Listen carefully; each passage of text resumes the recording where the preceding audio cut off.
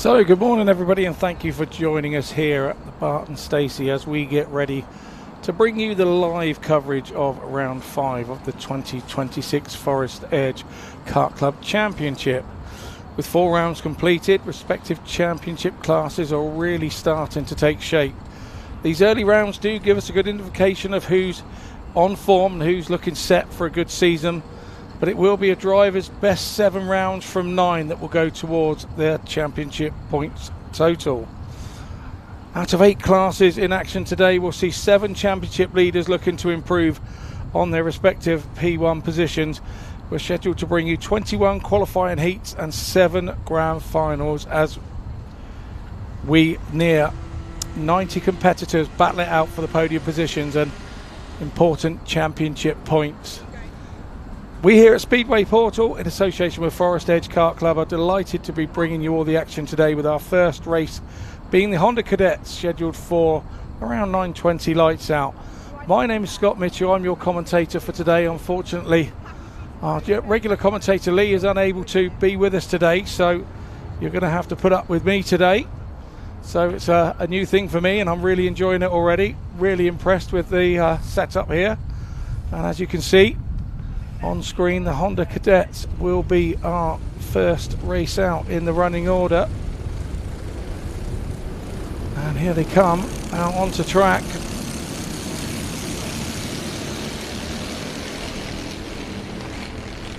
Will be a rolling start for this class.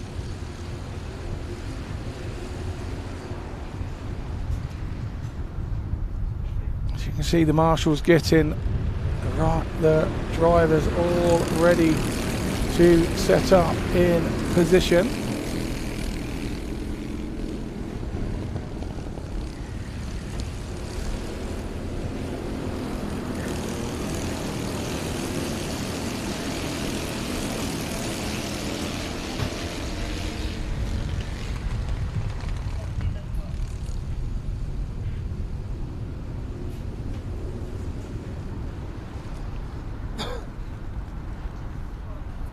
See number 43 leading the lineup, Cruz Jenkins.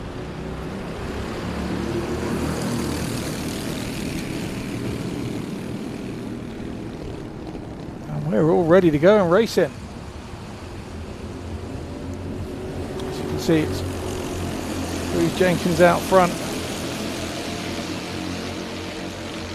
Number 18 at the back there, Jack Smith. He'll be looking to move up in places from there. Harry Grant, number 45, in second place.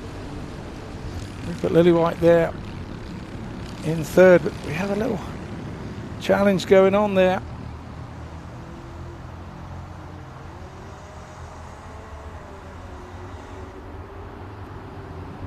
The 2 drivers at the front, I believe it's Harry Grant and Cruz Jenkins swapping places on that opening lap.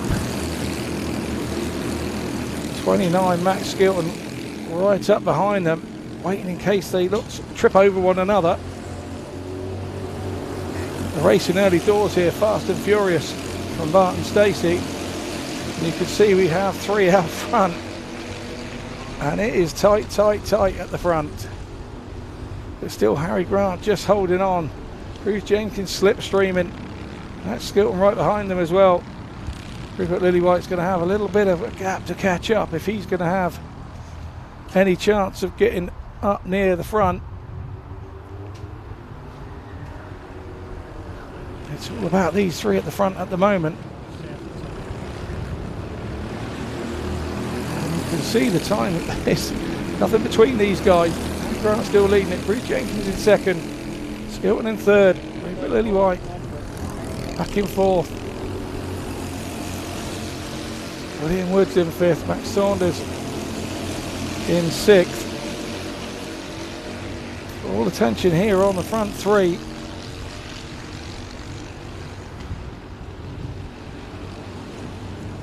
It's still Harry Grant out front. Rupert Lillywhite there, we see in 4th place, being chased by William Woods for 4th and 5th.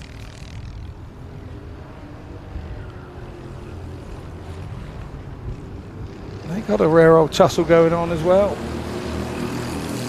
leaders come back through over the line again. It's Harry Grant, Max Skelton, Cruz Jenkins, Rupert Lillywhite, William Woods, Jack Harris goes up a place, Max Saunders 7th, Hugh James Tucker 8th, 9th, Jamie Daly 10th, Harry Price, and 11th, Jack Smith.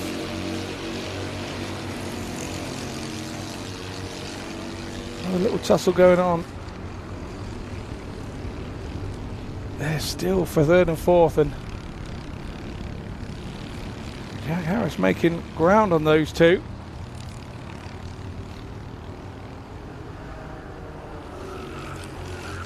Sliding the carts into the corners. Just a sign of the speed, how fast they're going. Over slide there.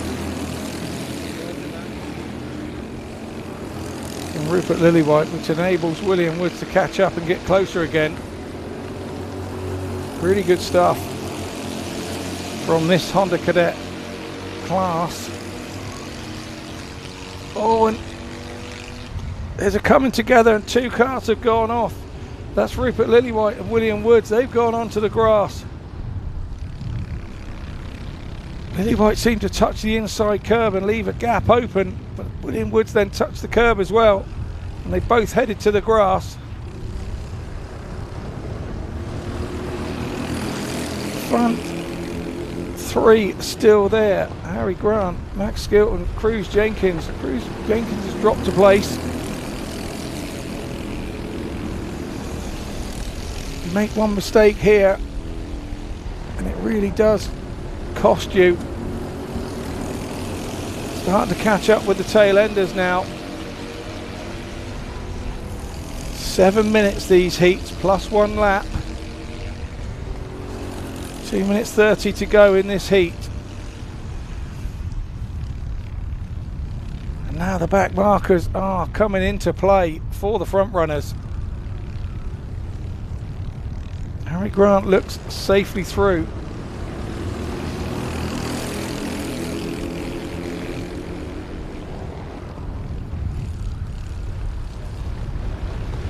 Now going to come up against another back marker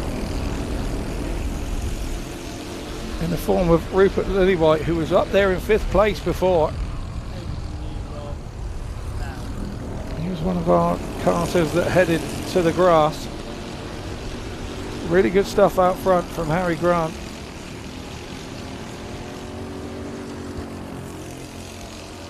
Harry Grant was 2nd in the final in round 1 and 2nd also in the final in round 2, so won round 4. So a little bit of form from him. We should have expected to see him near the front.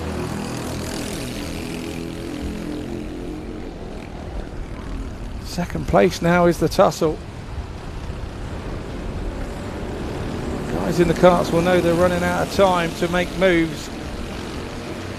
I'm sure the speed of the quickness of the races must pass them by super fast.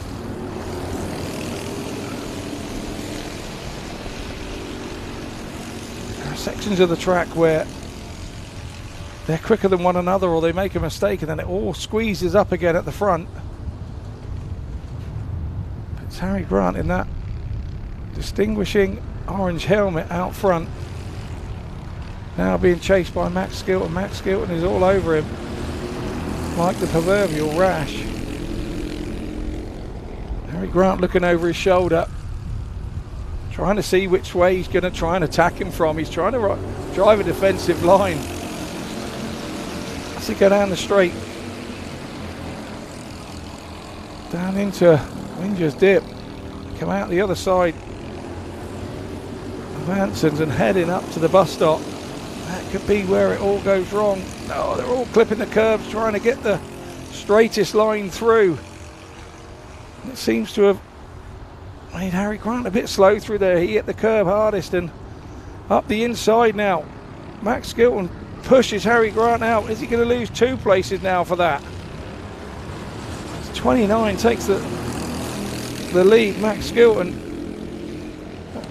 Harry Grant is now in problems from Cruz Jenkins. He is all over him in 3rd place. Big battle for 2nd now. Harry's just got to compose himself here. Get his driving line right, make himself difficult to pass. Lots of different lines here from Cruz Jenkins, trying to get an opportunity now to get past Harry Grant himself. Max Skilton out front. Harry did drift a little bit wide, didn't he? Let Max up the inside. All about corner speed with these things. And here's the checker flag. It's a win for Max Skilton. Second is Harry Grant. Third is Cruz Jenkins.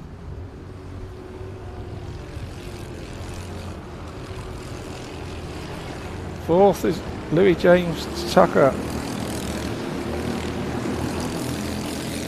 Fifth, Max Saunders.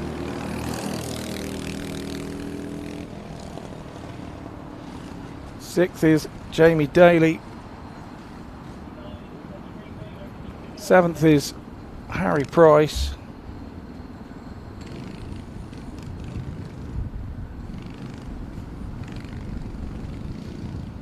So there's our first heat over and done with. And here's your confirmation of the Heat 1 result.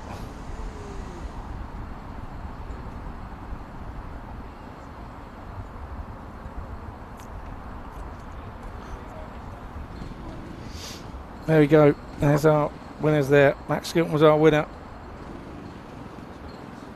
Second place, Harry Grant.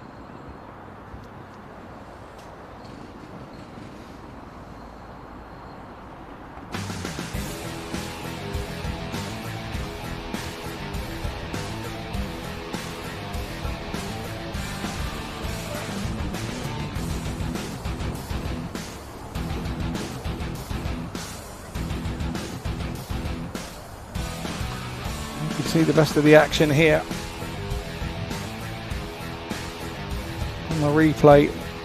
There was the bump between William Wood and Rupert Lillywhite.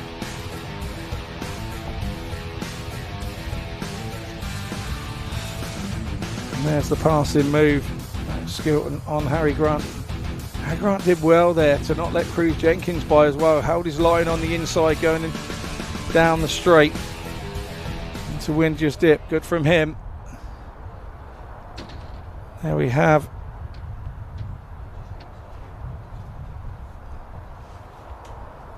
number 15, Jack Harris. He's being returned to the paddock via our support vehicle here at the Forest Edge Kart Club. Looks like somebody's going to enjoy the weather here, no matter what it brings us. We are due 29 degrees here. The tarmac will warm up. Probably the safest place to sit, actually, in the back of that cart to get back. Cart strapped on. So we wait for the track to be cleared before we head into race 2 on our calendar, the Rotax Cadet.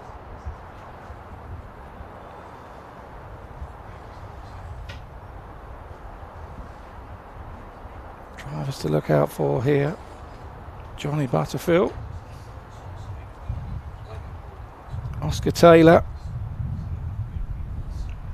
Jackson Haynes. They're the top 3 in our championship at the minute. Johnny Butterfield on 854 points, Oscar Taylor 772, and Jack Haynes 772. So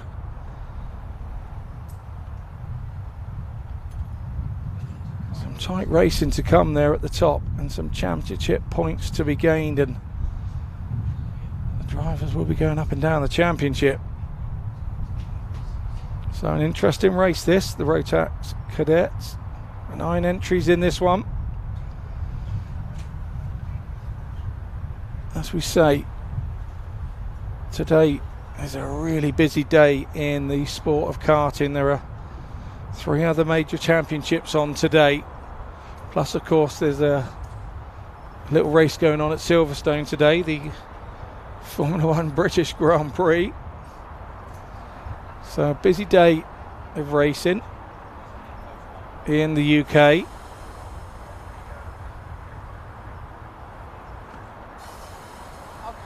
See drivers and mechanics, parents I take it, getting ready for heat number 3.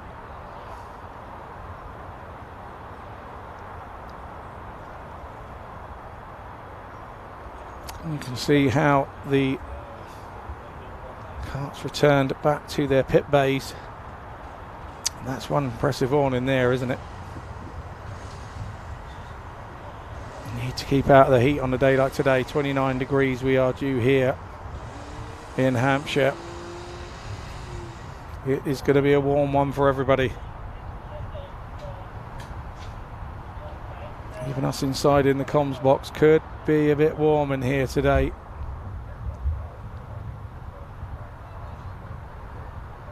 There you see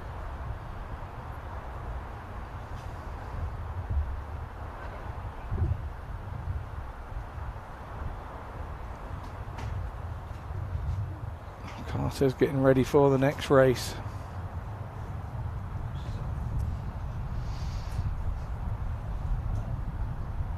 And there we go.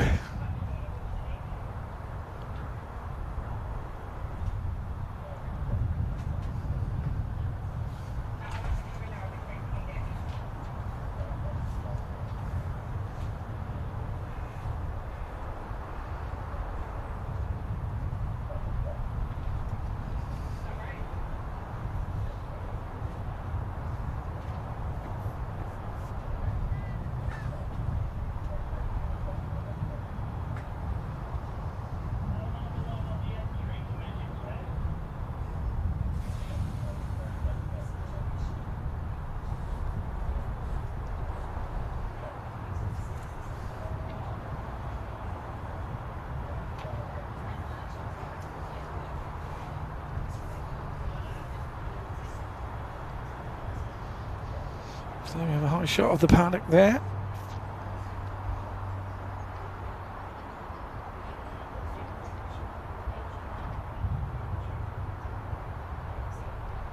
And this is the reason for our delay. We have marshals returning to their posts, doing their track checks.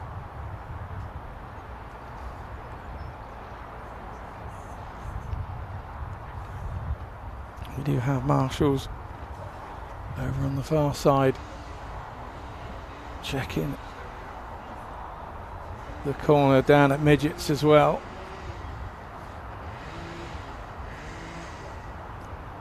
They're now heading back to their post, so hopefully we can get underway with our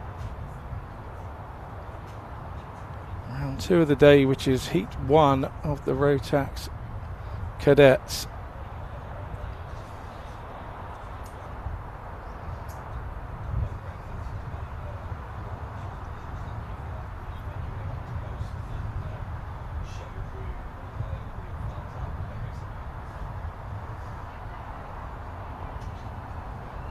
See number 44, Jackson Haynes there at the front.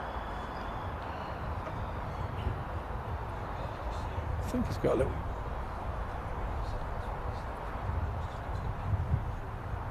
GoPro there on the side of his car, so he's filming exactly what he's up to, where his race lines go.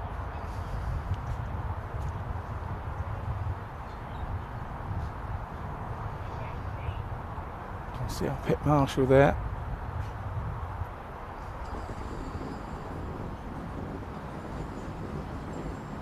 Just waiting.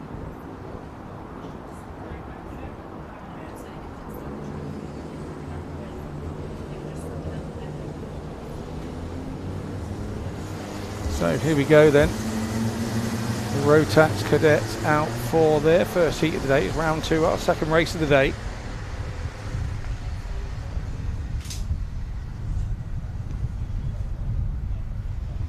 You can see heading us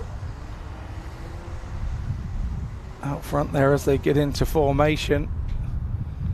Our marshals out there at the bus stop, cutting them through straight onto the line.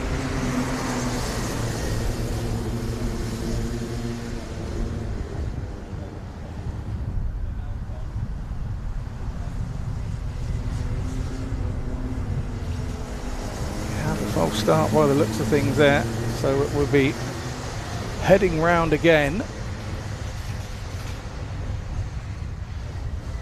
So they will come through format as well. They cut through at the bus stop to get a straight line, so that they've got a little bit longer for them all to be in line. It's a fairer start that way.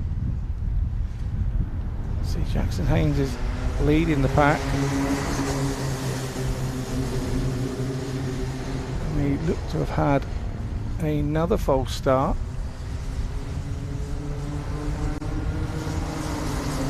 Oh no, it isn't. We're away, we're live. Do apologise for that.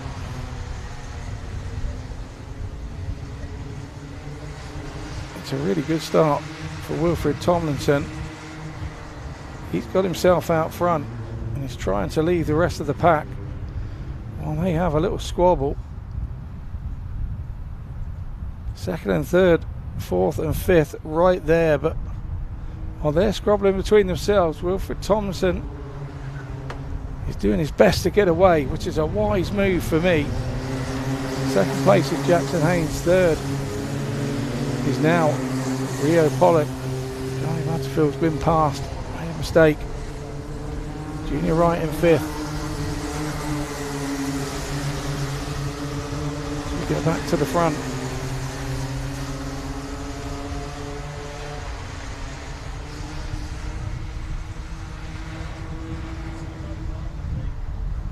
Go. Oh, big hit on the curb there for Wilfred Tomlinson.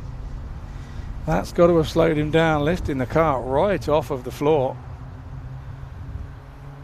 And that has allowed the second place Jackson Haynes to get back up closer. He's starting to break that little pack of four behind him.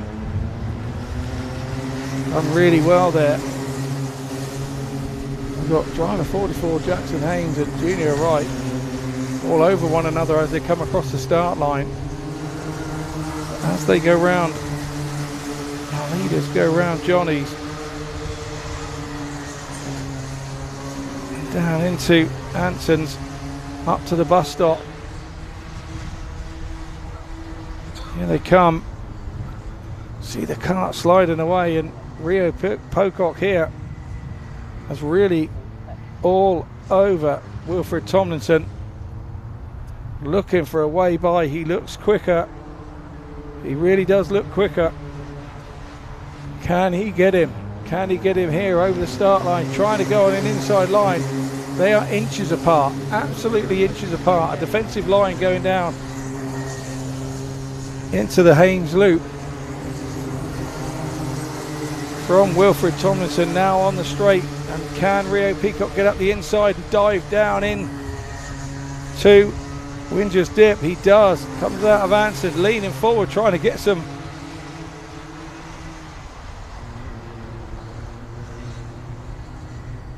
He's got some distance there already, and now all of a sudden, Wilfred Tomlinson, I think he's been passed again. So your leader now, number 66, Rio Pocock, as he comes through. Johnny Butterfield's got back up into second. Junior Wright now in third. Wilfred Tomlinson in fourth. Jackson Haynes in fifth. And those are our front runners.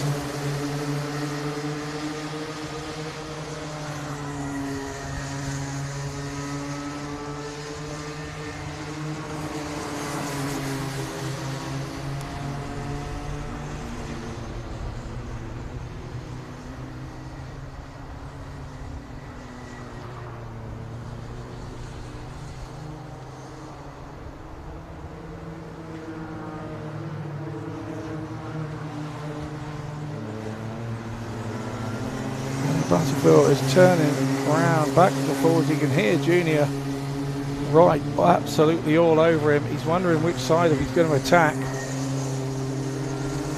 They come back towards Johnny for the straight down to Winger's Dip. It's a good place to pass down into Winger's Dip on the inside, but he's not close enough. Once again, coming up to the bus stop. Got to get the bus stop right, otherwise you lose all sorts of momentum.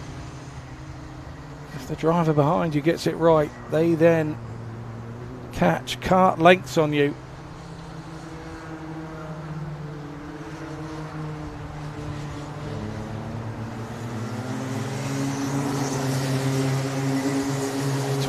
Johnny Butterfield still looking over his shoulder. These three, they throw a blanket over them. They really are giving us some fine entertainment here.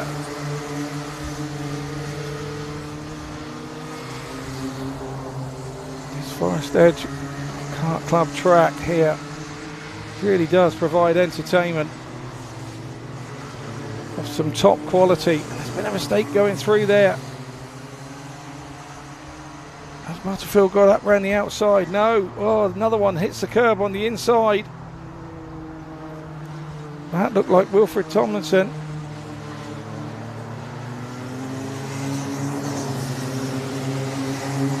So as we come over the line, nothing has changed from the previous lap, but how it hasn't changed, I can't quite work out. Defensive line into Johnny's there from Butterfield. Is that going to slow his exit? Looks to the outside. Junior Wright was going to go down the outside of him into Winger's Dip. Thought more of it. Butterfield now is in all sorts of problems, and now Johnny Wright has left the door wide open for Tomlinson to come back through. Really good stuff from him. All this going on behind Rio Pocock. He's not interested one iota in what's going on behind him. He's just tearing off at the front, kart length after kart length. And it's Wilfred Tomlinson and Junior Wright now going at it for third and fourth. While they're having a little squabble, that's allowing Johnny Butterfield to get away by a kart length or two.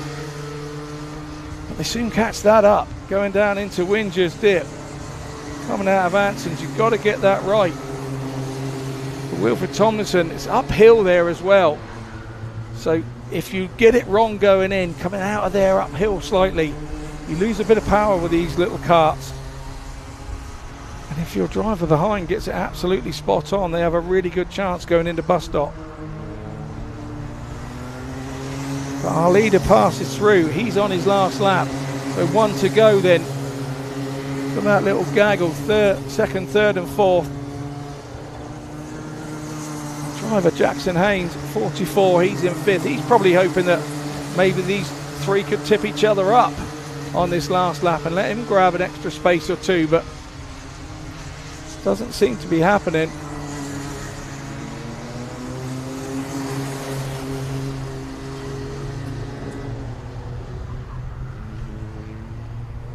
Good little tussle going on the back as well between 42 and 16.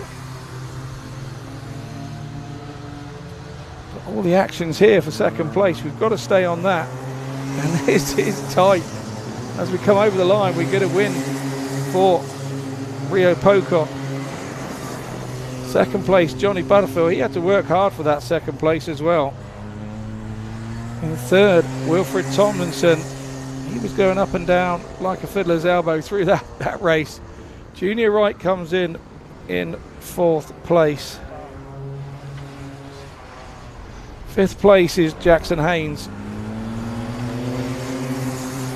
In sixth place, August Storpertius.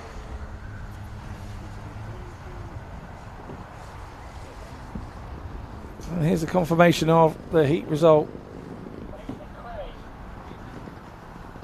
Aurelio Capolonga down there in seventh, and Ava Garrett in eighth.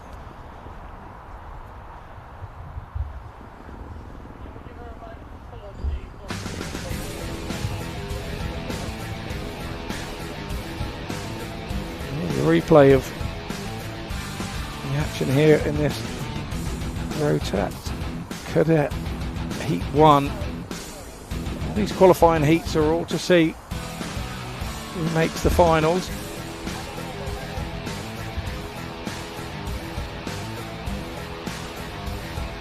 You can see how Wilfred Tomlinson had sort of stolen a march on everybody, but then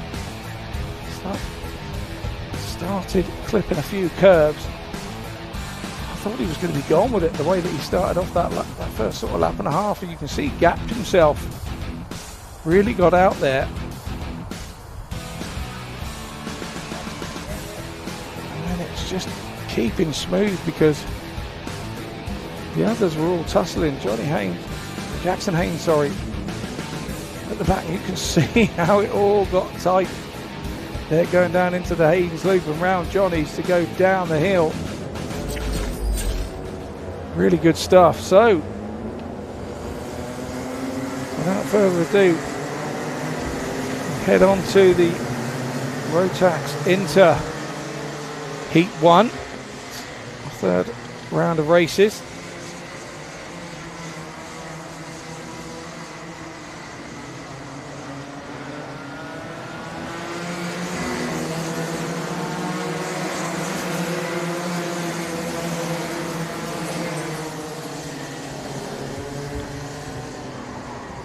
We've got a spinner already. Number 24 has spun up onto the grass. He's probably done it at the right time on the opening lap. Now trying to get his place back in the lineup. Manages to get back there. Gives number 44, Harry Perrin, a little nudge there. He was letting him in, coming back in alongside him. But yeah, at the bus stop coming round first time.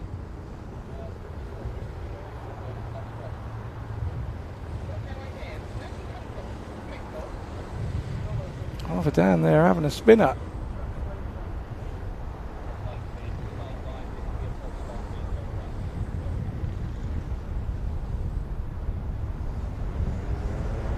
Okay, we've got a false start. We've got a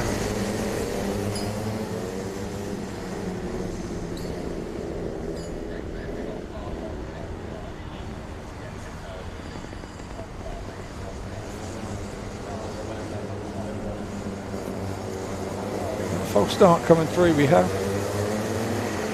a driver, looks to be Jack Hudson, is out of the race already early doors.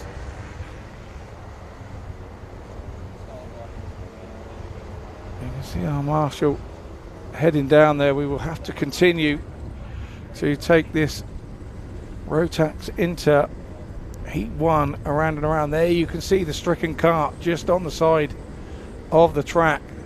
We have to get that removed in the interest of safety. We cannot have obstacles for these carters to hit.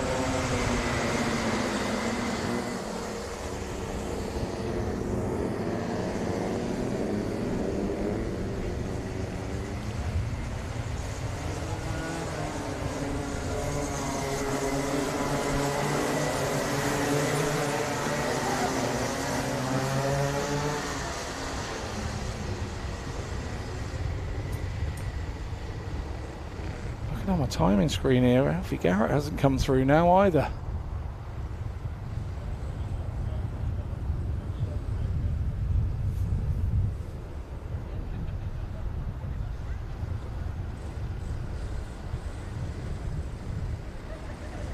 Look at number 47 here in this lineup. Alfie Garrett. He hasn't registered time coming through last time round.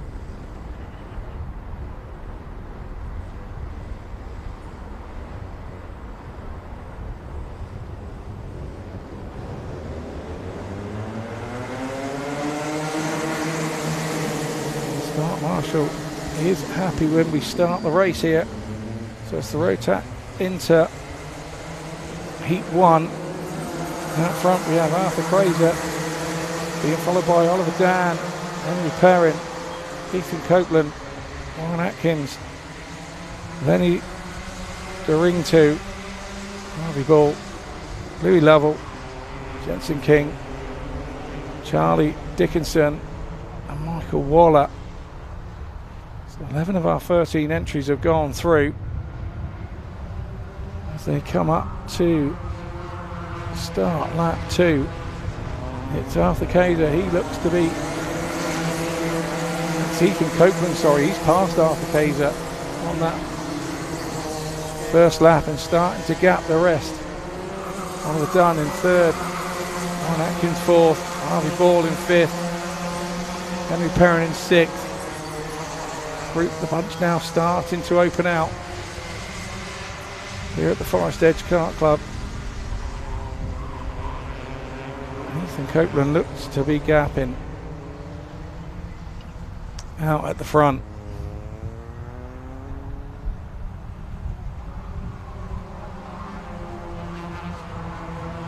Arthur Kaiser now has a little gaggle of drivers behind him.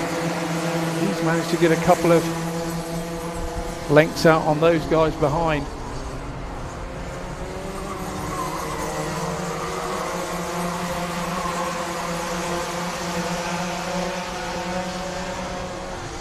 So still Ethan Copeland out front. Oliver Dunn has passed Arthur Kaiser. He's now taking chase. Oliver Dunn to Ethan Copeland. He's definitely leaving the pack behind him, Oliver Dunn. And he really is taking chase to Ethan Copeland. Ethan Copeland, in a couple of laps, you feel that Oliver Dunn will be right behind him. Harvey Ball is now taking over that 3rd spot. Arthur Kaiser just dropping down through the field a little. Really competitive class, this one today.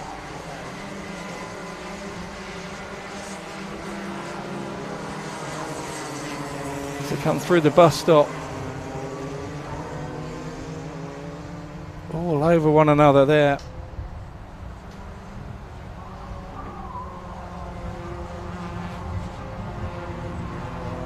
Ethan Copeland maintaining that lead out front. Oliver Dan's not managed to catch him, but what Oliver Dan's got to be careful is Harvey Ball is now in turn catching him in 3rd place.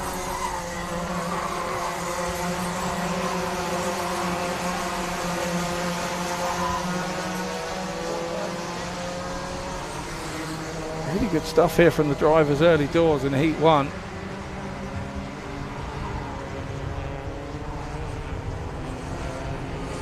About halfway through the race, as we come to 3:30 left plus a lap. Still Ethan Copeland out front, looking really good. We've got one straight on here at the finish line. It's number 19, Arthur Kaiser. Shakes his head, wasn't very happy with himself, does rejoin the race. Rejoins it fairly well back. He has gone from 1st back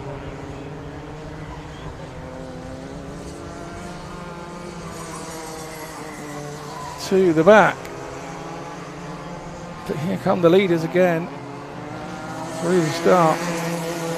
It's Ethan Copeland, Oliver Dan, Harvey Ball, Warren Atkins now in 4th, Jensen King 5th, Henry Perrin 6th, Louis Lovell in 7th, Charlie Dickinson 8th, Lenny Dorrington in 9th, Arthur Kaiser now down in 10th, Michael Waller still there in 11th, a little way off the back, but getting a very important track time. Michael Waller, very much more experience gained here this weekend for him. You can see as they come over the start finish line, that is now the battle for 4th place. There's 4 drivers all over one another. That's where the action is.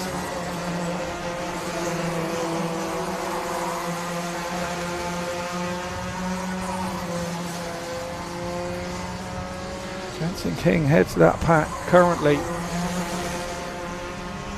Warren Atkins, Henry Perrin, Louis Lovell all in tow, slipstreaming one another. This is when you don't want to make a mistake, you don't want to clip a curb.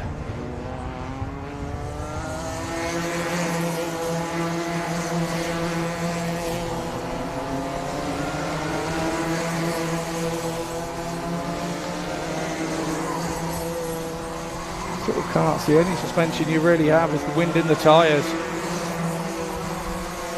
Which is why you see them bouncing around.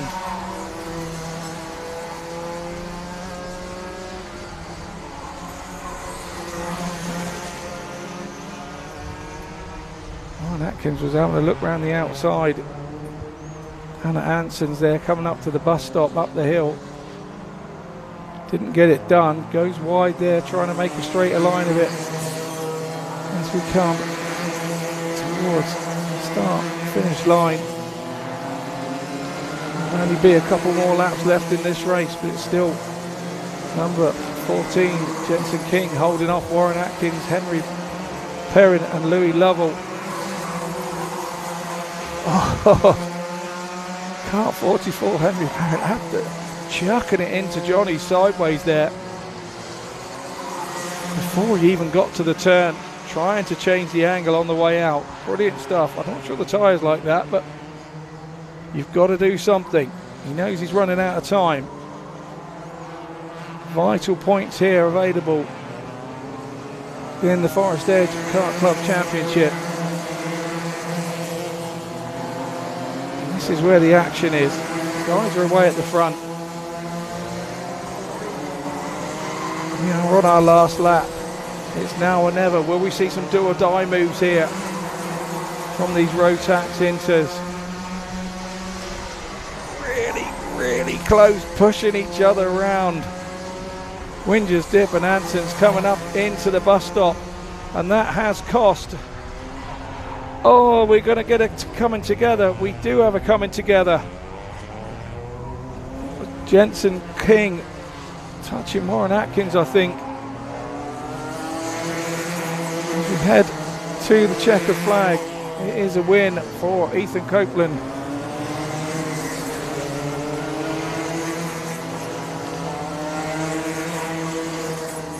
In second place, Oliver Dan. Third place, Harvey Ball. Fourth place, Jensen King.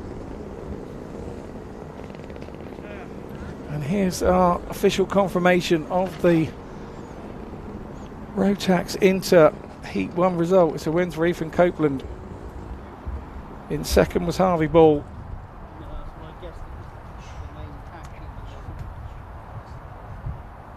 Sorry, second was Oliver Dan. Third was Harvey Ball. Fourth was Jensen King.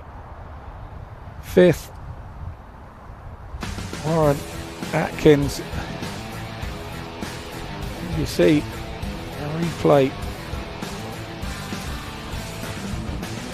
of the action. It really was fast and furious in this one. We have another stricken kart to be taken off the track. Down by Anson's. That was Jack Hudson right at the start before the race even got underway.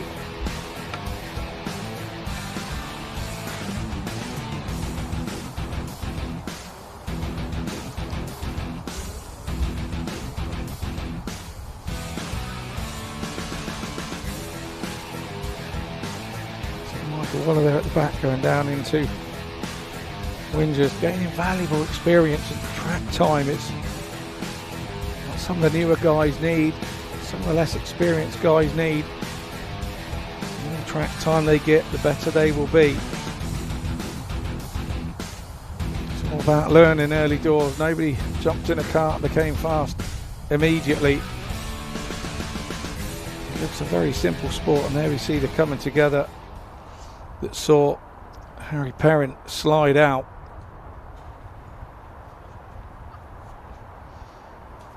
So we head on to round 4 of our racing today. And that is the Rotax, or the Junior Rotax It's heat 1 for them. They'll be eagerly awaiting in Parc Fermé, waiting to get out. There will be some other mums, dads, parents, sisters, brothers, all sorts of family will come and watch these guys racing. You can see there's a packed paddock there.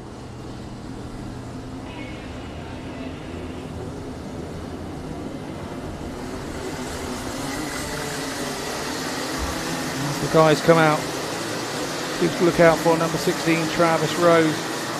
He won round 1, 2 and 4 of this category so far this season in 2026. So he is definitely one to look out for. He leads the championship.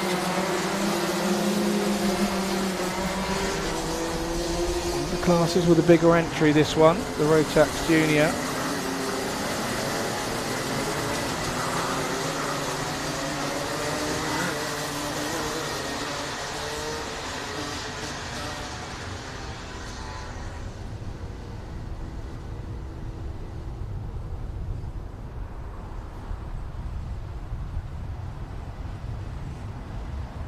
For Warren and Riley, Alan Hunt are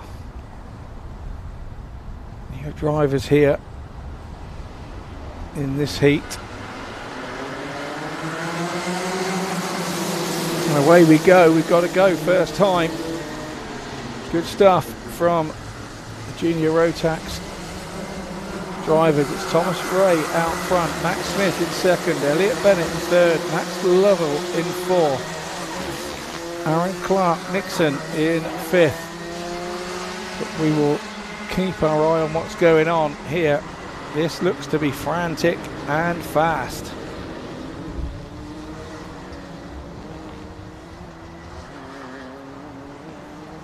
So we come round Climate, heading into Tolly's here before the start-finish line. And that one goes through. It's Max Smith now out front. We've got some gravel being kicked up here as we go over the start line. As you can see, got a little dusty. Arthur Way is in second. Elliot Bennett third. Thomas Ray fourth now. Max Lovell has dropped to sixth. Probably involved in that skirmish going over the start line. This is really competitive here out front. Let's keep an eye. We've got a breakaway pair at the front here to go through for lap 3. It's Max Smith and Arthur Way. They've broken away. Now we've got like a mini break behind them. Elliot Bennett, Aaron Clark Nixon and Travis Rose. We expect Travis Rose to be looking up the inside here down there. Kart 16, he does. Pulls a good move on Aaron Clark Nixon. So he goes up into fourth.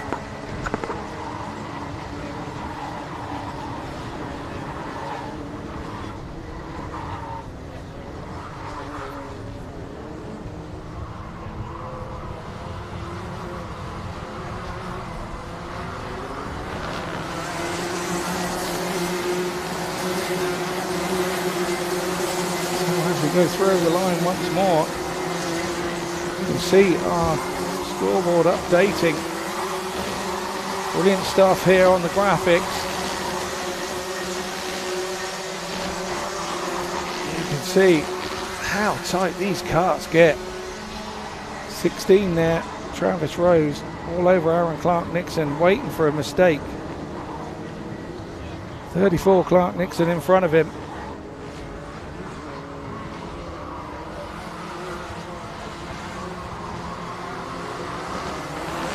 Some more close action here too. Max Lovell, Elliot Bennett I think it is.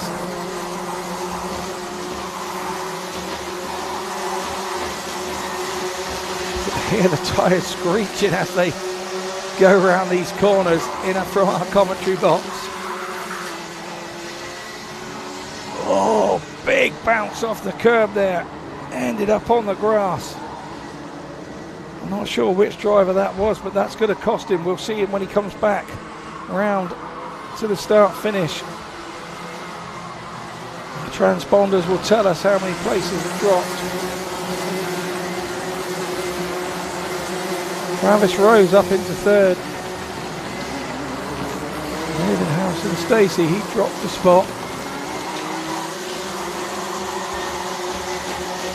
36. Alex Roach has dropped a few spots there, going over the start-finish line. Ethan Critchley, he's out. He's out of the race.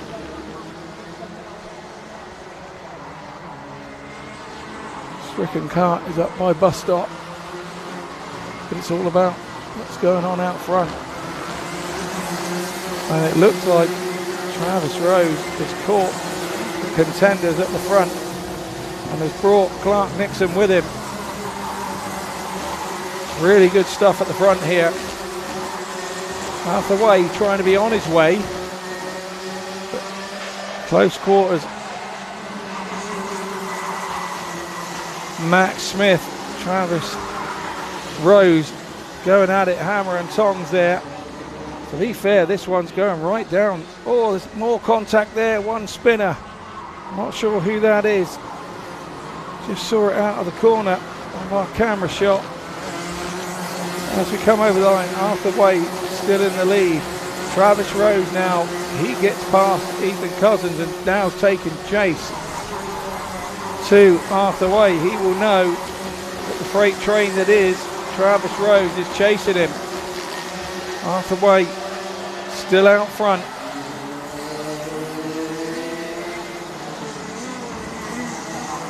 Really big action there at the bus stop.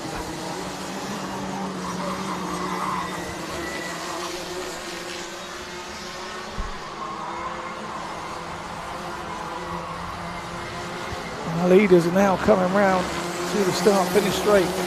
Arthur Way is still holding on, but Travis Rose is definitely catching up. A little bunch of three behind. Clark Nixon, Cousins, and Max Lovell is coming into the equation here. Oh, he steamed it down in there to Winger's Dip and up out of Anson's. Did Lovell, the 97 kart. Really distinguished colouring on his kart for Lovell, and he is all over the back of these two. Really good racing here. And this is for third, fourth and fifth. There's 40 seconds on the race time, so these guys know they may just have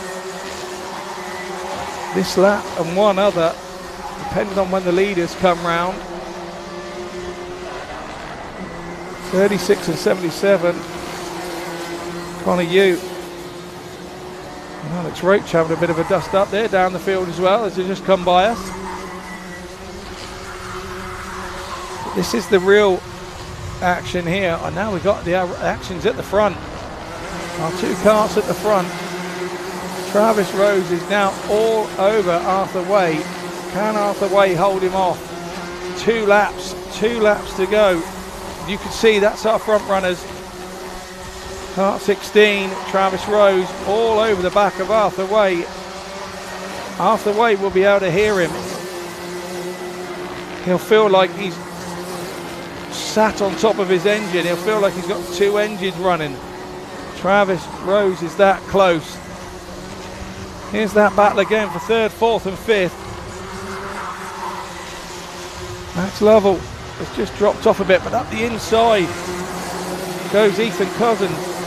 He overtakes Clark Nixon, and Max Lovell comes through as well. Takes the opportunity. So he's now up into fourth, Max Lovell. So here's that battle at the front. We are on the last lap. Leaning forward to get a bit of slipstream down behind his steering wheel as he goes into bus stop Arthur Way. Travis Rose is just there waiting to pounce. Is he going to get him? He's trying a different line up the inside. Arthur Way has just got enough speed, has he? Drifts a little bit wide. as he comes into the last turner at Tolly. He wins it. It's a win for Arthur Wade. Rose made some real inroads in that race from back in the pack.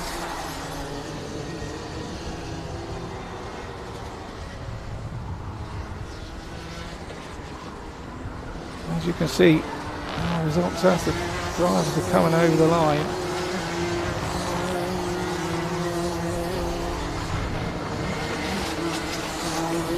Ethan Cousins there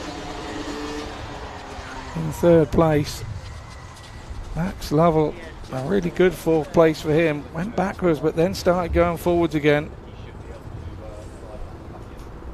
And there you see, right the way down to 20th place if you've joined us to watch your driver. There they are.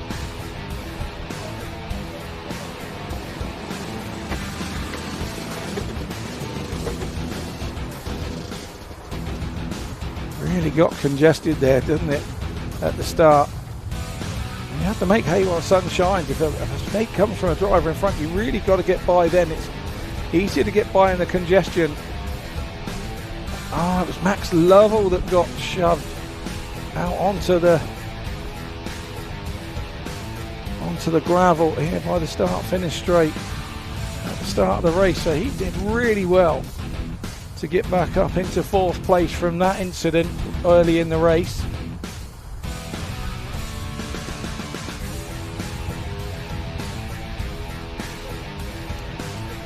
There we go. That was the action of our top two just going there. Once again, we have some stricken drivers being collected by the purpose-built vehicle. Those marshals having a busy time today. Luckily these karts don't weigh a great deal, not like we see at the Formula One where they got the big jibs out and make sure the drivers, if they are going to park up, they park up in the right spots. No such problems here at the Forest Edge Kart track. We've got everything. It's purpose built.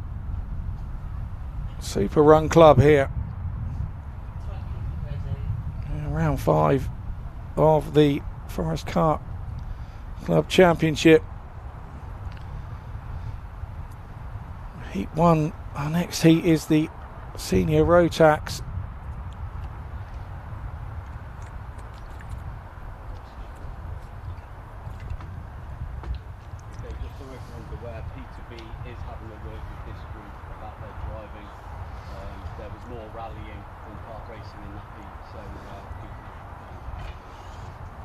Yeah, that last heat really had bits of everything. Junior Rotax, that was really competitive. I have a feeling there'll be one or two drivers being spoken to before their next heat. So as you can see, we're off to pick up another car. That one looks to be number 46.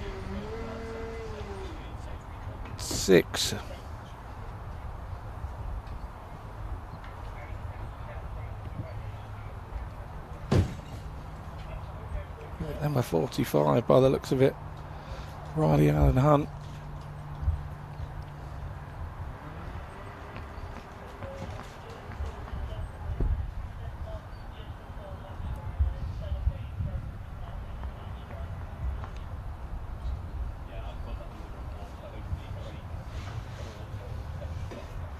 So there we are, a couple of stricken vehicles being picked up.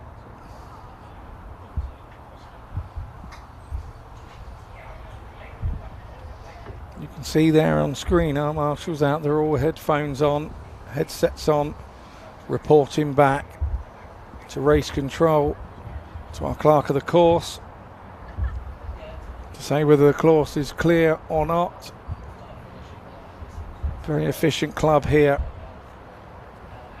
Forest Edge Kart Club, but above all, the most important thing is the safety of our drivers and our marshals. Nothing will be done to compromise that. And we're now picking up a third driver down between the bus stop and midgets on our track.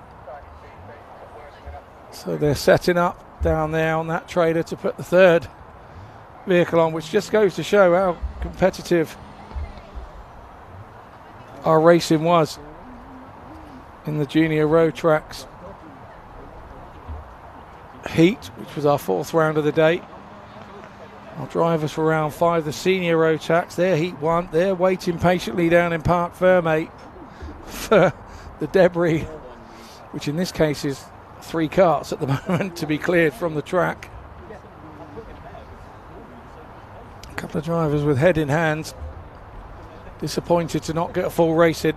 They've still got 3 more heats to give themselves an opportunity to get back into those final qualifying positions, but it does make it difficult when you score a big bagel in your first one.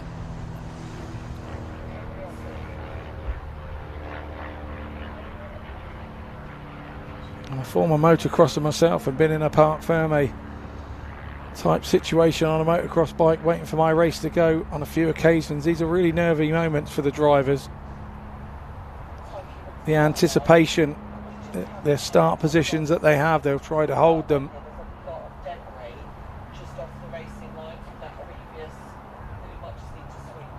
It's really, really nervy moments. You see mechanics or fathers, whichever you want to call them, down there in Parc Fermé with them, and it's nice to have your closest with you. We've also got a wee bit of debris here coming over the start-finish line where we had a bit of push and shove. So we are out on track with a brush. A couple of marshals out with brushes trying to remove the stones and the debris. These little stones, you may think, oh well, the carts won't damage the carts, it won't hurt the carts. What it can do, where the tyres are so warm, they can be picked up on the rubber, but because they're spinning so fast, those stones can then be thrown back at the drivers behind and go through visors, and sometimes even worse, hit you below the crash helmet. And of course, when you think that stone is coming back at you, say 50 miles an hour off a back wheel, and you're then traveling 45 miles an hour into it, it's kind of close to a 90 mile an hour impact on a stone hitting either a driver or part of the cart. So we can't have that. We just can't have that. The safety of the drivers is absolute paramount here at the Forest Edge Kart Club, and they have to make sure that we get all these stones, all these bits off the racing line.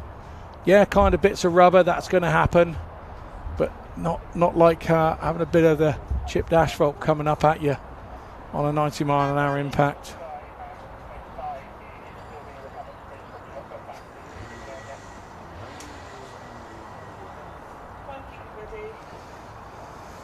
There you can see drivers after their race underneath that awning trying to cool off. Mechanics in there working on the carts after each race, giving them the once over. You don't want a DNF in the club championship, but here we go out of Parc Fermé. The senior Rotaxes, they start to line up. 16 entries.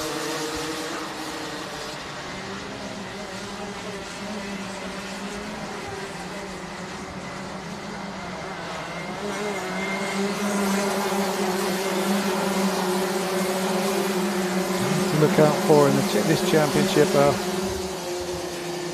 Harry Clark, second currently. He's here at this meet. He's driver number 46. You can see he's down in 14th place on the start lineup, so keep an eye out for Harry Clark. He'll be looking to move through the field.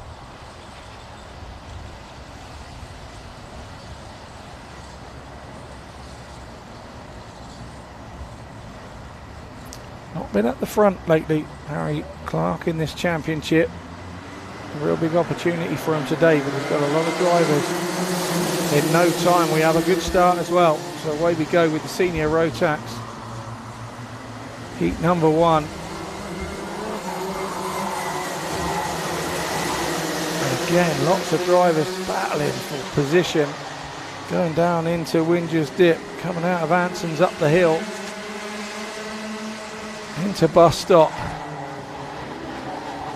Aidan Blair, he leads the front. He's at the front. Lucas Howell chasing him. I think Aidan Blair's been passed by Lucas Howell there. Going round midgets, but as we come round Tollies into, oh, it's Ian Downer. Kyan Downer. Sorry if I've got that name wrong. He's now out front. Kart number 26. Aidan Blair did get past.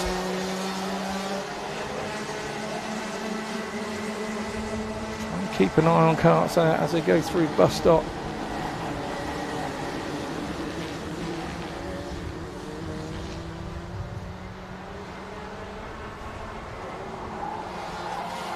So now, as we complete the lap, it's driver 26, yeah.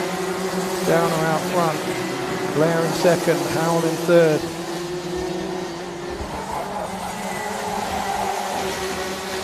Januszkas in fourth, Aldis the fifth. Sly Hewitt in sixth, but as we follow our leaders through bus stop, lots going over that sort of wrinkle curb there and onto the gravel at the bus stop on the exit. Speed, they go in so quick. So here's our leader. He comes round, down in front. Howell is passed. Blair's dropped a couple. Januszkas. He's now gone up into third. Kart 65, keep an eye on him.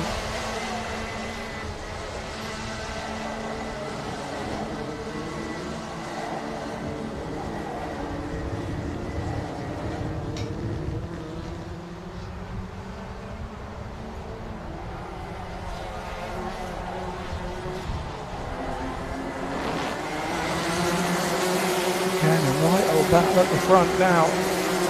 It's got kart 19. Howell has taken the lead, going down into the Haynes loop. Now he comes round. Johnny's in first place. He's taken Downer at the front. Downer now trying to respond, coming out of Anson's and up the hill to the bus stop. Nice clean through there. You don't want to be going on the gravel too far out there. It means you're offline and slows you down. Far more traction on the tarmac.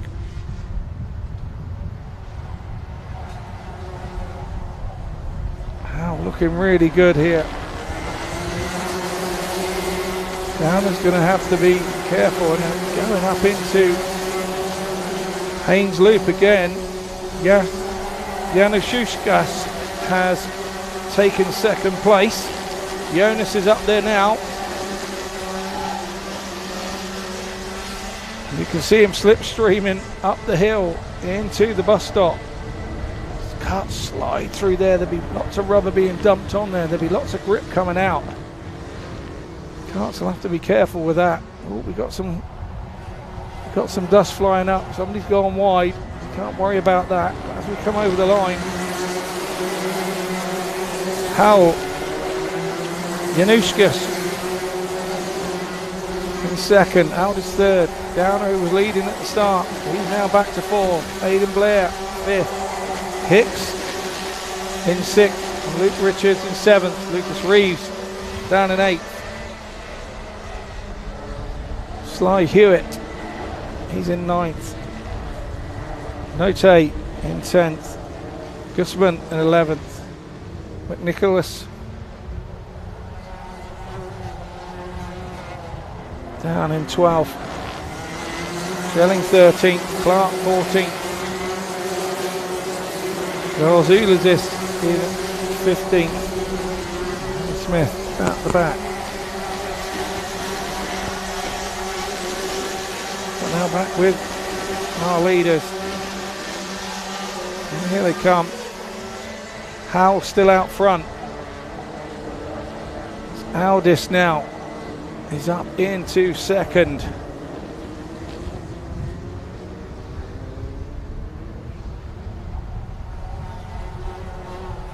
Januszka's back. Drops down into third. The carts absolutely fly by our commentary area here on the start-finish line.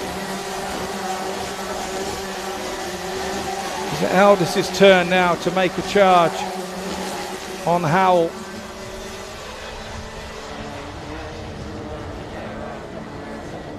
Looked like Januszka was going to be the one to trouble him, but he's dropped back a little bit. Don't know whether there's an issue with his car or whether he's made a couple of mistakes, but that's all it takes here. This little tight circuit, you can be gobbled up. You see Aldis here is absolutely all over the back of Howell. We've got to stay with this, surely. There's 1 and 2. Really going at it. Going up into bus stop. Oh, there's passing going on there as well. Looked like Richards and Blair going at it. I think it was going into the bus stop.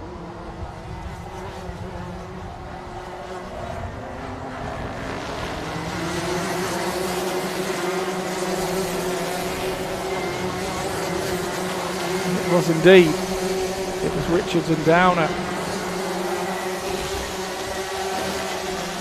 And here are our leaders now, the top 3. You can throw a blanket over these.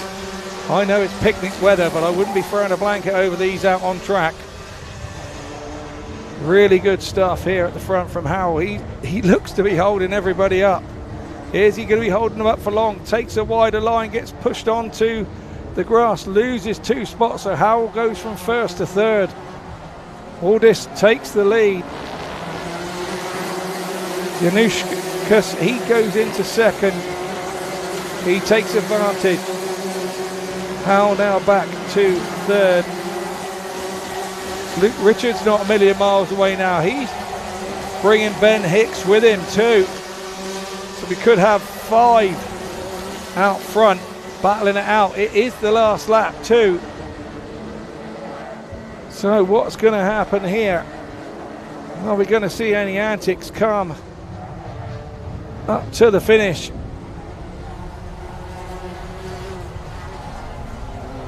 We head to the checker flag, and it's a win for Willa Aldis. In second, Januszka. Here's the official confirmation of our senior Rotax Heat 1. Right down to the finish. There's your keeping an eye on your drivers.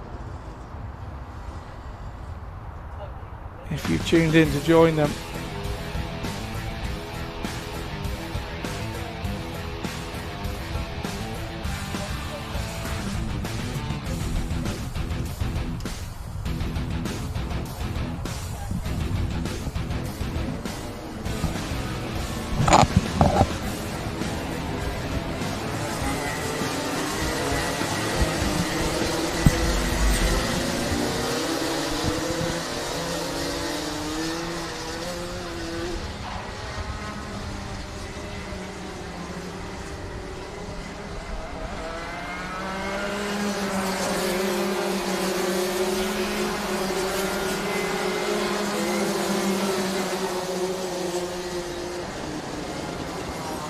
Here we go, our drivers are at Parc Ferme on track, their practice lap. Rotax Max and the Rotax Masters. We've got 2 groups here within 1. So slightly different to what we've seen up to now. Drivers have a white underline on their numbers. It's a rolling start, and we're happy to go. First time out, so good stuff from the Rotax Max and Rotax Senior, that's Rotax Masters group here. As we get underway, Scott Collins is out front. Sophie Jeffrey in second place. I think Kennedy in third. On the graph in fourth. We look to have a passing move down into midgets. It looks like Sophie Jeffrey's gone out front. It is indeed. Sophie Jeffrey leads. On the graph dropped up into second as well. Marcus Baisley in third. Scott Collins dropped from first to fourth in that one.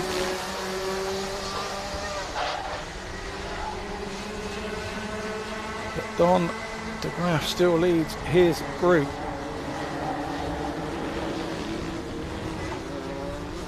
He's one of the 7 entries in the Rotax Masters, so he's leading his category.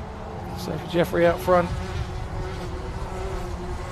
leading the max category.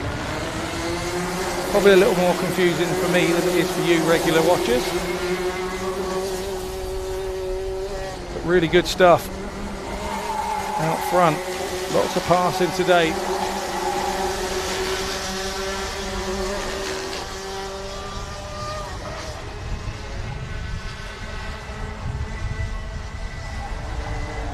Don DeGraff's gone back through, and Sophie Jeffrey as well.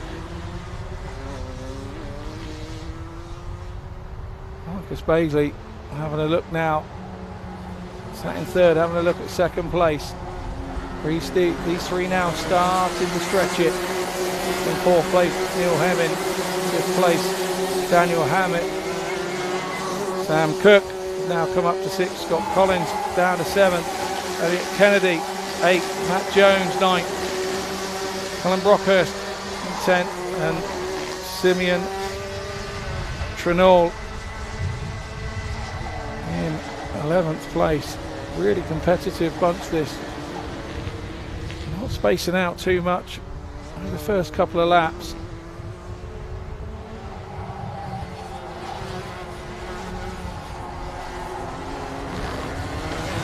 A good line. Don DeGraff, he's now starting to stretch. And Sophie Jeffrey, Marcus Baisley. Been for other little battles. Down.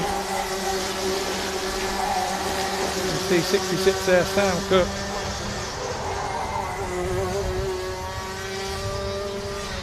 Jason Hammett there. There's our front runners coming through bus stop. Not too much curb hitting with these. That looks like a passing move there from Samuel Cook. It was indeed on Scott Collins.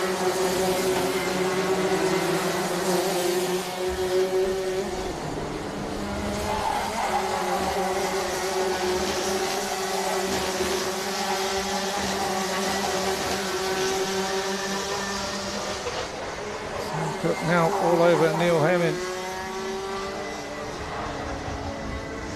They are in separate categories. It's nice to pass on track. He's got up the inside of him, going down into midgets. Makes a good move.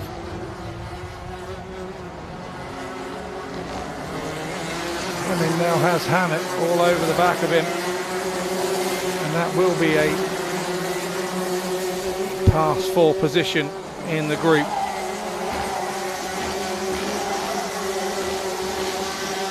That's where all the action is at the minute. Samuel Cook now starting to leave Hemming and Hammett behind. As you can see, he's gapped 3 or 4 kart lengths there. Love the shot coming into the bus stop. Brilliant shot that is. Shows the speed, shows the bumps. How difficult it is for the drivers to kind of hang on in there.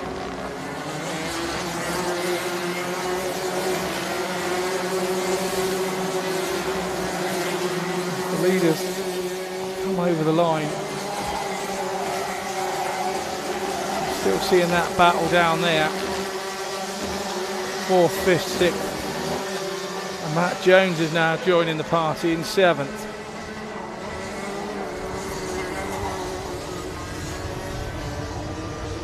Really good stuff. Oh, somebody's drifted wide.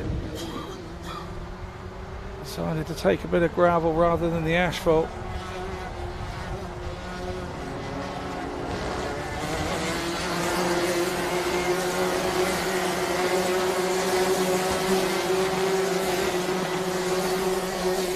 Minute 29 left in this race. On the graph, still safely out front. So for Jeffrey in 2nd, on track, 1st in.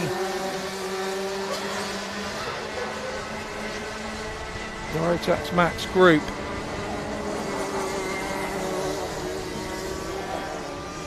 Samuel Cook is taking chase of Sophie Jeffrey. They're in the same class. Marcus Baisley between them.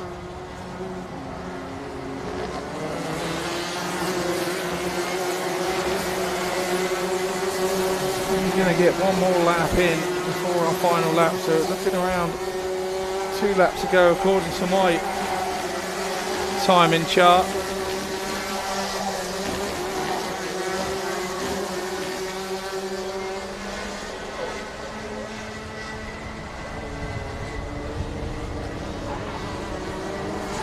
Shot again, sideways in, more gravel coming out, more dust.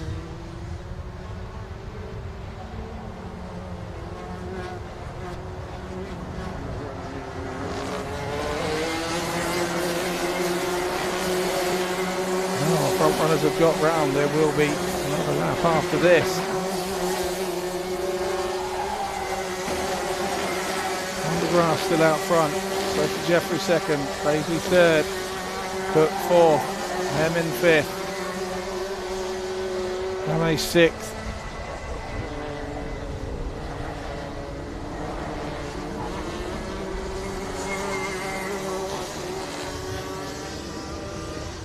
We will have 2 laps as we come over the start and finish line. On the graph, Sophie Jeffrey and Samuel Cook all over the back of Marcus Baisley. Is he going to be able to get him? Watching out my commentary box window, he goes down into Windsors Dip. And they are tight, tight, tight. You can see them there. Coming up into bus stop. There we go. Look at these 2, 3rd and 4th. All over each other. Heading now down into midgets. Here's our leader. On the graph, he's managed to stay out there, keep that tidy lead. Sam Cook did get up for 3rd place.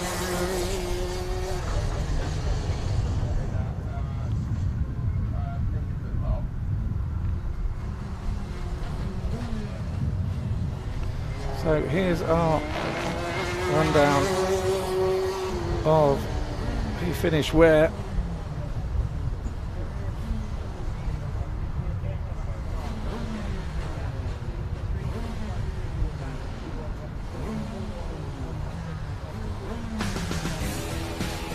And here's the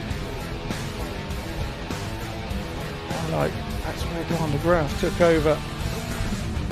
Lead from Sophie Jeffrey, and there's Samuel Cook. Shots of him coming up through the pack. So we're into round 7 of racing today. And our first block of racing all done.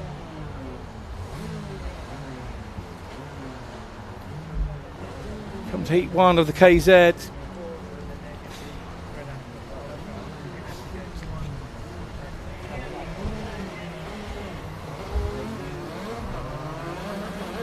Come out of Park Ferme. Just 4 entries in this one, in the 125 KZs today.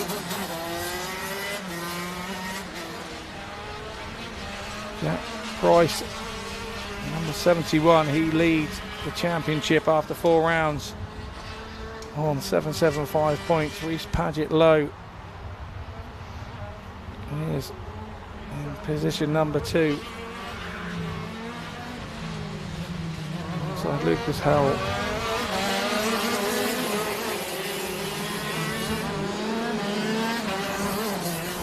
Another runner is Bailey Regalsford.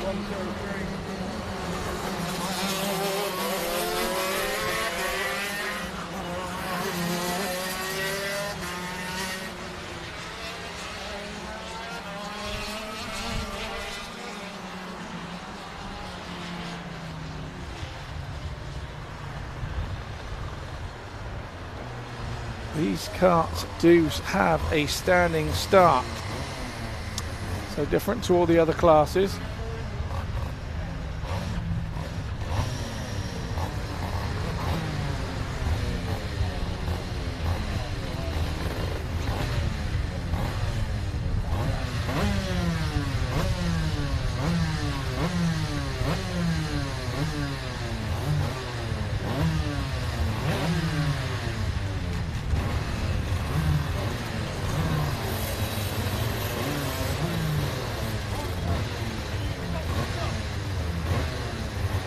An aborted start here.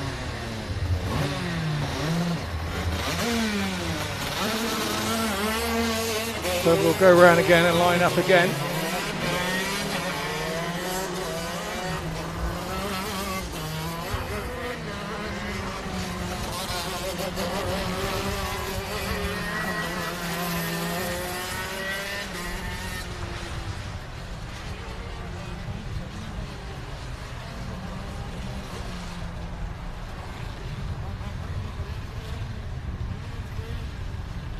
Their positions are there on your screen, are their start positions, in which positions they will start.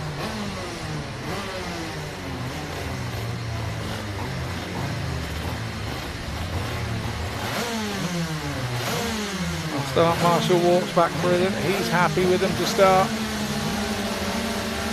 Green light goes and away we go, and it's a poor start from Lucas Howell. He got passed by the 2 drivers each side of him.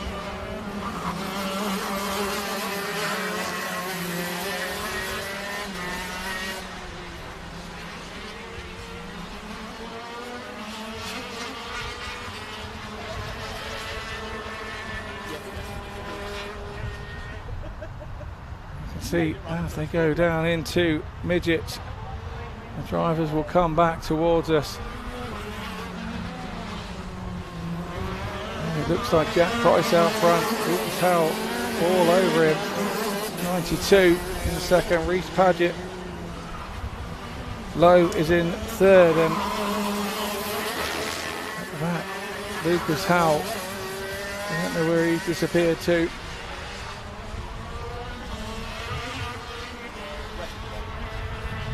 But we'll keep our eyes on the front here.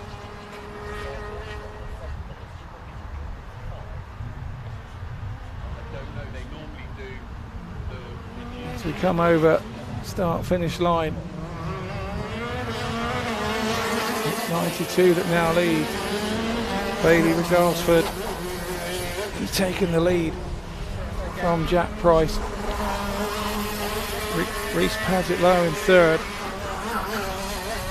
He seems to have lost Lucas Howell somewhere on track. So we now just have 3 runners in this 125 KZ round 1, round 7, heat 1.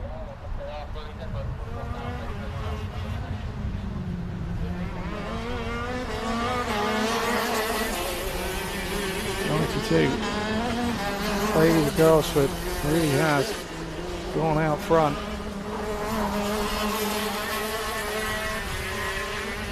Jack Price, who got the championship, starting to leave him as well. So a little bit processional maybe this one. But the drivers out front won't be feeling that. They just want to get to the front as quickly as they can and get the job done. Still there. second place, Jack Price. Can he get up alongside Bailey? Can he get second wind in this race? Get his flow going. It's all about getting the flow going, getting a rhythm going, braking in the right place, put the throttle on in the same place, and you develop a rhythm. You develop and that becomes quick. It turns you quick. Can Price do that? But of course, out front, Bailey Regalsford's going to be doing the same and trying to do the same, but he has the panic knowing that he has a driver behind him.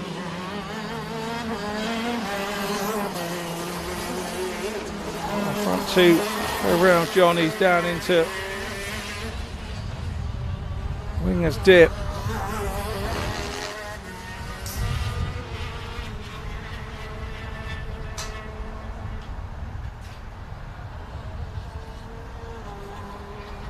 Really good stuff from the front two. Really are starting to leave Reece Paget low behind. Really even in speed. You just wonder whether Jack Price made a mistake and has let Bailey get out in front of him, but Jack won't give this up, that's for sure. He will continue to chase and chase and chase just in case there's a mistake.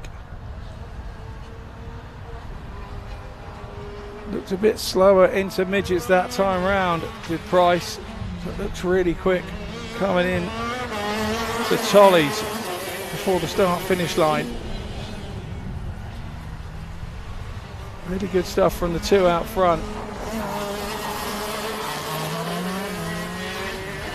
Reece Paget low seems to be having a problem. He's lifting his arm and looking down at his engine. He'll just be trying to complete the heat so he can get back in and sort that problem out, whatever he's got. It's our front two coming into climate.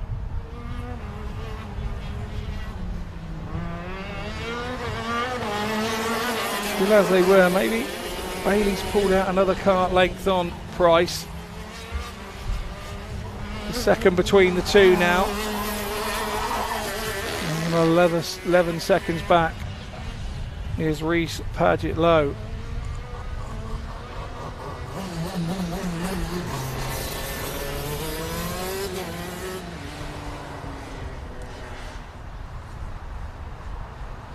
As we come up to climate, we've got about a minute and a half to go in this race.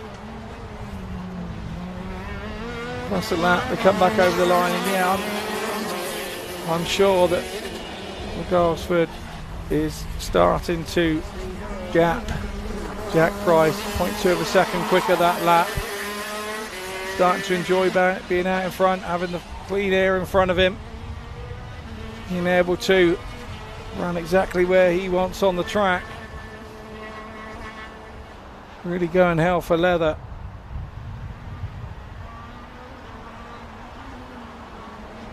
Come and see some karting live. I would advise you, if you are watching the live stream, I would advise you to come and watch some karting live if you have never done it before. Speed does not show on camera as it does at the track, that is for sure. Really good stuff from Regalsford here. Opened up another 0.12 of a second. So he is now starting to leave Jack Price in second place.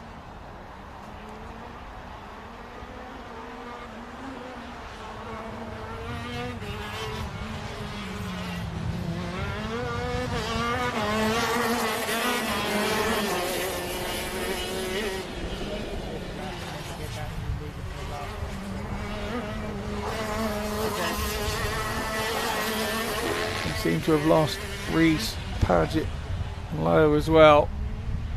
We'll just have two runners with Lucas Howell dropping out early doors. Just our two runners in this race.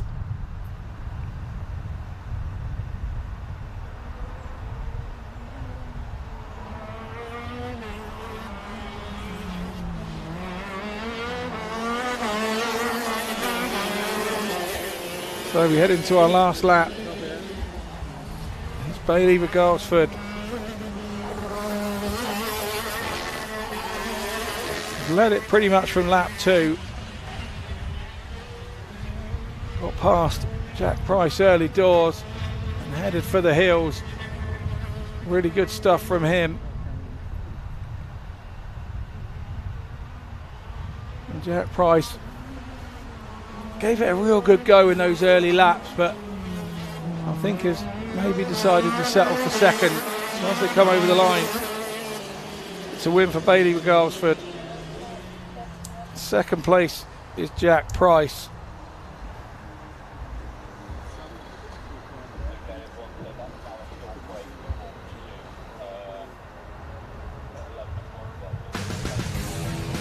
So here we go, here's that pass move coming down into midgets.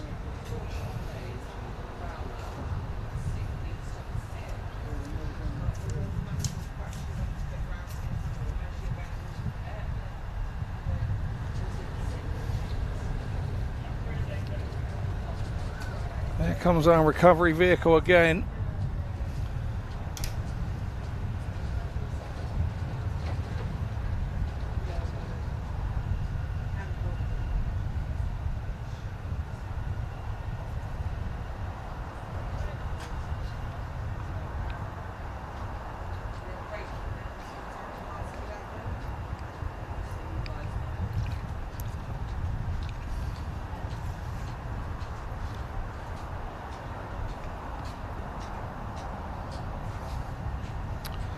Round 8 of today's racing will be heat 2 of the Honda Cadet.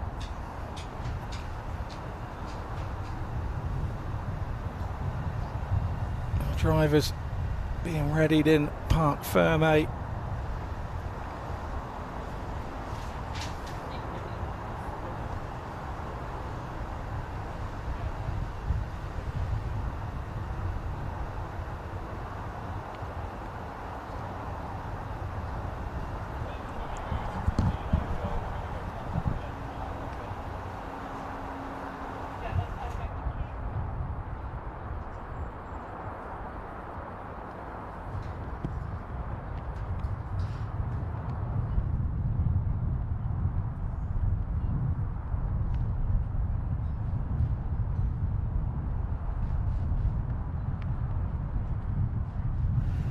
So because of the heat today, we are taking a break after that first group of races. We will join you back at around 10 past 11 when the Honda Cadet Heat 2 will start.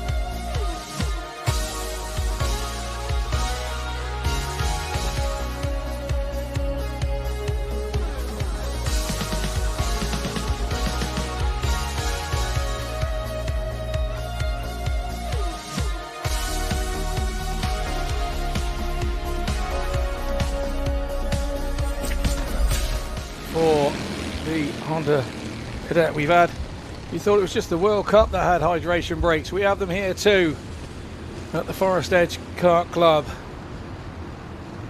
It is a extremely warm day here, and as the drivers come round to line up, that is not going to be a start. It is all a bit gapped, so we will go again with the Honda Cadet. Rolling start for them, bearing in mind race 1 was won by Kart 29, Max Skilton, followed home by Harry Grant, Kart 45. If you'll bear in mind of the numbers, and in third place was Kart 43, Cruz Jenkins. So they're now getting all lined up. Our marshals at the bus stop to steer them through, so they have a longer straight to get all lined up before they get to the start straight. Very clever how it looks. This looks a little better. Yes, our start marshal is happy with that, and away we go with the Honda Cadet class. Max Skilton is out front. He's the winner of our first race. Start 11 there, drifts out wide. William Woods.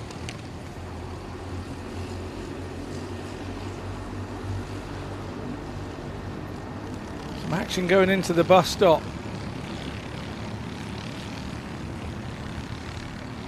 Harry Grant cuts back in under, down at midgets, and makes a really good move. Yes, has he made it stick? Yes, he has made it stick. Going into climate. So it's now Harry Grant out front.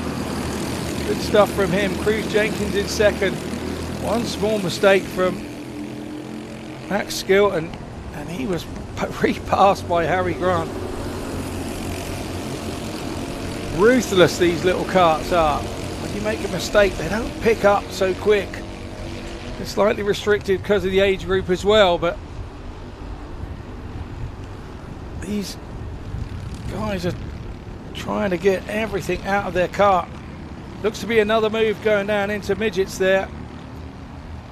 Yeah, it looks like it is. It looks like Max Skilton got back into second place, did he? Yes, he did. Timing round on start finish tells us that he did. So now he's back chasing Harry Grant, but he's still got Cruz Jenkins all over him. Cruz has a little look up the inside, going down into Wingers Dip. Comes out of Answer's corner up the hill. Skilton having a little look over his shoulder to see where Jenkins is in comparison to going into the corner. But he's now making a little time up on Harry Grant out front. Good stuff from these guys. They have gapped the rest of the field, this front three.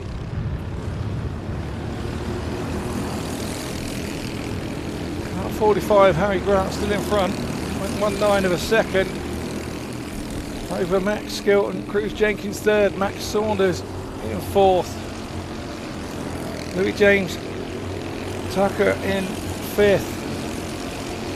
Jack Harris sixth. Jack Smith seventh.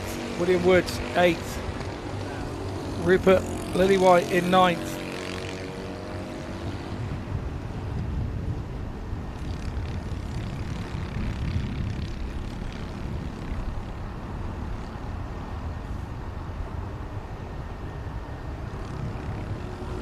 As the front three come round to the start finish straight, it's still Harry Grant holding on. Different line there from Max Skilton, trying to find a different line. Obviously you can't overtake the kart in front of you. You've got to think of it like train tracks. If you're on the same track at the same line as the driver in front, you can't overtake, so you've got to find a different line and a different opportunity to take him.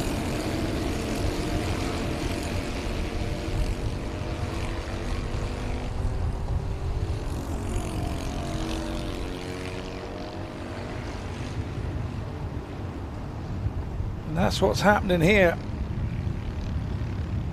As we come into the bus stop. This is the chasing pack. Once again, our front three are just coming through the start finish straight. No change with the front three at this particular moment in time. In fourth we have Max Saunders, 77. He's leading a chasing pack. Oh, a big line up the inside from William Woods, but then drifted wide, and Jack Harris looked to have got him straight back. But yeah, here's where all the battles are.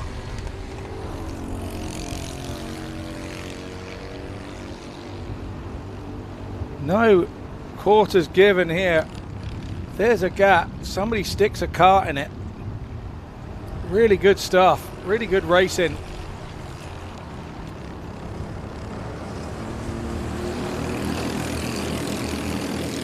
This cadets group probably not quite as quick with the restrictions on the motors, but really exciting racing.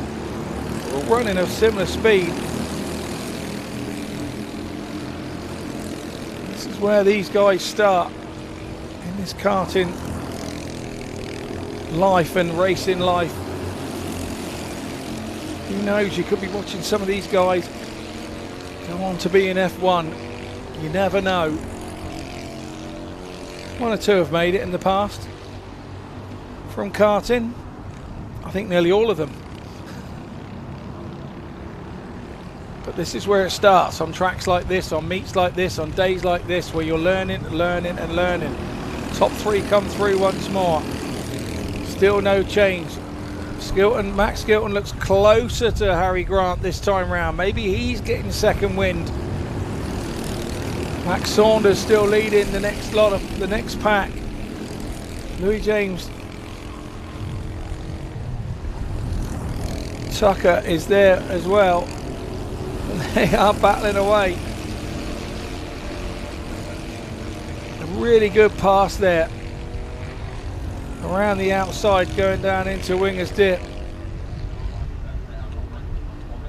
I think that was driver 48. Oh, we've got a spinner. William Woods is out there at the bus stop. He's got back into the race though. Won't need retrieving with our recovery truck. Here's the front two now, really tight. 30 seconds left to go. Harry Grant and Max Skilton out front. The driver with the orange helmet, the distinguished orange helmet. Now up at the bus stop, going down into midgets. There will be one lap after this. Really tight between those two now. Max Skilton looking to make a move. Can't make it here, coming around onto the start finish. He's on his last lap. Harry Grant looking over his shoulder. Max Skilton absolutely all over him. Kart 29 doing all he can. He's now looking for an opportunity. Slipstream down into Winger's Dip, coming out of Anson's. Is he going to be able to get him up the hill into the bus stop? Goes around the outside. Harry Grant's got eyes in the back of his head here. He is trying to make sure he blocks every move. Caught the curb, lost a bit of speed, went wide. Skilton now goes out wide. He's going to try and cut him back underneath. Hasn't got the momentum. Harry Grant being a wily old fox here at such a young age. And up the inside, they clash. They clash coming up the inside. Skilton gets Harry Grant right on the finish line. They finish 1-2 as they did before.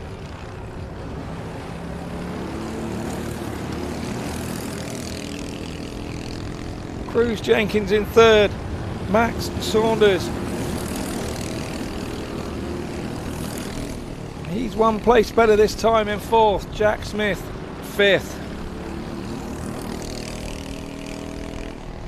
So here's a confirmation of your Honda Cadet 200 Heat 2. It's a win for Max Skilton. Second, Harry Grant. Third, Cruz Jenkins.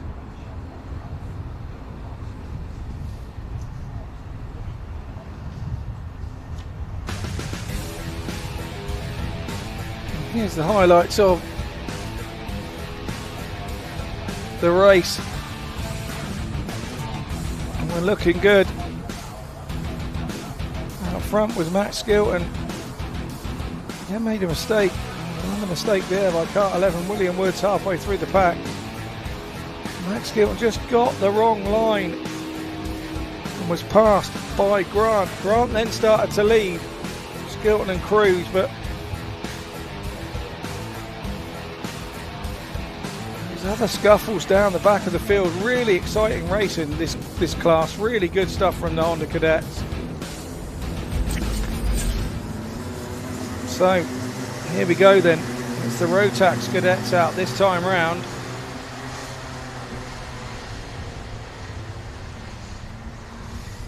The winner of this one last time out was Rio Pocock. And as they line up to come through,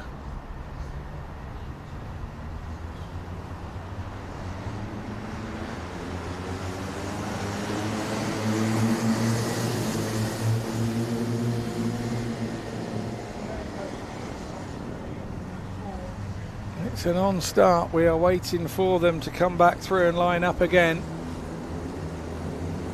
We have no green lights around the track, so drivers will know. Again, all part of the experience for these younger drivers, knowing all about the safety aspect side of it while you are racing. It is so important that we keep our fellow drivers safe as we can. We know motorsport is dangerous, that's the way it is, but we have to try and keep it as safe as possible for them. So they come round again, and our marshals out on track, as you see, waving the flags. Yes, we get the green light this time round, and this was a really good race last time out. Pocock won it. He sat there behind Johnny Butterfield.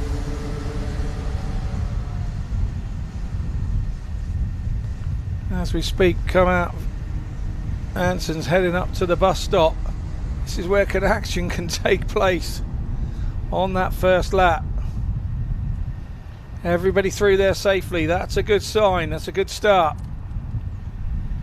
Round midgets coming up to Climate. Sometimes there's a passing opportunity here at Climate. Not this time round.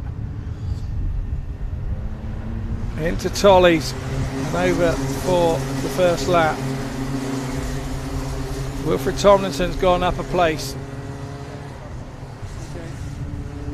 He goes up into 5th. Really tight racing at the front here.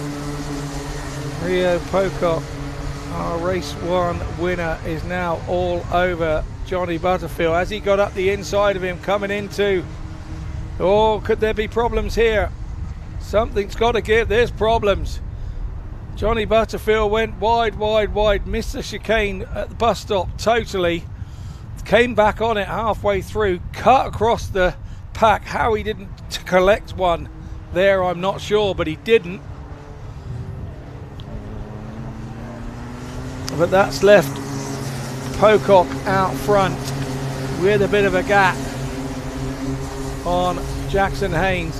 Wilfred Tomlinson now up to 3rd, Ava Garrett in 4th.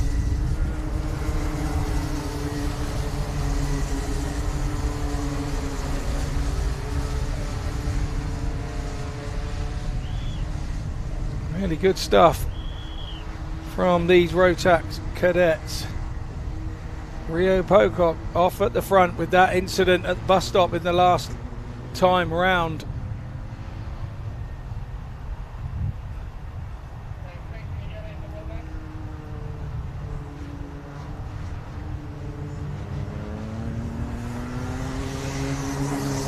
We do have one of our cadets out of the race. Looks like Junior Wright, Kart 11. He's gone straight over to his nearest marshal to get himself safe. Kart's in a safe place. So there were temporary yellows there coming into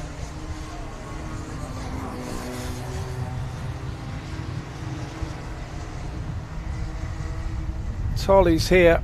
There we go, around the bus stop. Great action shots there. You can see the carts shuddering, the parts of the carts, the fairings, all getting shuddered as they come through the bus stop, and particularly if they hit one of the curbings. too hard.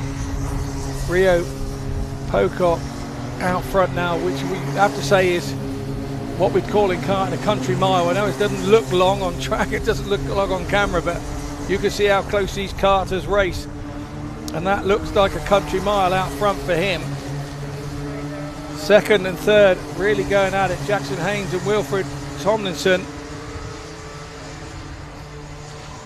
Wilfred finished third in heat 1. He's trying to go one better here in heat 2 and pass Jackson Haynes.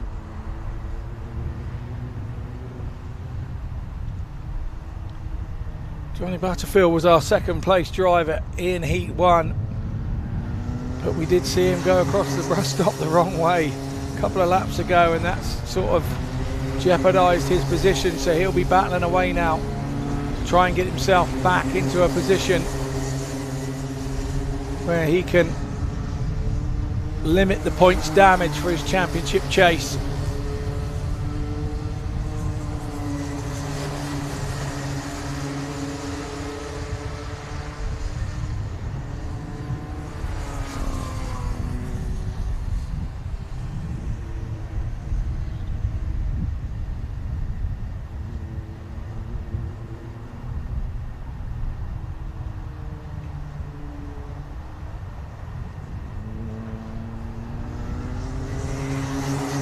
Leader comes around once more. Here's our second place drivers, 44 Jackson Haynes, still Wilfred Tomlinson all over him. Looked how to go up the inside, but then goes in a bit tight, and that compromises his exit from Haynes Loop going into Johnny's.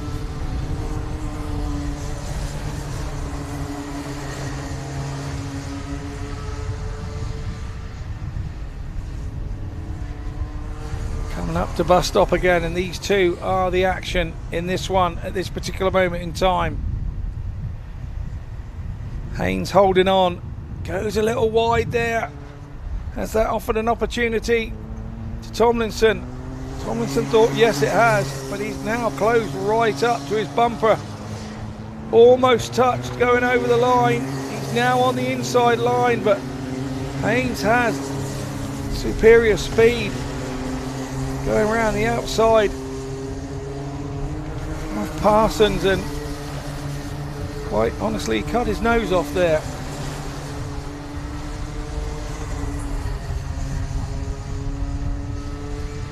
Going up into bus stop. Not close enough this time round, Tomlinson.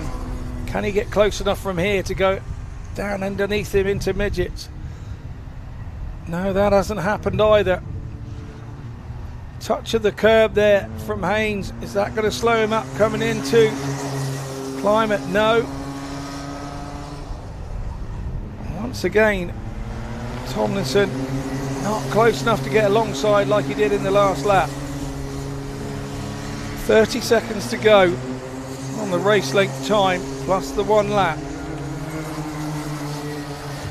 So you feel from here, Tomlinson's got a lap and a half to get Haynes. They're so similar in speed, and this is what's teaching these young lads and lasses, we have girls out there as well, how to race these karts to get the maximum out of them when you've got two karts that are exactly the same pace, to then work a way round your opponent in front of you.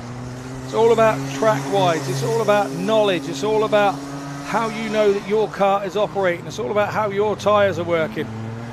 And this is what's teaching these young drivers everything they need to know. He goes for a big dive up the inside, Wilfred Tomlinson, he does, but he drifts out wide, and Haynes comes back at him, so gets back in front of Johnny's. Good stuff from these two drivers. Nice, clean, fair racing from the pair of them. This is what we like to see.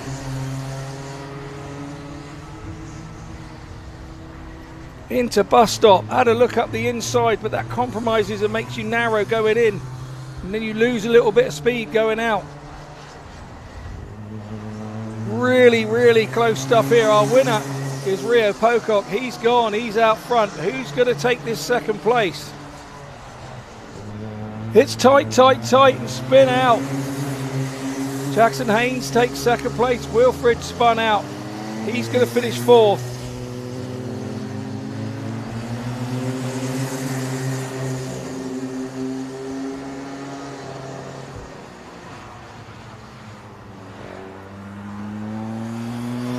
Johnny Butterfield, after his escapades, managed to get up to third. Here's the confirmation of your Rotax Cadet Heat 2 result. It was a win for Rio Prokop. Jackson Haynes in second, Johnny Butterfield third, Wilfred Tomlinson, so unlucky to be there in fourth, Ava Garrett in fifth.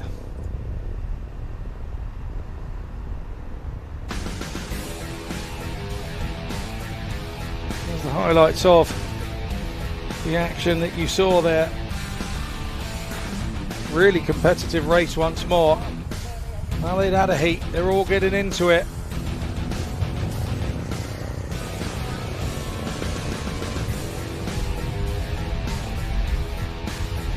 This was Johnny Butterfield out front.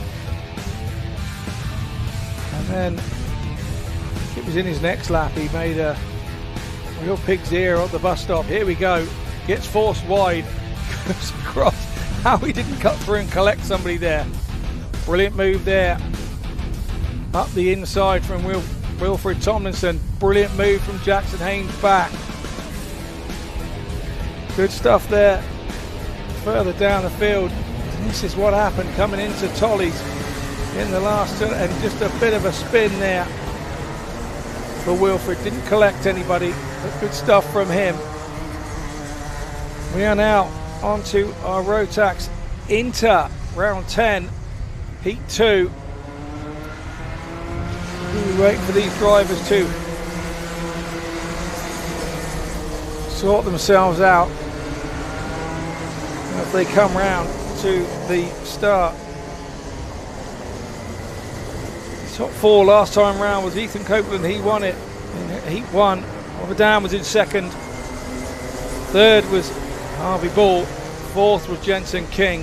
Fifth was Warren Atkins. So keep your eye out for those drivers. See where they can finish today.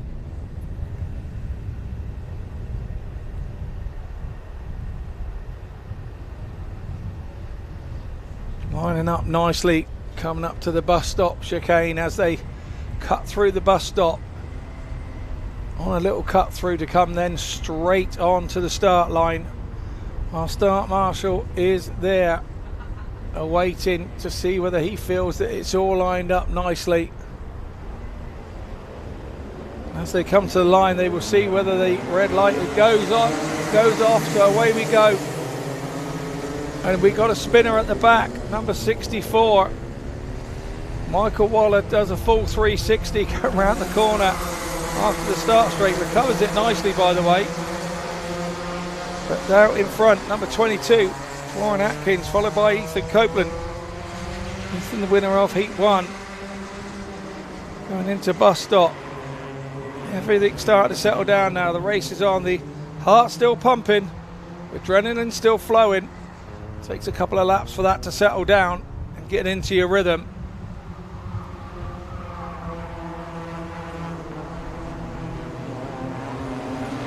So as we come round for the first time, Ethan Copeland's now back out front, already past Warren Atkins.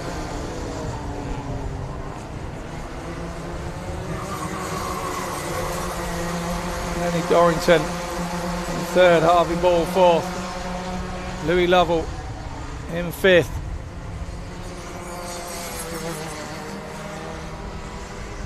There's action right the way through the field here. Ethan Copeland starting to clear off at the front, leaving Atkins, Dorrington and Ball to scrap it out between the three of them. And this is only good news for Ethan Copeland out front.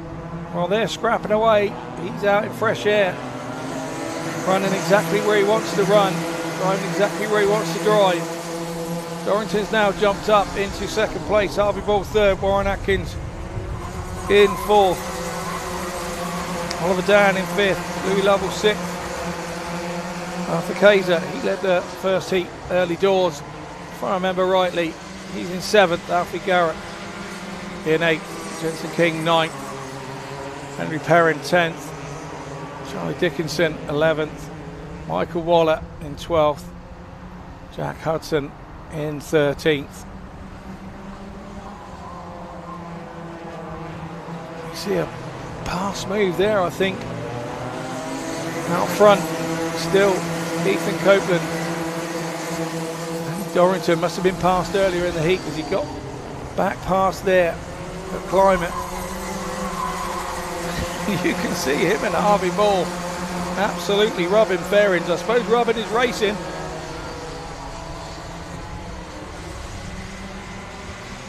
Now he's having to look over his shoulder. Harvey Ball made a little bit of a mess coming up the hill out of Anson's. Then had to protect his position. He's got Atkins all over him again. Oliver Dan's in the mix as well. And here comes Louis Lovell as well. He's not too far behind in 6th.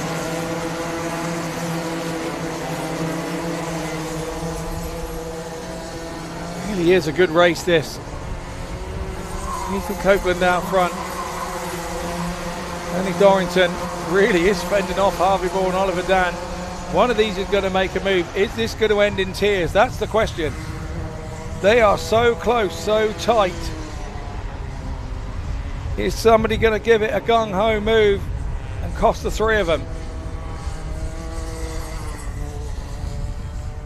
It's all about mindset at this point. You've got to believe that you can get by without causing too much of a problem. You've got to wait for a mistake from the driver in front. You've got to hound them, absolutely hound them into a mistake, and then take your chance. Nothing going down into the Haynes Loop at this particular occasion. Coming round to Johnny's. There it really is. They really are rubbing. There's no two ways about it.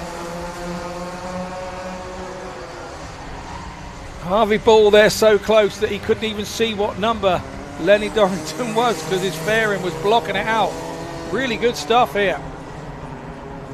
With this squabbling, it's allowed Louis Lovell to check on to the back of this lot. So good stuff from Louis Lovell. He's now taking his advantage. While these are all squabbling, he's now caught up to the back of them. You can see him there with the distinguished crash helmet in 6th place.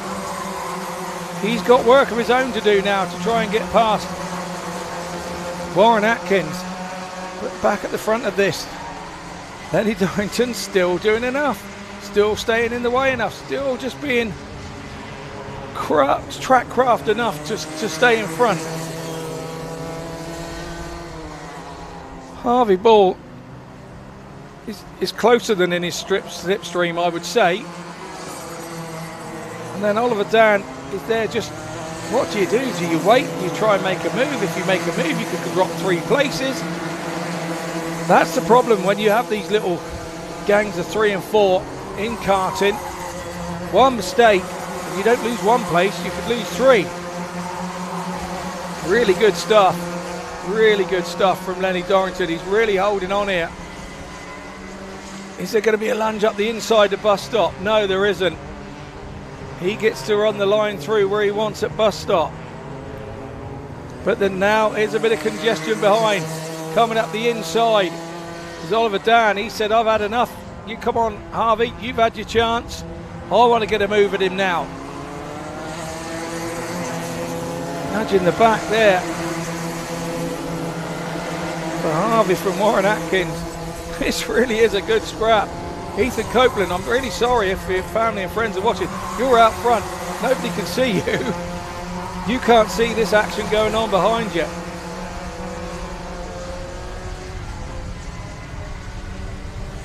Really good stuff here. And it is so tight.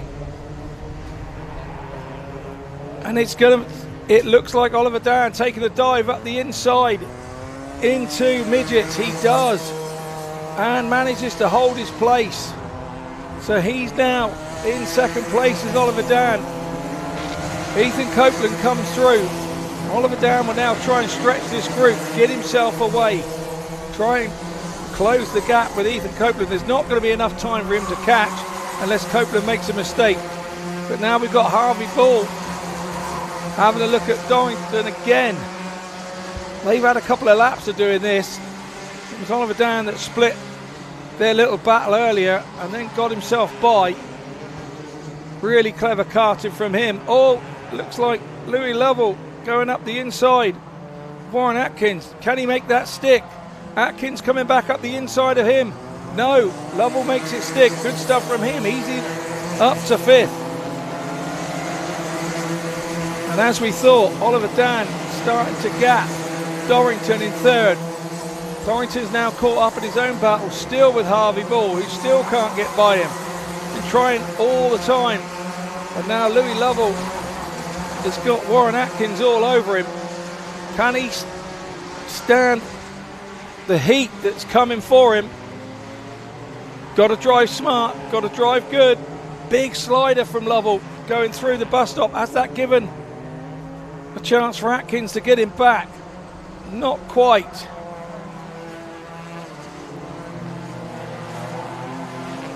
So as we come to the checker flag, it's a win for Copeland.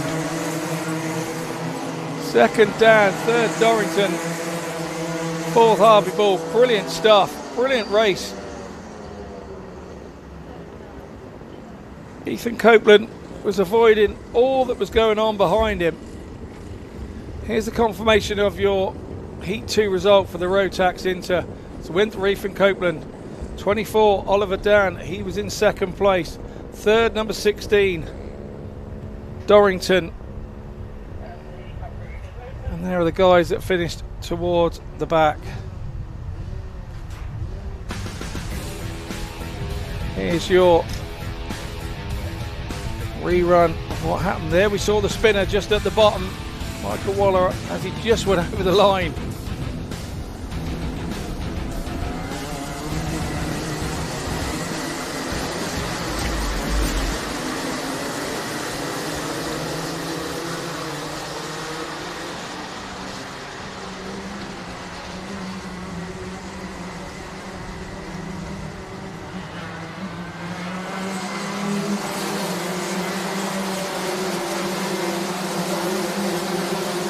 So with no incidents in that heat, we are on our drivers for Rotax Junior Heat 2 straight out on track. Top 4 in this one last time round. Arthur Wade took the win over Travis Rose. Ethan Cousins was 3rd. Max Lovell was 4th.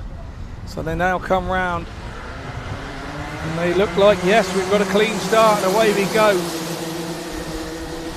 Ethan Critchley takes the lead. Couple on the grass at the back, but again, 20 entries in this one. Oh, we've got a spinner there. Oh, we've got a bit of a mess. Oh, we've got a bit of a mess. We've got debris on the track. Definitely be on yellows for that. Yeah, we've got debris on the track.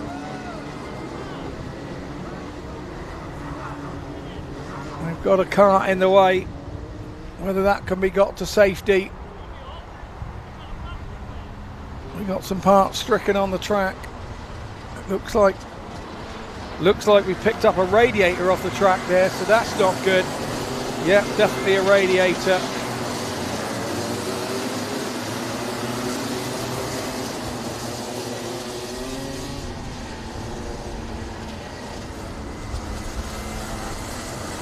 Still got a cart on the track which could be seen as in a dangerous spot. The clerk of the course is out there assessing the situation. I'm not sure which. It's cart 51, Harrison Stacey, that's in the way there, minus its radiator. They are. Discussing with the clerk of the course. We've got 64 out as well, Max Smith in that coming together. So we are trying to get carts away from dangerous positions. Like we say, it is the safety of the drivers is absolutely paramount, and we're still on yellows. We're still asking the drivers to go slow. Nobody changes positions in this situation until we are all safe and we get the drivers safe. Cannot go back to green light racing.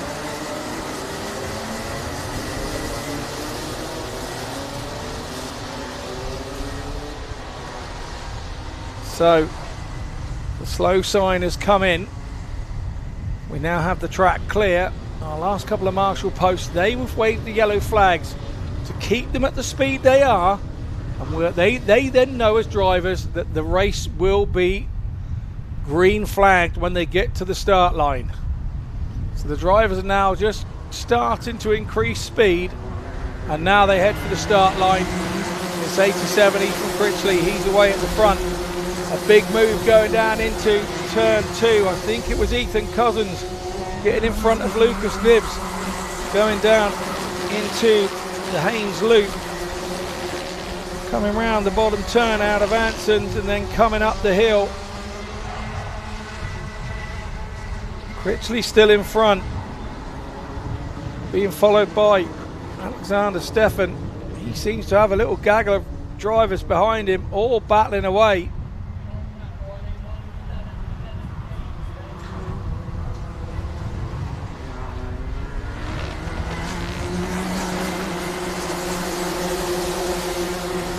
So they come over the line. Critchley still in front. Stefan still holding off from Cousins. Cousins is all over his exhaust pipe.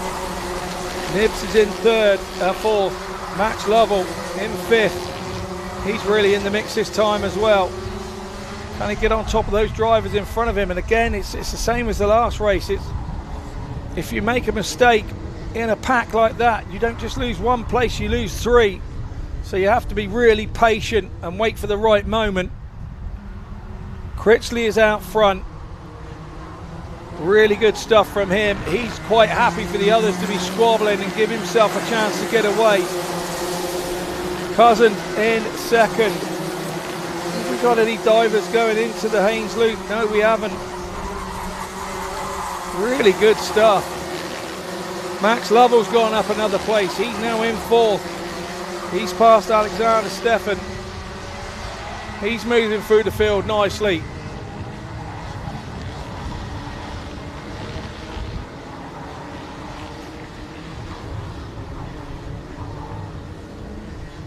Lovell finished fourth in the first race. He'll be looking to get a few more points than that. He's in a good position here. Critchley's getting away at the front. Cousins following him. Lovell now up to third, so good stuff from him. He's past Nibbs in front of him. He will now take chase to Cousins. 42 was cruising past our commentary box there. Oliver Warren, I don't know whether he's staying in the race or whether he's gone into the pits.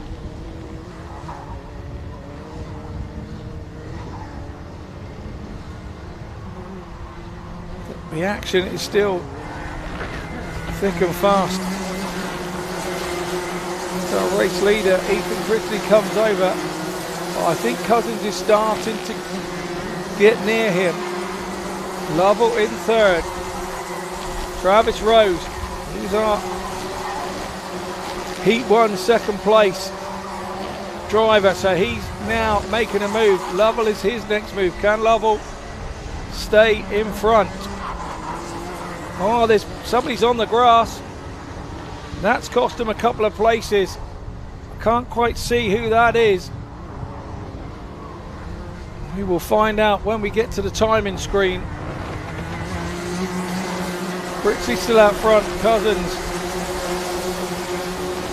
It was Travis Rose. Maybe Max Lovell went across. I'm not sure. Maybe Jaden Shearing. But all the places have changed there. Lovell dropped down a place. Travis Rose coming through. I think that was the incident maybe we saw at the bus stop. I'm not 100% sure.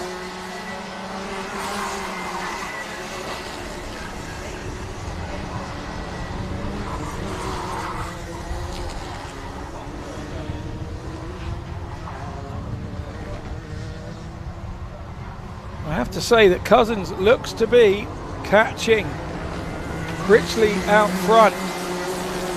Third place. Travis Rose is catching the pair of them.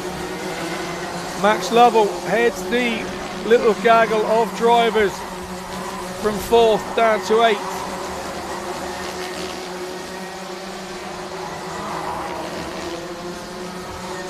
Here we are with our leaders. as they go into bus stop. We'll have a lap to go after this, and it's really getting tight. Can Travis Rose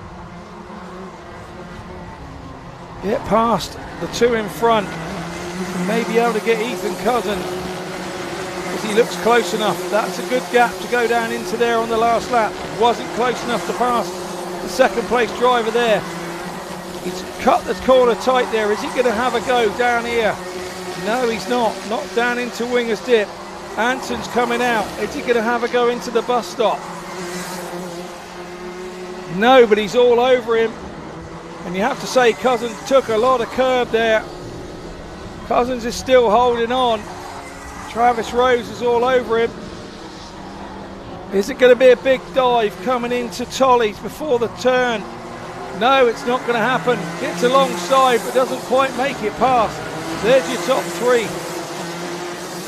It's Critchley. It's Cousins.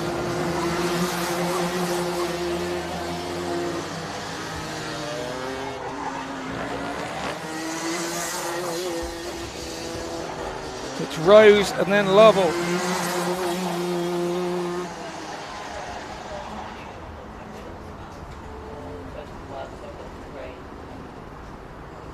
So here's the official confirmation of your Junior Rotax Max Heat 2. Win for Critchley. Second was Cousins. Third was Travis Rose. And fourth, Max Lovell.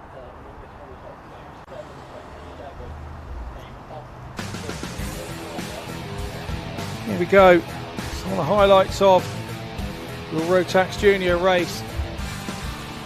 You're tuning in, try to keep your eye on your driver, see what happened to them. That was a big spinner, wasn't it? And you could see that radiator running up the track. Now that's the live recovery of driver number 51. Don't know whether that'll push back or whether it will be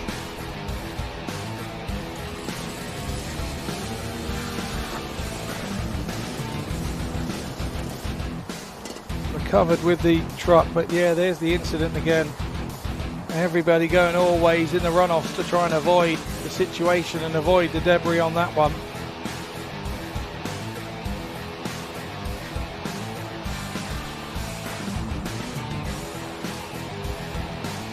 While they recover, that's the kind of hold up before we get our senior Rotax race up and running.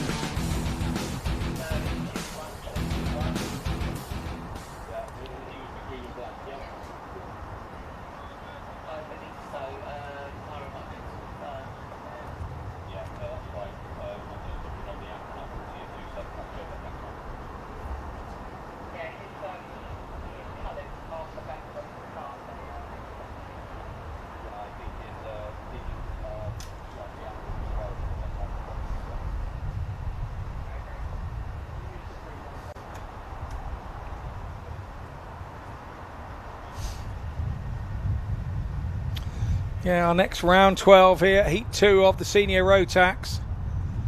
And yes, the cloud cover is starting to disappear. And no, the umbrellas aren't up for the rain. It is definitely to stop the heat. It is scorching weather here, with you 29 and 30 degrees here today. In our commentary box, it's already 48 degrees. No, I do exaggerate a little bit, but yes. It is warm. It's a warm, warm day here at the Forest Edge Kart Club for round 5 of the club championship.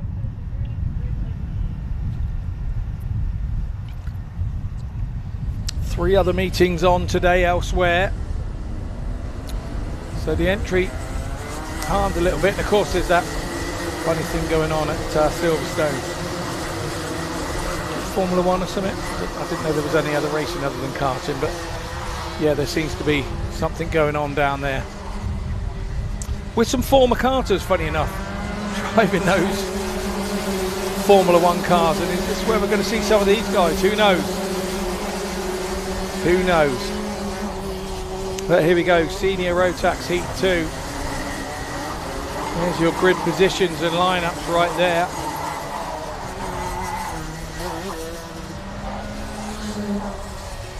Race winner last time out was Willow Aldis. Second place was Jonas Janasuskis.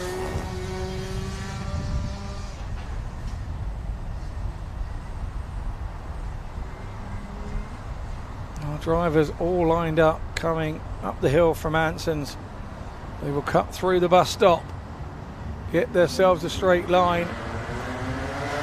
We've got go first time round, and wow, there's all sorts of carnage going round the first turn.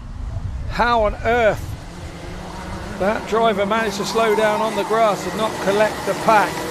It's going down into Haynes Loop, I will never know, but the race goes on, the action goes on. Ben Hicks still out front. Oh, there's some more problems up front there. The driver that went off the track there lost about 5 places.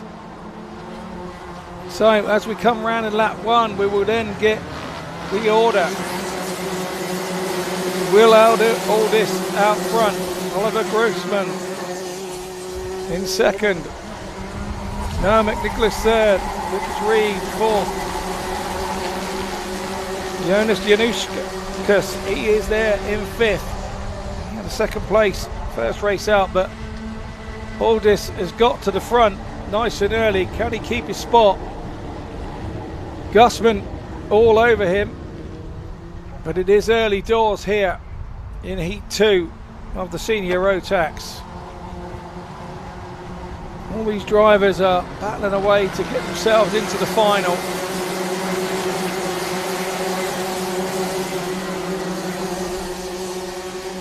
Aldis not leaving the rest of the karts behind here. Gussman staying in close contact. Nicholas also not a million miles away.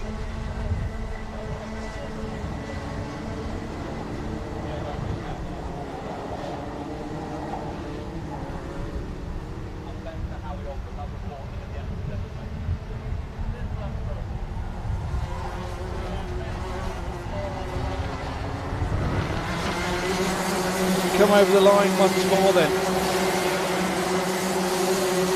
Change down in 9th, 10th and 11th. Fly Hewitt goes up to 9th. Richards 10th. Freddie Snelling 11th. It's Willow Aldis out front. But it is tight. And going down into midgets, there's been a move.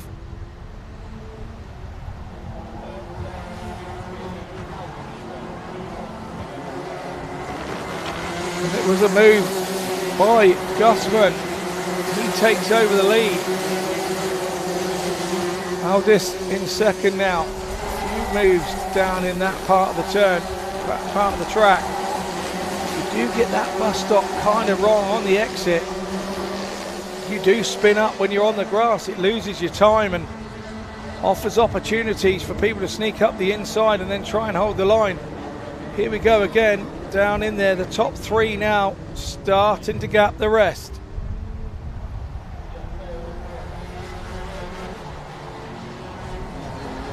So as we come over the line, Gussman, Aldis, Nicholas, Januszkas has a little gap to catch up in 4th if he's going to catch the top 3. We know he has the pedigree. He finished second in race 1. And we know he has the speed. When you get those gaps between you and the next bunch of drivers, you've got to find your rhythm. You've got to find your turning points at the correct time. You've got to hit the throttle at the right time and start to build a lap of that, hitting them exactly the same place, hitting your braking marks exactly the same place. And then you can start to gain and close gaps. But the races aren't long. There's only 3 minutes to go, plus 1 lap here. So it is a little bit do or die. 29 there, going up the inside of 16. So Lucas Reeves gets passed by Aidan Blair going into Haynes. But out front, it's Gusman still looking really good. Aldis is still there. He's not leaving him. McNicholas probably getting dropped there a couple of kart lengths in that lap so far. Still under a second, mind you. And Januskis, he is starting to catch. But is there enough time? Can Jonas catch? Is there enough time? That's the question. Leaders head up into bus stop again. Aldis gains a couple of kart lengths going in. He seems to brake later there. Go through there a little quicker, and then he's right up behind when it gets to midgets, and then right behind him coming into climate. But the Tollies, there isn't really an opportunity to pass. Even though it's a behind 90-degree corner, there's no way of slipping up the inside there. So he has to try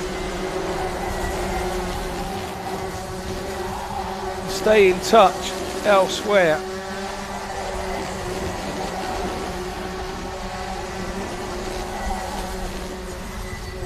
And again, like you say, you can see him catch distance going into bus stop, so he's doing something right there. And then when he goes around midgets, he's right up behind coming into climate.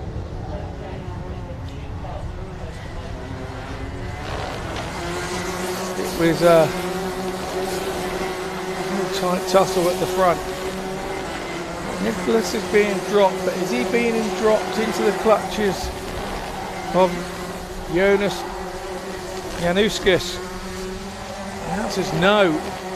Januskis has not closed the gap on that lap on our timing screen, so he's soon going to be in trouble, because he's now going to start to be caught by Howell and Richards, who are making waves behind him. This one here being really good. Go over with just 15 seconds to go. So there will be 2 laps for him. When they come round next time, it will be 1 lap to go. Gusman had a really good corners there in Johnny's, down in the wingers dip. But once again, when they get to that bus stop, Aldis seems to catch kart lengths on him. Though he's a lot further back going into that. That's why the gap is still there now. Be interesting to see. Yeah, it's only 0.09 of a second, but he's still opened up a little gap that time, Gusman. And those little gaps can be closed up easily, but you can see it visibly going down the straight there into Ringer's Dip, coming out of Anson's up the hill. Yeah, you can see visibly at the bus stop he's a little more in front. Maybe Aldis has decided to settle for second, but I didn't think that's what karters do. Oh, they're still on the track. They're still on, so here we go. It's going to be a win for number 38, Gusman this time round. Second, number 30, Aldis. Third, 18, Nicholas. And fourth, Luke Richards. So here's the confirmation of the Senior Rotax Heat 2. It's a win for Gusman. Aldis in second, McNicholas third, Richards fourth, Kart 19 in fifth.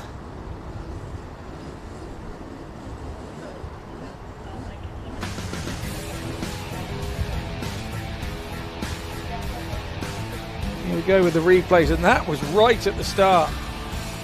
I'm not sure which driver that was, but how on earth he managed to get that stopped in time before going into that bunch. His heart must have been in his mouth at that point, speeding across the grass.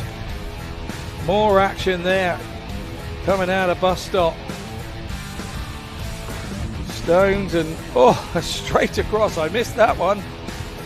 straight across the bus stop there. I'm not sure which driver that was, but that looked spine tingling for me. But here we now go to the 177 Rotax and 177 Masters. 2 heats in one, 2 races in one with this one. 2 classes go out together to make the numbers up. And the Rotax Max was won by Sophie Jeffrey. Second was 66 Samuel Cook. And the Rotax Masters was won by Don de Graaf. And in second was Marcus Baisley. So look out for those drivers this time round. They will head into formation as they head up towards the bus stop.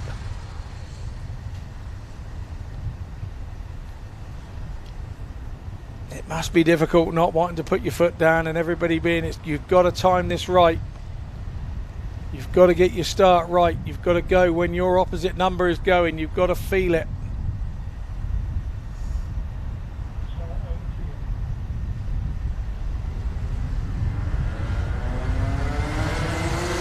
Yeah, we're racing. We've got the green light here at the start. Got to protect the inside, and Marcus Baisley hit the curbing really hard on the inside, and that let Hemming go by early doors. Matt Jones looks to be out front here.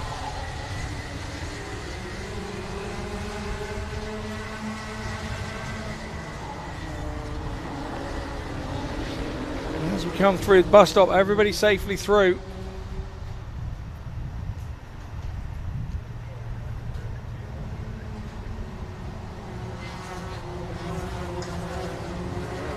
A little dive up the inside there, coming into, I think that was Sam Cook, taking third place from Elliot Kennedy. We saw Sam working his way through from the back last time out.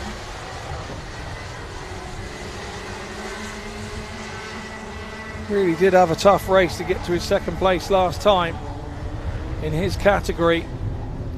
He's sat in second place now. Matt Jones is in his category. You can see the different numbers on our timing screen there in the corner. Ones in black numbers are in the same race as each other. Ones in the white numbers are Sam Cook passes Marcus Baisley.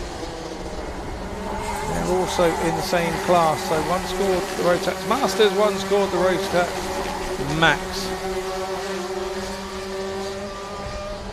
So the ones in white numbers are the Rotax Max, and the ones in the black numbers are the Rotax Masters. Just to help those of you at home watching, we do thank you for your company today and joining our live stream. So as we come round for another lap, Matt Jones still out front. Samuel Cook's catching him. Third, Marcus Baisley. Fourth, Elliot Kennedy. Hammett, he's in fifth. Neil Hemming chasing him. Sophie Jeffrey coming up through the pack. Picked up a couple of places on that one. Don de Graaf, who came over the line first in our first heat here with the Rotax Max and the Rotax Masters. He's now coming up through as well, following Sophie Jeffrey through. He's in eighth. But at the front now, oh, we got all sorts of bedlam going on here. One's on top of another car as they come over the line. 11 and 67, that is terrible stuff there. Jones has gone from first to last, had a cart. He tried to tow 2 of them through in that last corner from Tolly's. I'm sure we'll see that. I'm sure we'll see that again.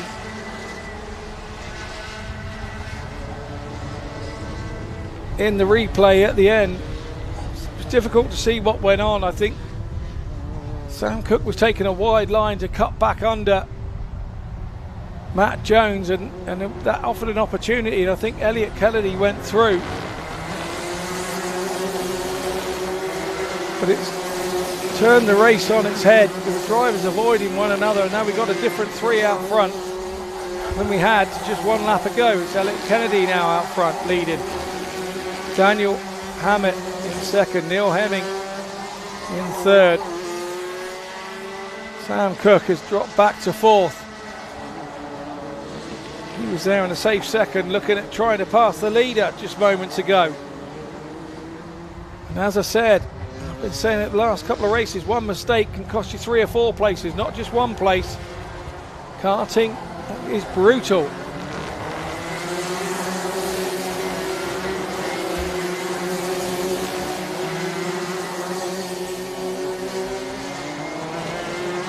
Hammett is all over drivers in front.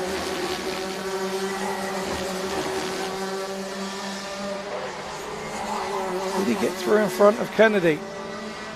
Down into Wingers Dip.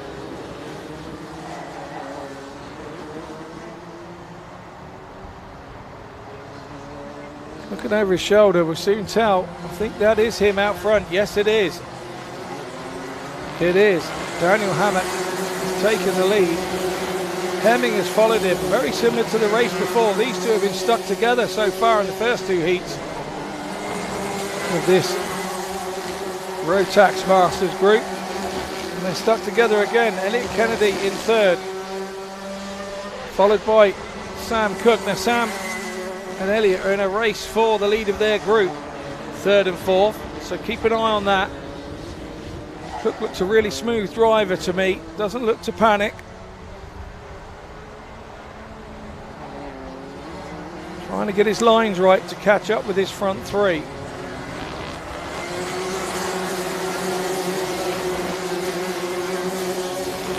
See in fourth place Sam Cook there. Starting to catch them again. There's lots of clattering and banging on that turn a couple of laps ago. Maybe somebody's carrying damage, maybe they are, and that could be slowing them up a bit. But these guys in these karts, they only know one way and one way only, and that's pedal to the metal, which is what makes karting such an exciting sport to watch.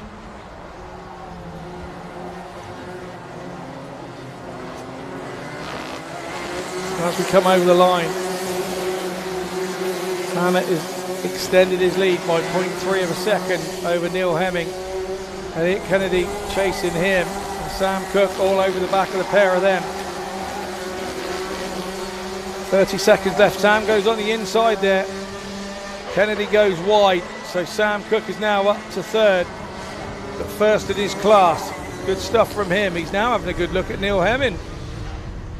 Yes, has a go at him up the inside, going into midgets. Really good stuff. Has he got the acceleration to hold it into climate? Yes, he has. He's got the line.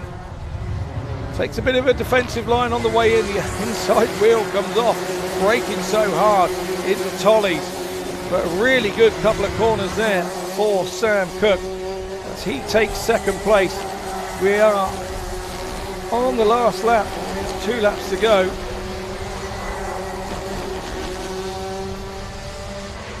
Timing says no time on the clock. And we'll have a look. Yeah, the one that board is going to come out from our start marshal. So there's 1 lap to go. Can Sam Cook get close enough to Daniel Hammett to take the lead of this race? He leads his class.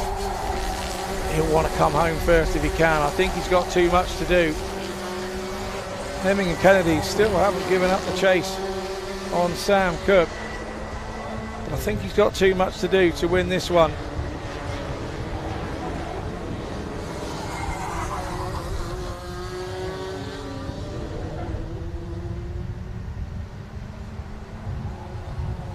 It looks like Hammett's going to take the lead. As they come to the checker flag, raises his arm. Cook comes in second. Hemming third. Kennedy fourth.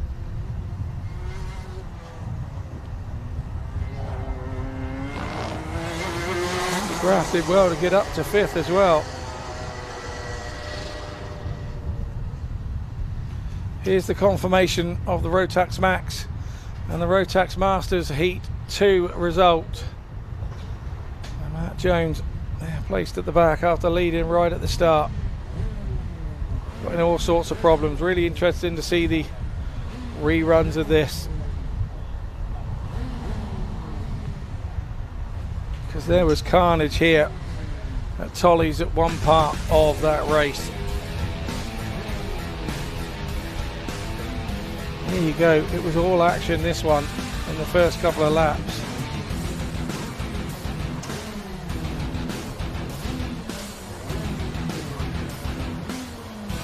Here we go, coming into Bostock. Everybody was cleanly through there, but it was Tolly's.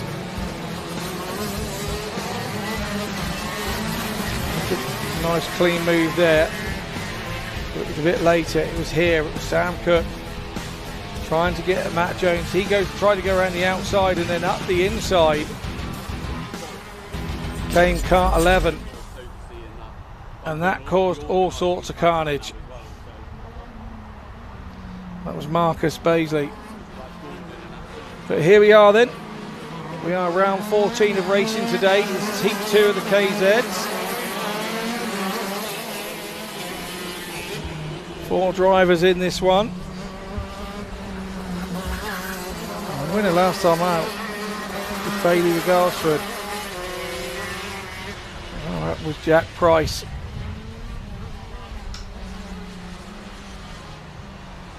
So keep your eye out for them too. Price starts in 4th at this time round. Bailey starts in 2nd as they come to the line. This is the only one that we have a standing start from. You can see our start marshal on track, making sure our drivers are all in the right place. We like to get them going as quickly as we can. Oh, it's a jump start there from Regalsford, so I'm not sure whether that carrying on.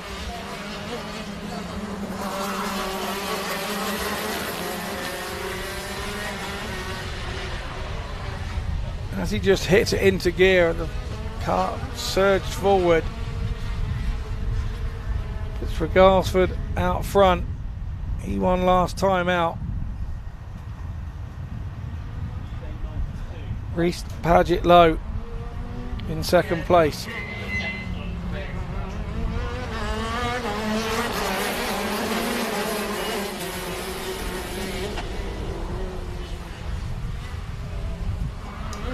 Regalsford starting to open up.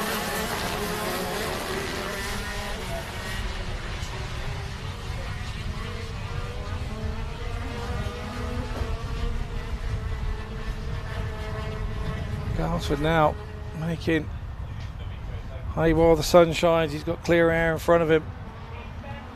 We talk about the safety at these tracks, and you have St John's ambulance on perched each side of the track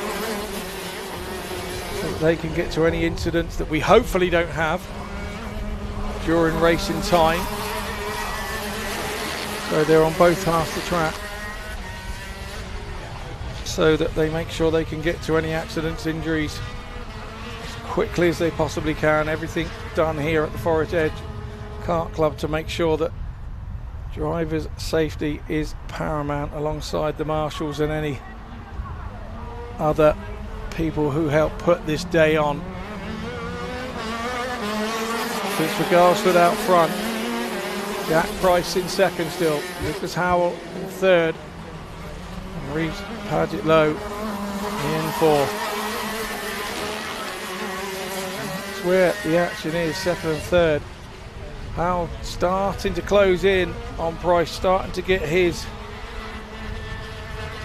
marks hit, his braking zones hit, his acceleration zones hit, the corners and the apex is right, because he's now starting to close in on Jack Price.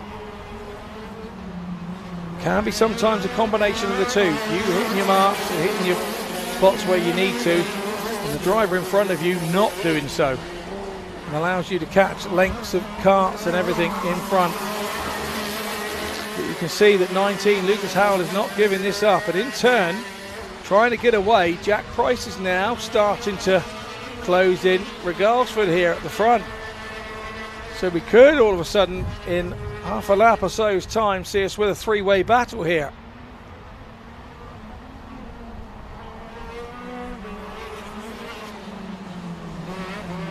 I think they come round climate from my commentary box position here. They are absolutely flat out. It's a brilliant shot, it really is. Unbelievable stuff. Garsford still out front, Price still second. Lucas Howell still just not quite close enough to make a lunge anywhere just yet.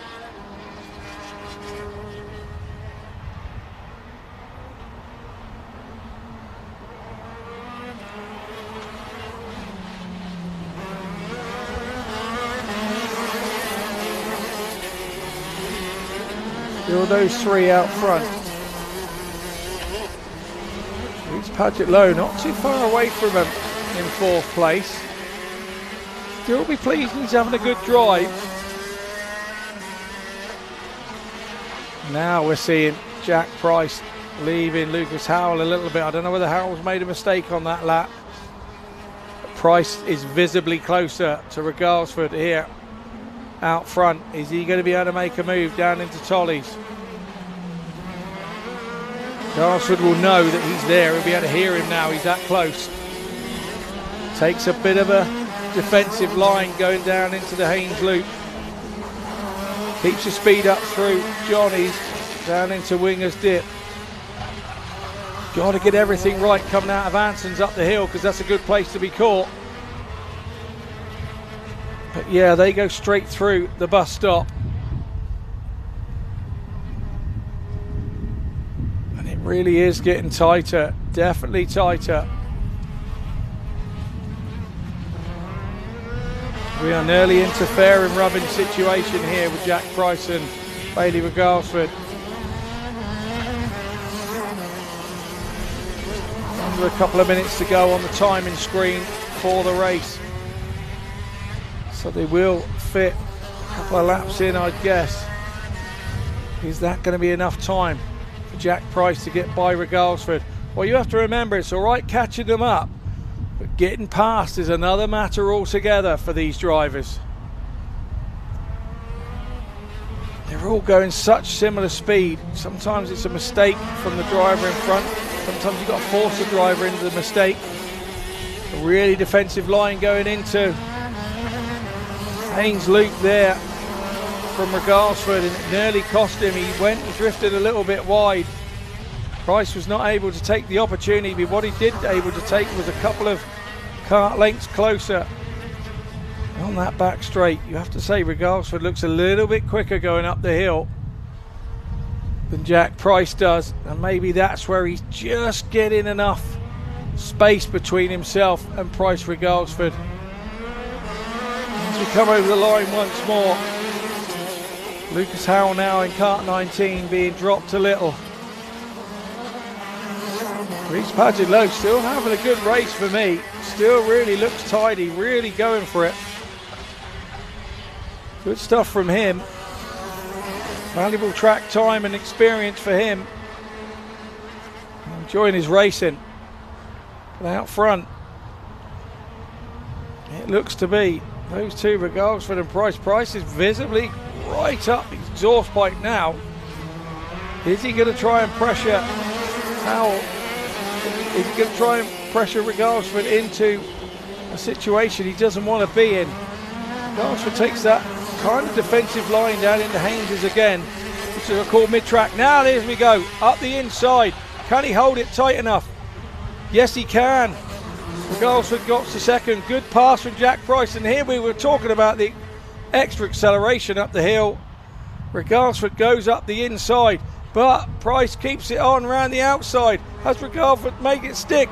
No, these two are tight. Close to close this is. Can Price keep it tight? He does. Keeps Regalsford behind him. Brilliant bit of racing. We're in our last lap now. And Price just waited and waited and waited and pounced. Now he's got to put the best lap of his life together to keep Regalsford behind him. No mistakes now, can't drift wide, can't hit a curve too hard. He's now managed to gap a couple of lengths, but we know that Regalsford's quick up that back straight, up the hill. So Price, 2 corners to hold on. Does he go defensive and slow his kart down?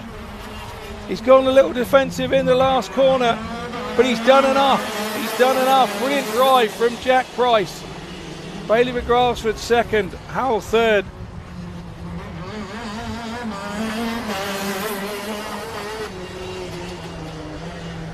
Really good race that.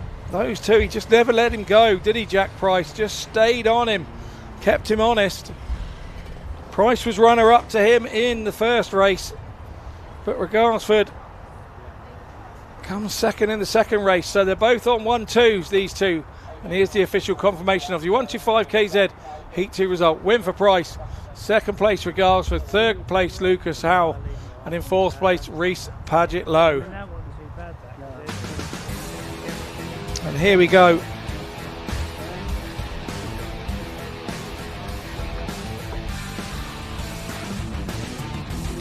So we are now going to head into an interval after this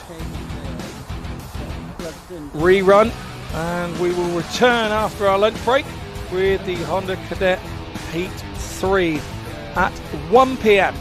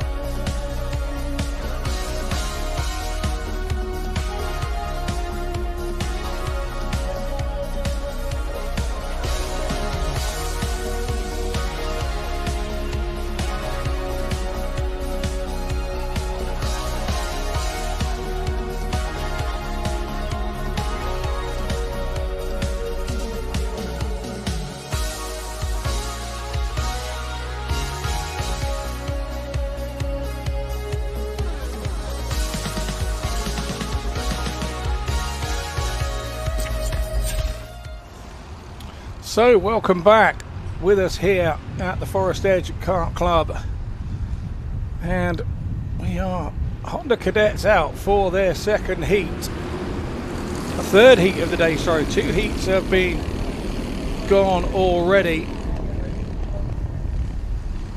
The winner of heat 1 was Max Skilton, and our winner of heat 2 was also Max Skilton, so keep your eye out of him as heat 3. Harry Grant gave him a good run in both races. He finished runner-up in those 2 as well, and it was 2 third places for Cruz Jenkins. So those are the 3 drivers to keep your eye on this time as they miss through the bus stop and they come through to our start line. We are going round again. The race is not going to start. Our clerk of the course is out checking everything after the lunch break is all tickety-boo.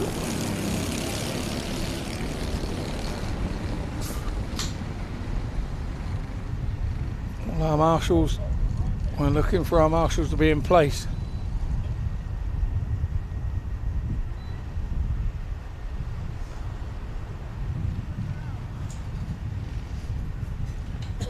So they come round once again a little bit slower this time, so that isn't a bad thing.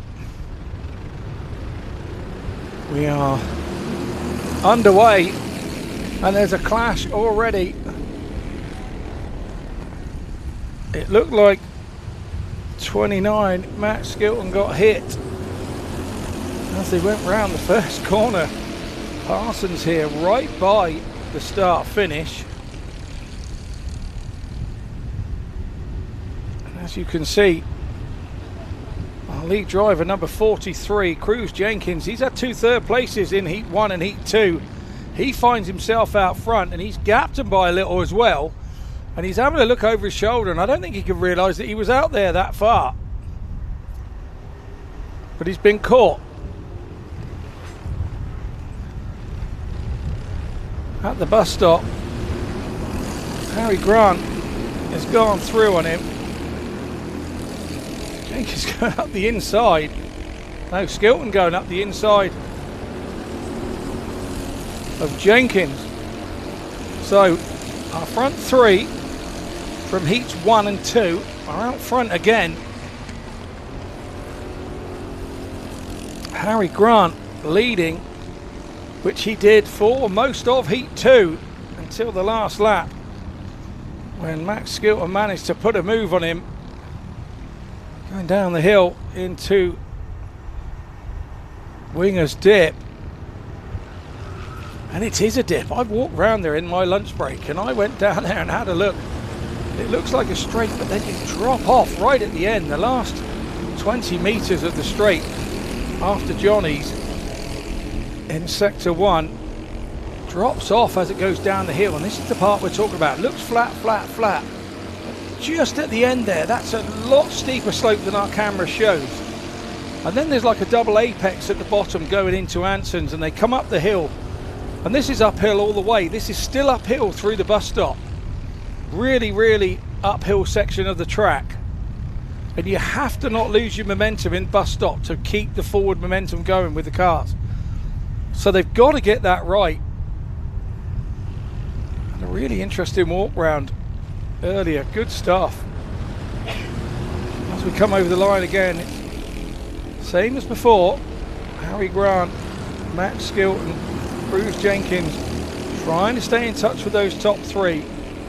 William Woods, Rupert Lillywhite in 5th, Jack Smith in 6th, Jack Harris in 7th, Louis James Tucker in 8th, Jamie Daly in 9th, Harry Price in 10th, Max Saunders at the back.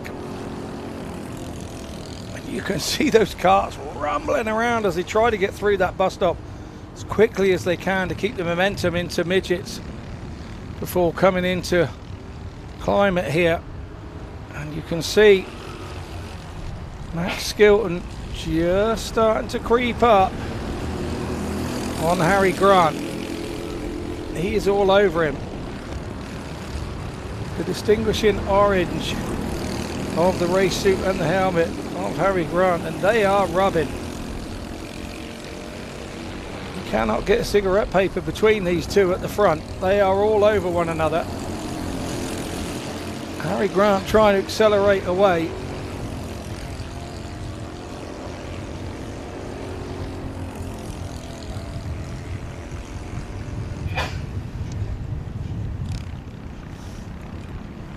Bumping through the chicane there, as you can see the rest of the field come through, but out front, coming over the start-finish straight, Harry Grant, Max Skilton, Cruz Jenkins, they've got themselves, I'm going to say, an 8-second lead at least on the rest of the field. Yeah, it's 8 seconds. William Woods now chasing in fourth. Kart number 11, Jack Smith, kart number 18 is in fifth. Rupert Lillywhite, kart 13, is in sixth. You can see them still going at it. There is action all the way in this Honda Cadet group.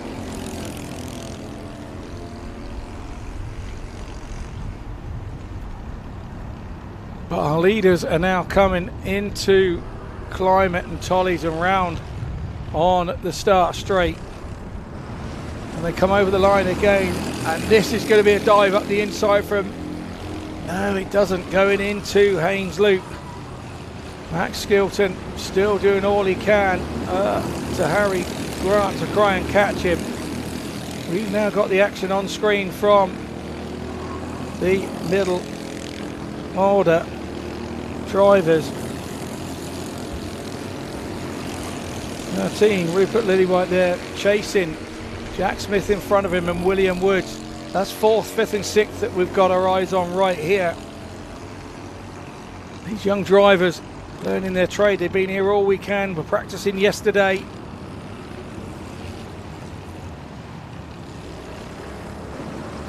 Today they're racing for real.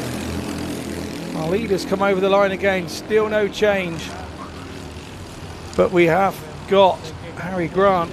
He is being all over by Max Skilton. Can Skilton get him down into this turn? Is he going to break off? No, he doesn't. He decides to be, the young man decides to be mature about his racing here. He's up the hill quicker, but then you can look at the size of him in his car, and you can look at the size of Harry Grant in his. The weight difference must be amazing. Harry Grant really doing well to stay in front of the smaller and lighter Max Skilton. Cruz Jenkins is still not being dropped by these guys. He's still in a similar sort of distance, although he did make a mess of Tollies going over the start straight there, did Cruz Jenkins, but it looks like Max Skilton's just hanging there waiting to pounce. It looks like he doesn't want to go too early. 26 seconds of the race time left plus a lap. So when they come round, probably going to be on the last lap board. He's sizing him up. Sizing him up is Max Skilton. Sizing up Harry Grant. Harry Grant is all over his shoulders, looking behind, trying to find out where the attack's going to come from. He's trying to work out where he needs to drive to stop the passing move of Max Skilton. But you feel that it's just inevitable. Skilton really good out of Tolly, going down into the Haynes Loop. A defensive line there from Harry Grant, and that's allowed Cruz Jenkins to now come up behind on this last lap. We've got a three-way battle for the lead here. Grant is definitely holding up the other two. Jenkins is now having a look up the inside. Now he's looking up the outside of Skilton. Skilton could be putting himself in all sorts of problems here. He's the quicker driver. He looks the quicker driver. Harry Grant again, defensive line up into midgets. Really sensible driver from him. If we got to, oh, they're all over each other. Throw a blanket over these three. Oh, Harry's gone wide. He's going to take a line into. Going to do the switchback. Skilton, but he's not going to do it enough. All three come over the line. You could throw a blanket over them. What a race. What a race indeed. It's a win for Harry Grant. He's had 2 seconds today so far. Skilton, he hits a second. And third was Cruz Jenkins. He's got 3 third places as well. Jack Smith comes home in fourth, and here's the confirmation of the Honda Cadet 200 Heat 3. It's a win for Grant, Skilton second, Jenkins third, Smith fourth, William Woods fifth. Brilliant stuff, and we'll give you some of the slow-mo of the action we've just had in Heat 3 of the Honda Cadets. Really good stuff. We thought Grant was going to be away with it, and then within a few corners, look at these closing corners here, going into Tollies, really tight, brilliant stuff, hitting to Tollies here. Max Skilton was looking for the cutback, but he had to be careful because Cruz Jenkins could have dived up the inside of him. Brilliant race from the lads. So now we're on to the Rotax Cadet.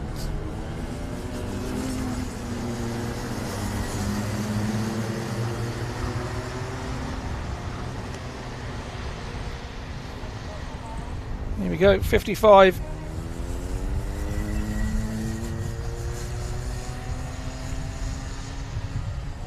Oja Sport Purchase. Yeah, we were waiting for coming out the pits. He's now got to race around and get to the back of the pack.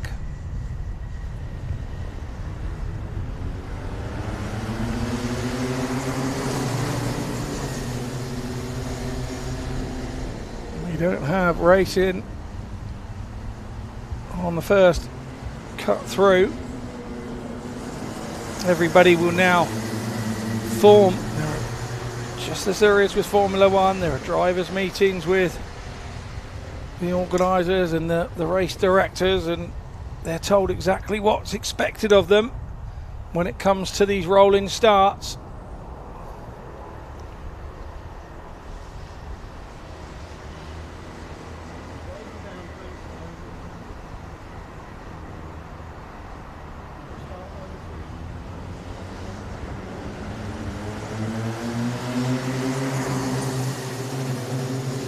We're away this time for the second time of asking. Junior Wright, he's out front. Placed fourth in race in Heat 1.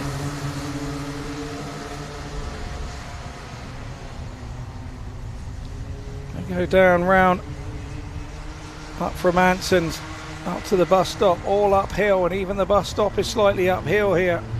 So any kill of momentum coming in will slow you going out and leave you a little bit vulnerable going into midgets.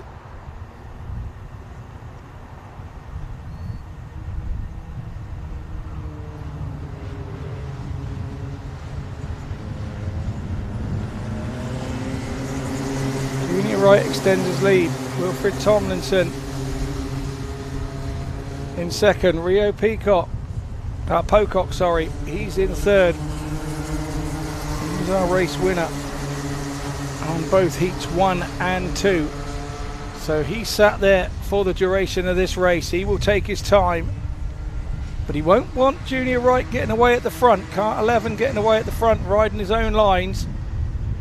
So Pocock will want to pass Tomlinson as quickly as he can to not allow Junior Wright to get away at the front. Johnny Butterfield, he's in fourth place. He's provided some entertainment today. He was up front in the last race, and then three abreast into the bus stop didn't go, which saw him career across the bus stop and somehow not collecting any other drivers that were coming through in that snake line at the same time. This time round, he sat in fourth place. Jackson Haynes in fifth. He was second last time out, Jackson, so he's got work to do. But with 7-minute races and 5 minutes to go, he still has time to do it. There's no panic yet. The young man hasn't got to hit the panic button.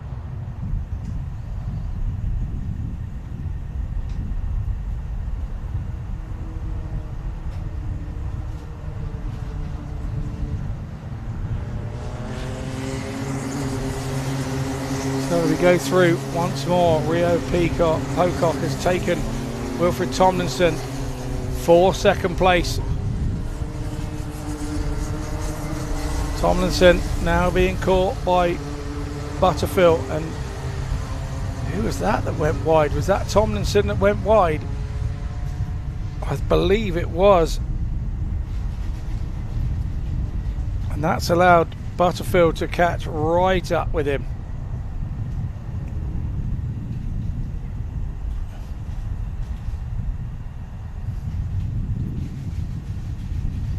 It's Junior Wright going really quickly, coming into Tollies and then out of Parsons, but what he has got, he's got a tiger on his tail in the form of Rio Pocock, who really is making up time on Junior Wright at the front. Johnny Butterfield has got up to third place past Wilfred Tomlinson. So now Butterfield's on the charge as well. Tomlinson now, Jackson Haynes all over him as well. So your top five are pretty much away from the pack.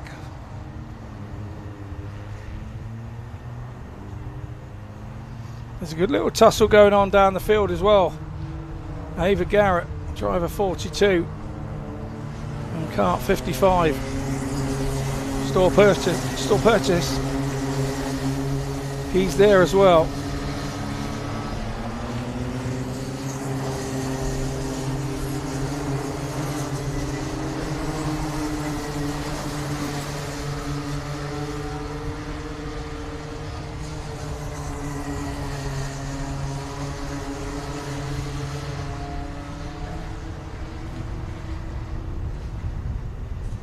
This is Tomlinson, you can see on track.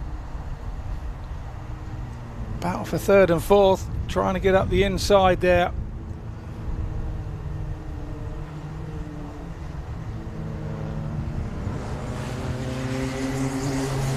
A look over the shoulder from Butterfield going into Climate. Just to check that Tomlinson is still behind. Keep an eye out at the front, because the front two, Pocock would start to close on Junior Wright, so we must keep an eye on the front two. Junior Wright still out there.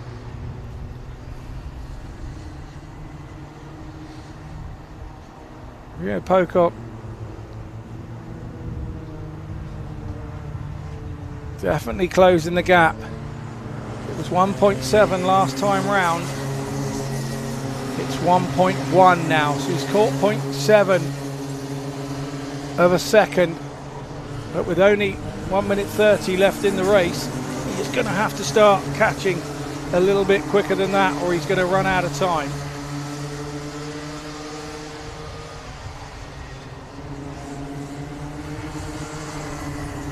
Front two are safe out front. Butterfield and Tomlinson are having their own battle, and that's kind of sending them backwards. I think looks like Tomlinson might have got back past Butterfield. There are your lead karts just coming over the line once more. Junior Wright out front, Rio Pocock in second. Yes, Tomlinson has got back past Butterfield. Those two have been in like a thorn in each other's side in the first two heats today. All over one another again now.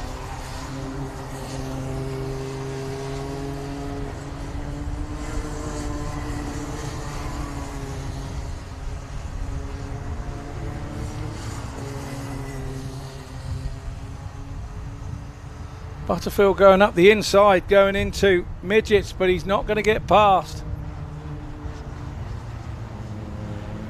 As we come round for the last lap, it's Junior Wright out front.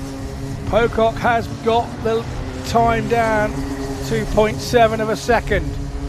He caught up 0.4. Oh, there's going to be a clash of the two going into Tomlinson and Butterfield. I think Butterfield has got Tomlinson once more going into the Haynes loop. But there's your front two. Down behind the steering wheel is Junior Wright, trying to streamline his way to the finish. Rio Pocock is there and has visibly closed the gap. It's closer than 0.7 now. As we come into the last 2 turns, it's Climate. He's got to get that right, Junior right. Now he's got to get Tolly's right, and he gets it right and comes over the line for the win. It's a win for driver 11, Junior right. Rio Pocock is second. He adds a second place to his 2 wins. Third, Butterfield did make that stick.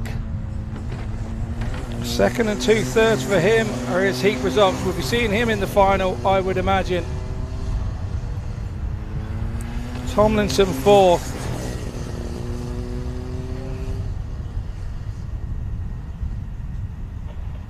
Here's the confirmation of the Rotax Cadet Heat 3 result. A win for Junior Wright in second, Rio Pocock in third, Johnny Butterfield, and in fourth, Wilfred Tomlinson. And here's some of the highlights of the action from this Rotax Cadet Heat 3. Again, really tight stuff from the guys going down into Winger's Dip. And this is where it started to get a bit harum-scarum. There's a launch up the inside there from Butterfield. We go further down the race.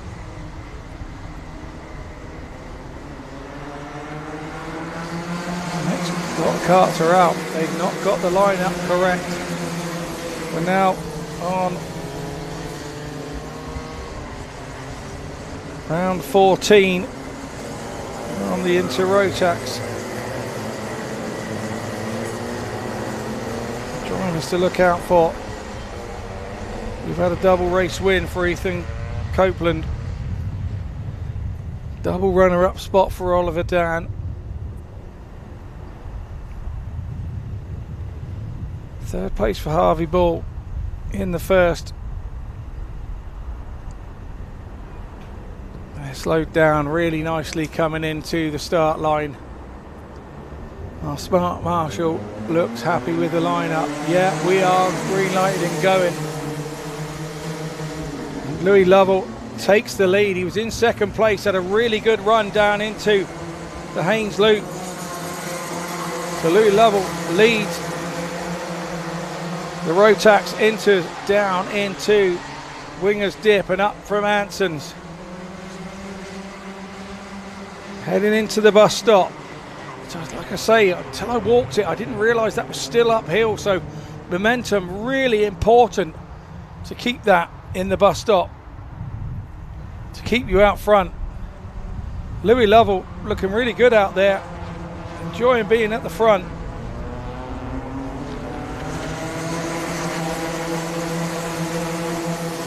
He is now got a driver all over the back of him in the form of Harvey Ball. 0.13 of a second behind him. Ball looks the quicker driver at the minute. Louis Lovell got us really good out of Johnny's and down into Winger's Dip, up from Hanson's. Going to take a dive up the inside ball, but no, Louis Lovell holds off. Really good stuff from him.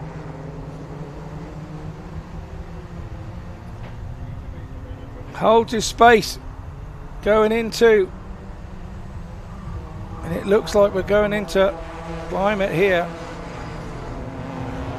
Lovell's been returned back to second spot. It's Harvey Ball out front. Copeland coming through the group now. He's just passed Alfie Garrett on the last lap. Warren Atkins coming up through as well into 11th. Louis Lovell's been passed again by Oliver Dan, going down into Winger's Dip. So Lovell in a few short spaces has gone from first to third, but we know that doesn't mean anything in karting. He can be back up to first in half a lap. Really enjoying this. Really good race. Harvey Ball out front, Oliver Dan second, Louis Lovell third.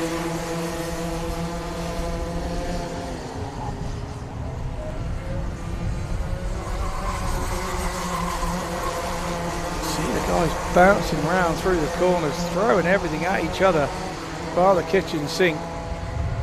Harry Ball has now got close attention from Oliver Dan.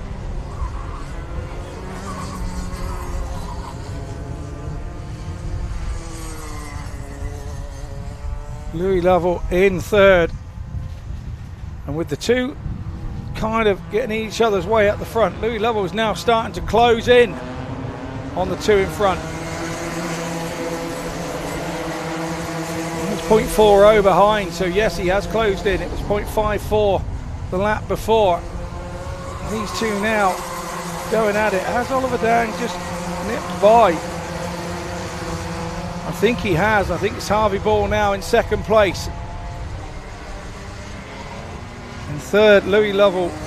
Ethan Copeland's come up another couple of places. He dragged Alfie Garrett with him. So Louis Lovell is going to have to be careful because Copeland's on the march, and he went 1-1 in heats 1 and 2.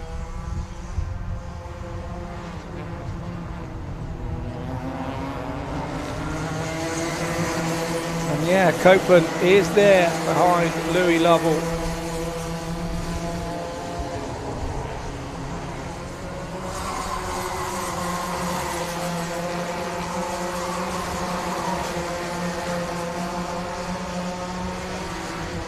Got 1 and 2 battling it out. We've got 3 and 4 battling it out now.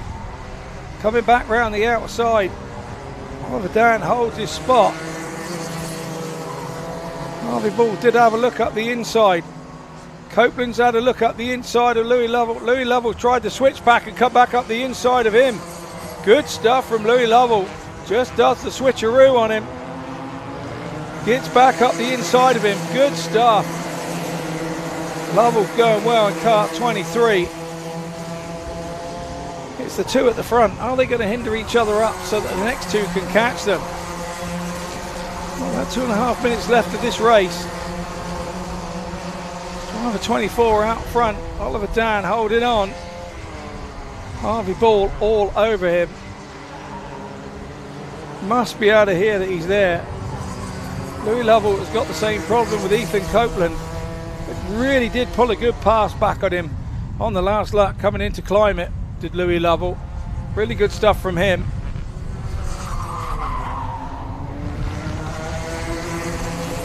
As we go over the line again, Ethan Copeland having another little dig at Louis Lovell, coming around Parsons into Haynes. I don't think he got him.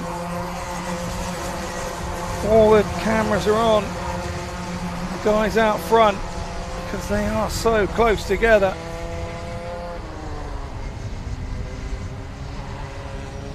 Yeah, you can see Louis Lovell there with the distinctive helmet in third place. He's managing to hold off Copeland at the time, but Copeland's now gone under him. And has he managed to perform the switcheroo back on him, Ethan Lovell? We will see.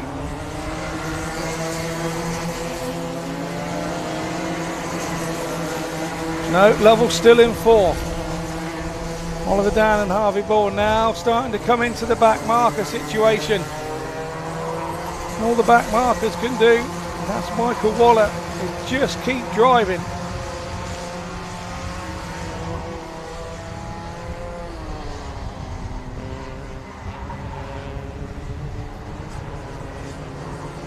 The guys at the front will get by you because they're quick enough, but you don't need you to swerve one way or the other to try and get out of the way. Just hold your line so that they can get by you. So good stuff from Michael Waller there. So out front, Oliver Dan still leading Harvey Ball by next to nothing. Ethan Copeland still leading Louis Lovell by next to nothing. And that's your top four currently. Alfie Garrett half a second behind those.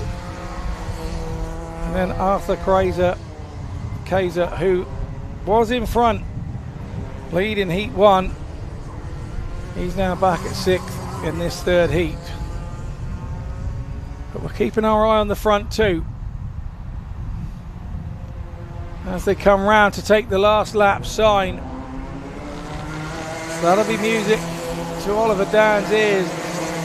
Is that going to create Harvey Ball into a crazy move.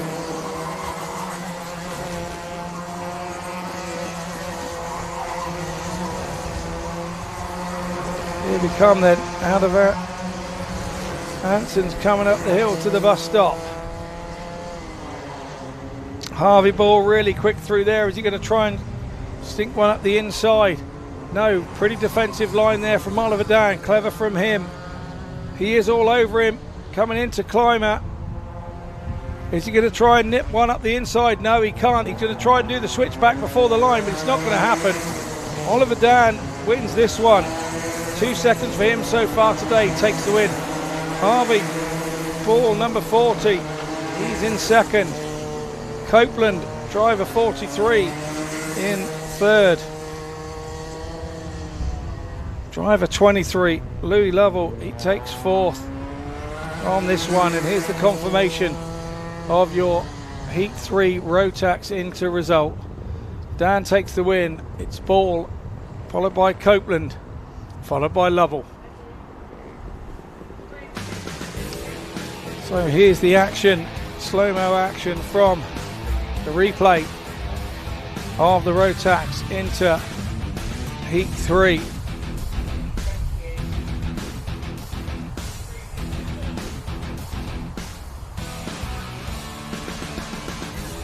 See the action going on here, a lunge up the inside there.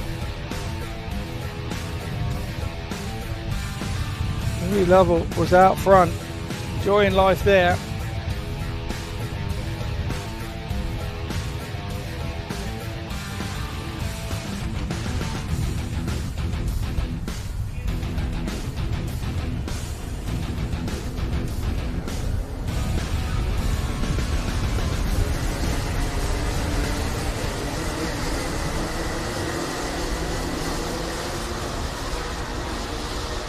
So round 18, it's Heat 3 of the Junior Rotax.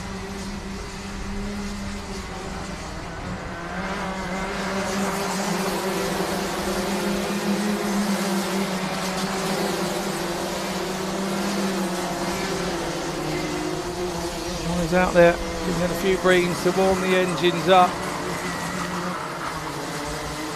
And now being slowed down by the yellow flag to get in formation as they come out of Anson to go up the hill. They cut through the bus stop directly into Tolly's. There's a short little bit of tarmac between the two there, so they've got time to line up to come across the line. Our start marshal's happy and away we go. Our Rotax Juniors fly down into Haynes' loop. Barton Stacey out front. Max Lovell has had a couple of fourth places in this one. Keep an eye out for him, driver 97. Ethan Cousins a second and a third, driver 17. Travis Rose has had a second and a third as well, driver 16. And our two race wins, Arthur Way, driver 47, took the win in Heat 1. Ethan Critchley, 87, took the win in Heat 2. So as we come over the line, Harrison Stacey still out front. Arthur Way, driver 47. He won Heat 1. So he's looking now to try and pass Harrison Stacey and get some fresh air. Jaden Sheeran in third. Travis Rose, keep your eyes on him. He's at a second and a third. Driver 16, he's in fourth. Albert Campbell in fifth.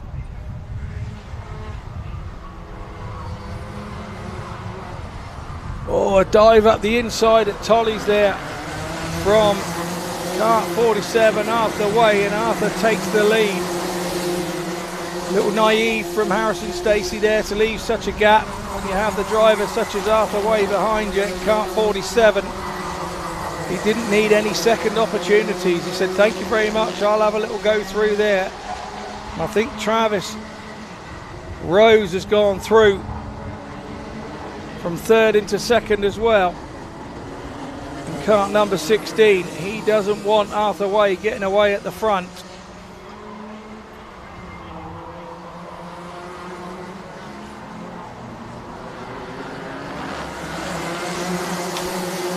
I was right, that's exactly what's happened. Bit of movement there.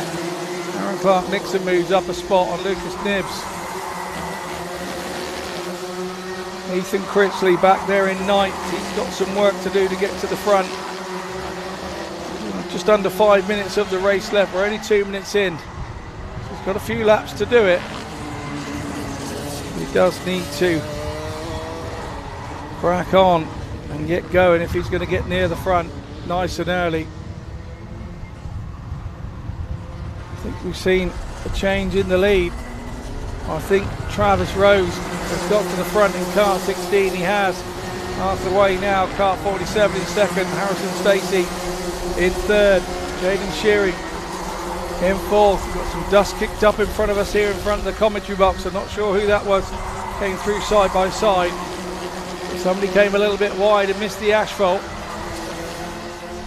But Travis Rose, once again, he's out front. When he gets a bit of daylight, he tends to go off and clear off. He's done it in the first two races, but then got hauled back in.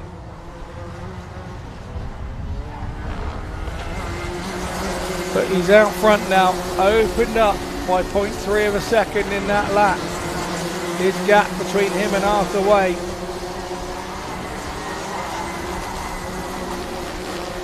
Everybody in this junior Rotax group absolutely flat out.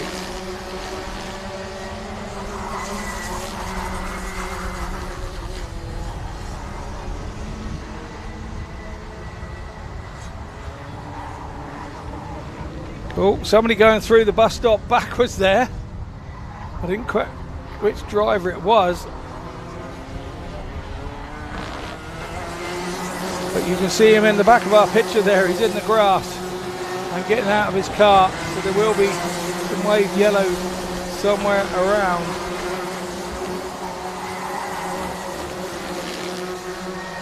Travis Rose still out front. Harrison Stacey still second. Jaden Sheeran third. Mark Buchanan to fourth. Lucas Nibbs fifth has taken Clark-Nixon back. Max Lovell coming through the pack. The car 97. He's now in seventh. But out front, Travis Rose looks to be gapping the three behind him. Stacey, Shearing and Cannon are the ones chasing the leader. There's another little pack behind him, being led by Nibbs. It involves Clark-Nixon, Lovell and Critchley. Ethan Critchley coming up through.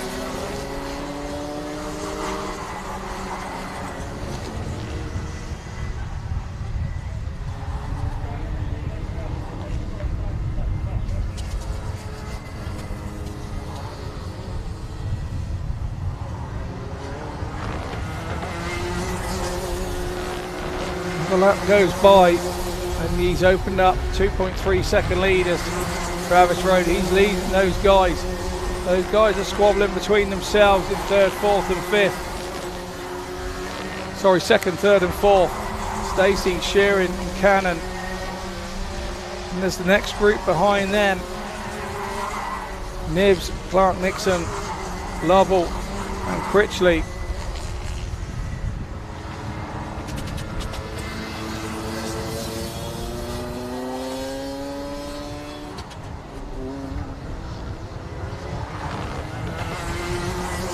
Our leaders come through once more. No change there currently. I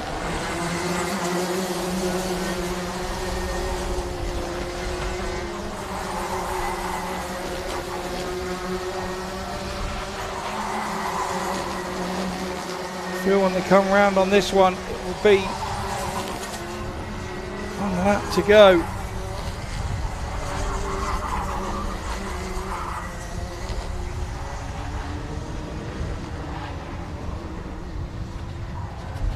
I think our leader's going to make it comfortably. It's going to be two. It's going to be two from here. It's 5 seconds to go. So 2 laps left. all those drivers in second, third and fourth to make an impression on one another. Archie Cannon throws it into Johnny sideways to try and get a bit of a cutback on Sheeran. He's got closer, it's worked, but can he now get by him? Car 11 there, Mia Beckley doing the right thing, getting out of the way of that squabble for second, third and fourth, and that's what it is a squabble. The last lap board goes out for our leader Travis Rose.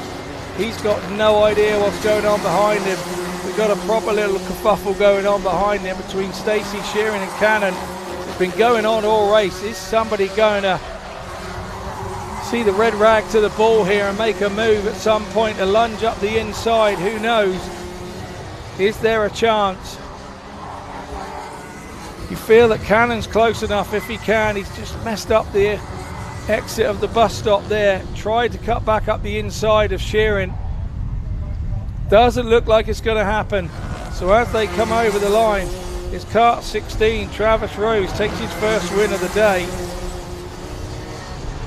In second is Kart 51, Harrison Stacey. In third, Jaden Sheeran, Kart 54. Fourth, Kart 74, Archie Cannon.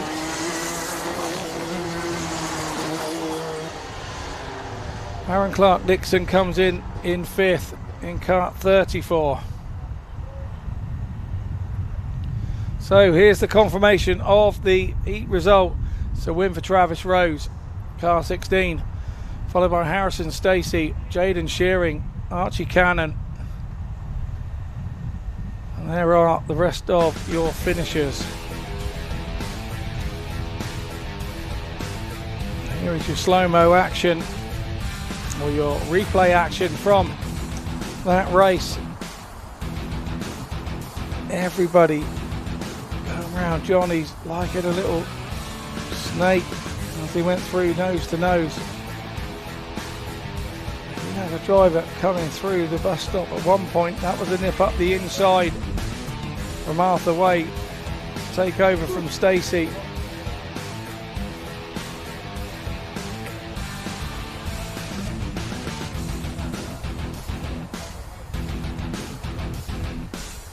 There we saw our reverser going through. And there is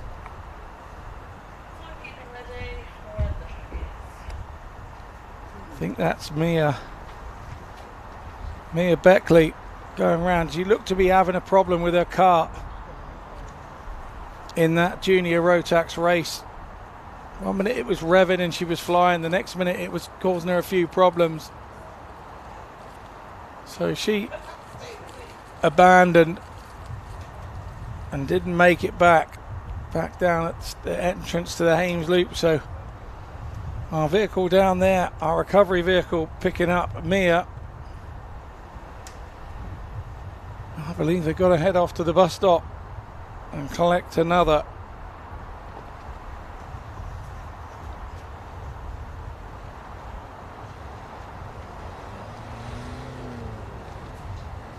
So I'm not sure, it could have been Alex Roach, I'm not sure. He's already got his overalls, whoever it is, they've already got their overalls rolled down. It's so hot here, 29 degrees here in Hampshire today. There you can see our recovery vehicle. Oh, it's Albert Campbell being picked up there. Kart 99. Kept his helmet on, rolled his overalls down, his race overalls down. Obviously they're fireproof and everything else, so they are sweltering on a day like today. Good work from our recovery team. They bring them back to Parc Ferme where they get unloaded onto the kart trolleys and wheeled back to their pit bays and try to sort out the problems.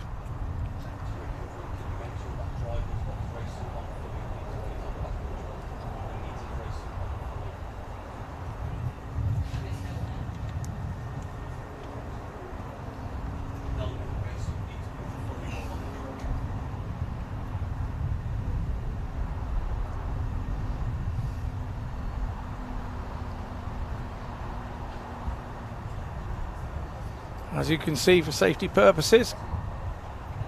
Race suit being put back on whilst on the truck, and helmet back on.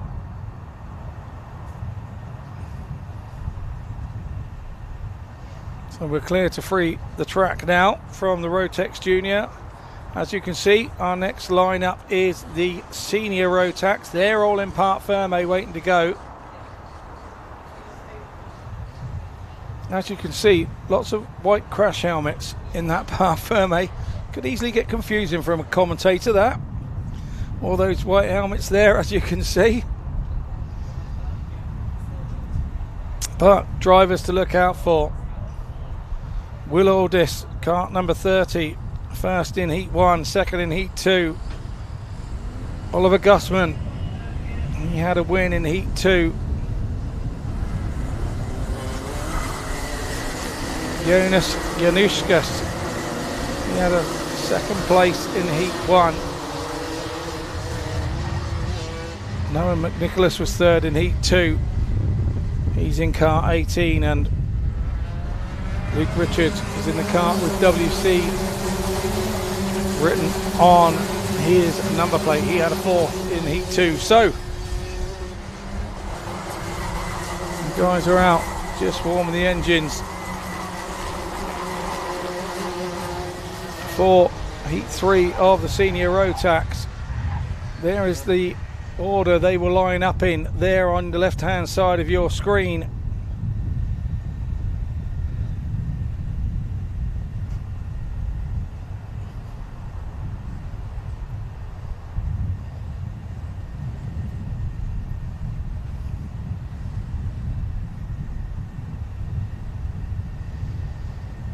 Lineup looks good. Going through the waved yellows at a nice gentle pace so that everybody can get all together. And we've got the green light and away we go. Kart 46 out front, Harry Clark. He is currently second in our championship here in the Forest Edge Kart Club Championship for the Senior Rotax. You'll want to make hay while the sun shines. James Watson not here today, nor Michael Pugh, so he'll want to maximise the points, all the points he can, to try and get himself up there to the top, which he should be by the end of the day. He'll want to have a few points lead. It's Harry Clark. Noah McNicholas comes in, kart 18 in second. Freddie Snellen in 66 in third. Lucas Reeves 16 in fourth. And the rest come through the pack. Lead is now heading up to the bus stop chicane. And it's Harry Clark now being closed in on by Noah McNicholas, who tried to nip up the inside of him going into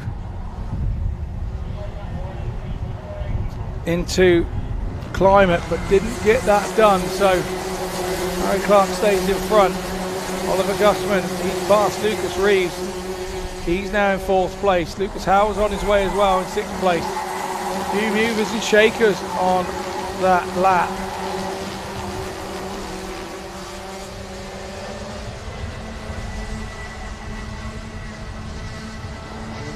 As the front two now start to gap from third place, Freddie Snelling and Oliver Gussman. Harry Clark, Noah McNicholas out front. Oh, Clark must have made a mistake somewhere, because he's now got Freddie Snelling all over him. 38, now it's Grossman. He's gone through and got a couple of places, and once again Gussman now is up to third, up to second. He was in fourth, past third, very next corner, past second, and now Gussman is in third. Harry Clark still out front, and you can see that Gussman's there in third in that distinctive yellow kart with the blue on it. And he's sort of put himself in like a cat amongst the pigeons there in amongst that next batch, and that's made them all drop back a little bit. It's allowed Harry Clark to get a little bit away. But now Gusman will take charge. Nicholas in third, Richards in fourth, Reeves fifth, Howell sixth.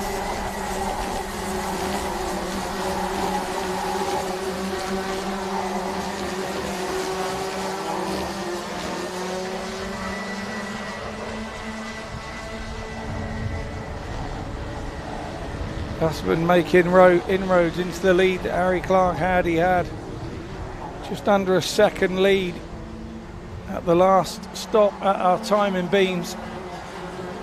He's now coming through once again, and I feel that that's visibly closer. It is. He's halved it. It's 0.46 for Harry Clark is his lead over Gusman now. Nicholas still in third, Richards in fourth, Howell in fifth, Reeves in sixth.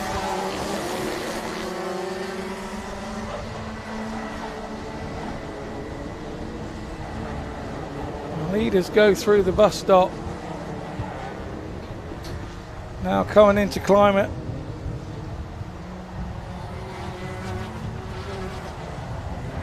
Coming round Tolley's our last turn, and now there's no visible gap between them. Going up the inside, Gusman takes Harry Clark, so he now takes the lead, as you can see on our screens. Driver 46 now out front, going down into Winger's Dip, coming up out of Anson's up the hill to the bus stop. Harry Clark has not let him go just yet.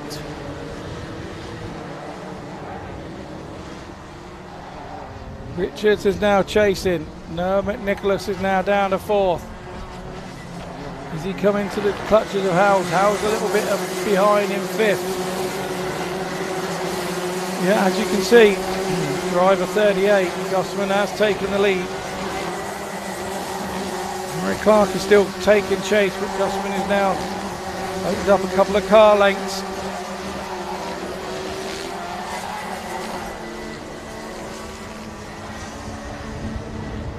Good stuff from Gusman.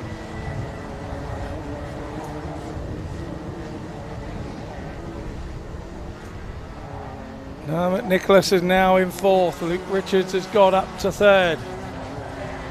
Keep your eye on the car with the WC written on it, because he is absolutely flying. He's now right up behind Harry Clark. He was half a second behind. 0.2 of a second now as they come over the line. There's no seconds now. Looking at those two going up the hill into the bus stop. Both going at it, throwing the kitchen sink at one another.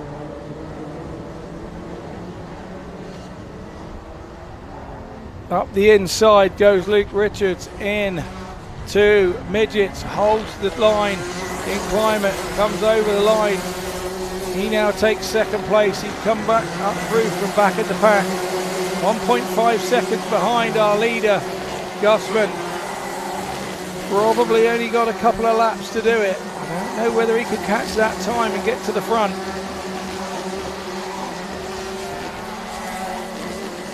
Will Aldis, our winner of Heat 1. He's down in 9th, kart 30. He's also second in Heat 2.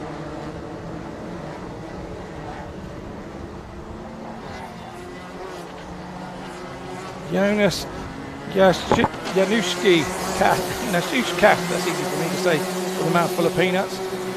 He's now in 10th. He had a second place in the first race as well. So he's not having the race that he wanted to after starting the day so well in Heat 1. We'll keep our eye on our lead group as they head into Midgets. Coming up into climate is Oliver Gusman. Now into Tolley's.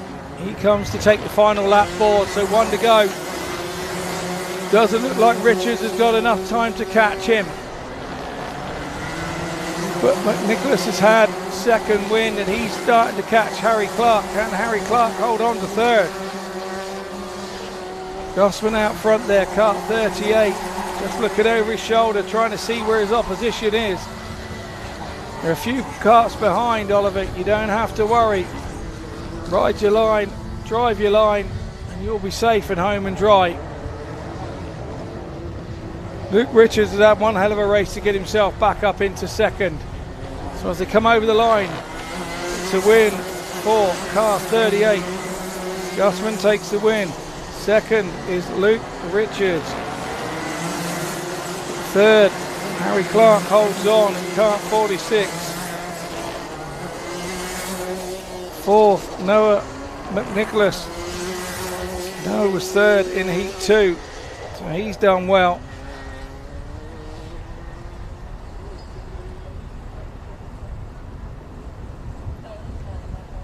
So here's the confirmation of the senior Rotax heat 3.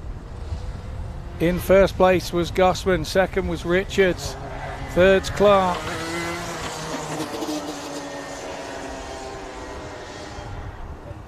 And here's the replay of the action from the senior Rotax heat 3.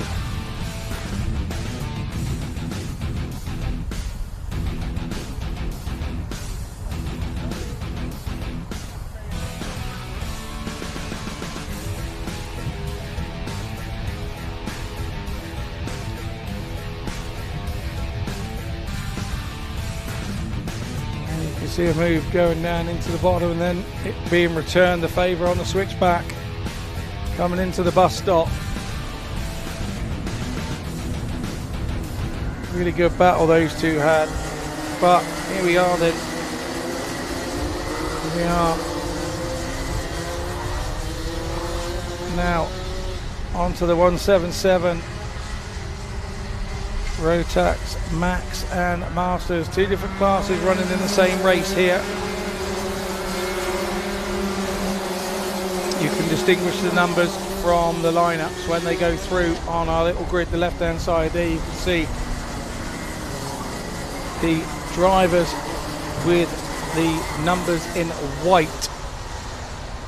They are in the Rotax Max class, and the drivers with their numbers in black, they are in the Rotax Masters class. But we send them all out together, so there's enough for a race. Ooh, bit of tyre warming there, bit of weaving from car, looked to be 15, I think.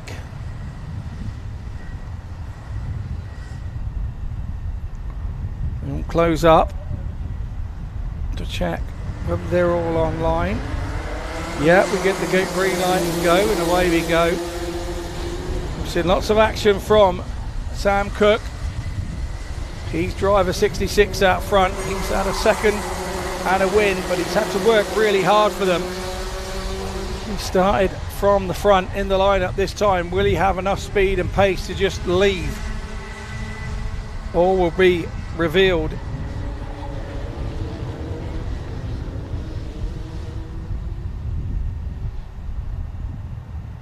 Daniel Hammett won his group in the last race as well, so there's kind of many races in one here. Daniel Cook still out front. Don de Graaf, he had a good drive in heat 1. He won his first heat and was third in his second in his class, so good stuff from him.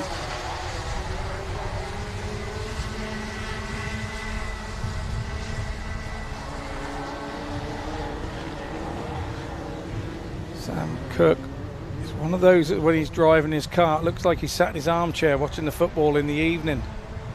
Looks so relaxed as a driver. Lets the kart do the work. You don't see him doing lots of work with his body. He just sits there, puts the kart in the track where he needs it to be. He's going to have eyes in the back of his head here, because Don de Graaf is all over him. Daniel Hammett is there too. These three starting to break away from the field. Sophie Jeffrey in fourth in kart number 90. She had a win in heat 1 in her class.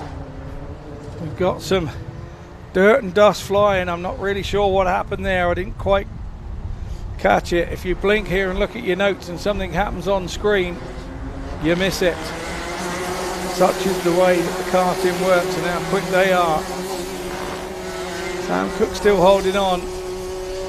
Don DeGraaf just waiting there, waiting for a moment to pounce. Is he waiting for a mistake from Sam Cook up front? But he's got to be careful himself. Daniel Hammett right up behind him. Sophie Jeffrey starting to catch the three in front as they fall over one another.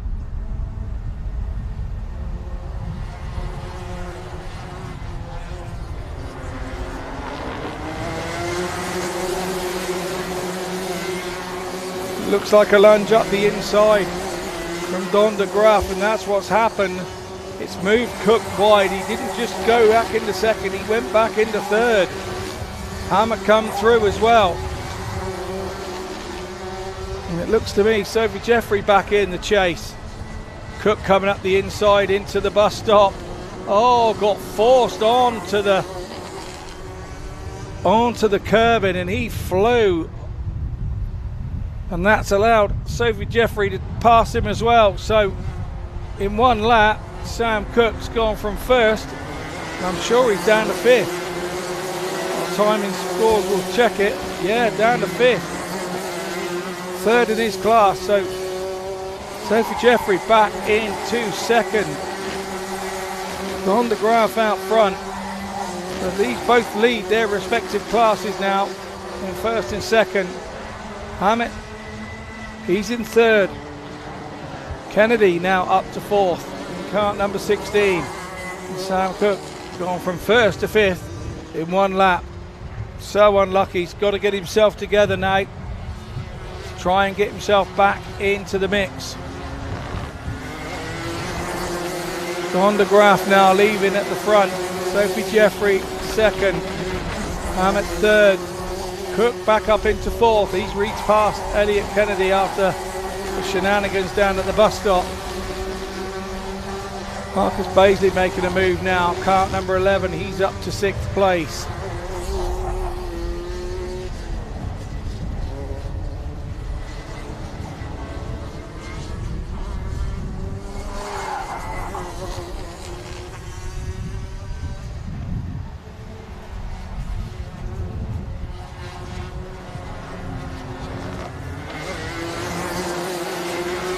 DeGraaf then goes through out front. In the interval, I did go into the paddock and ask about tyres and what sort of tyres they put on these things. And I'm being told there's a D5 tyre and a D2 tyre. So the lower classes use a D2 tyre, which is a slightly harder compound. The D5 tyre is a softer compound and gives them more grip for this type of kart that we're using here.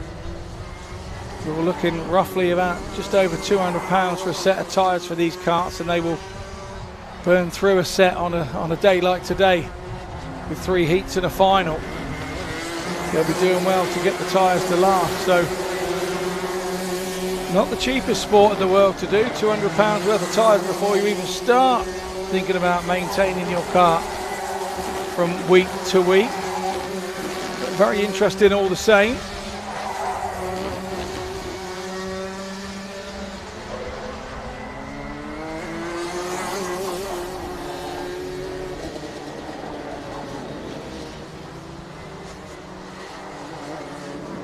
DeGraaf still out front then as he roars into climb it. Now Tollies comes up the start straight into Parsons.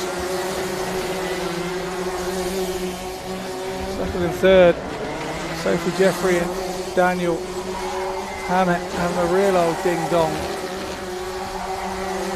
Sam Cook back there in fourth.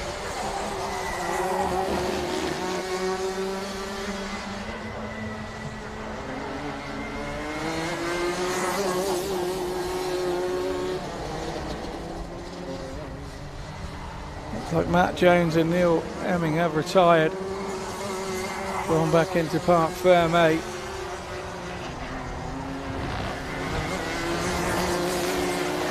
really does surprise me when you see these dirty little engines, how they manage to produce such speed and agility.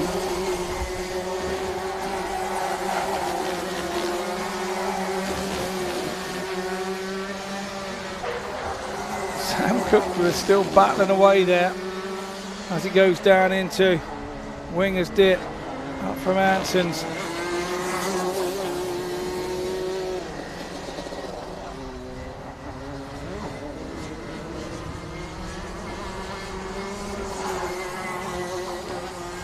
Our flag marshal puts out the last lap board to the drivers.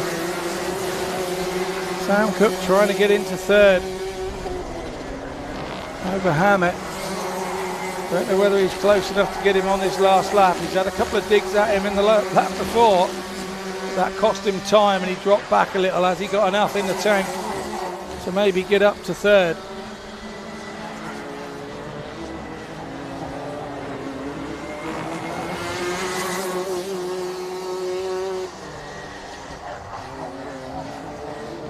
So they're heading round the last two turns. And it's Don de Graaf who's going to take the checkered flag. Win for him. Sophie Jeffrey, kart number 90 in second, but wins her class. Daniel Hammett, RSC, he finishes in third, but second in his class. Sam Cook, kart 66, second in his class also. And there we go, Marcus Baisley, he came home in fifth. This is the official confirmation of the 177 Rotax Max and 177 Rotax Masters Heat 3.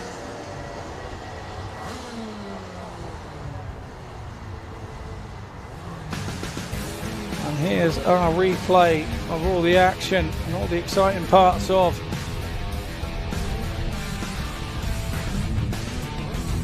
Heat 3 of the 177 Rotax Max and Rotax Masters.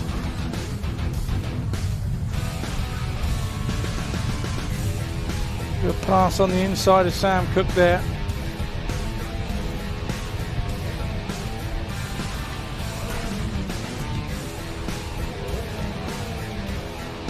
No matter what Sam Cook does today, he seems to be in the battles today.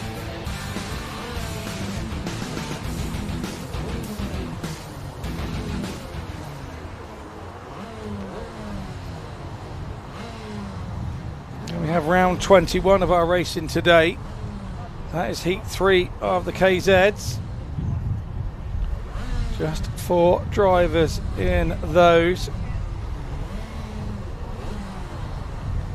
Jack Price is top of the championship, driver number 71.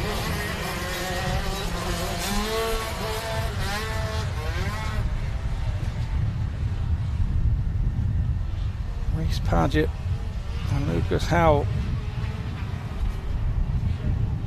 Reese Paget, Lowe and Lucas Howell are the others in second and third.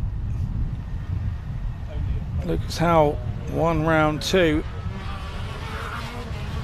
Jack Price won round 3. And Bailey Regalsford won round 4. Today is round 5. We are now on Heat 3.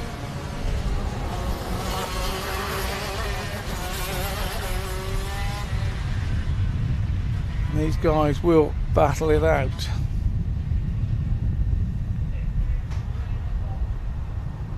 For top spot.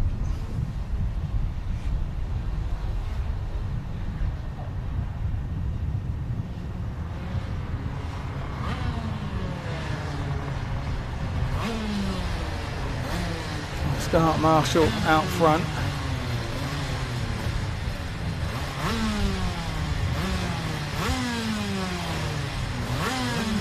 We only have 3 drivers in this race this time round, and away we go. It's a real slow start for driver number 19, Lucas Howell. Didn't get off the line at all well, and that's let Bailey and Jack, car 92 and 71, head off into the sunset with him keep clutching it at the start, trying to get it off the line. So he's got an awful lot of time to make up.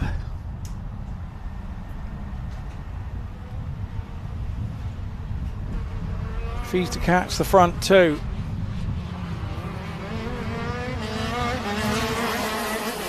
Bryson, the Garsford out front. Bailey won Heat 1, runner-up in Heat 2. Jack Price was runner-up in Heat 1 and won Heat 2, so we shouldn't be surprised to see these two out front. Lucas Powell may have been training a little,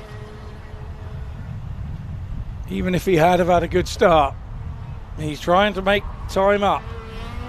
He has one around here, Lucas Powell, on round 2 of the series, the championship. And he has open track to go catch the front two. Price, quarter of a second behind Bailey Rickarsford, but we know in this game, quarter of a second's nothing in these little karts.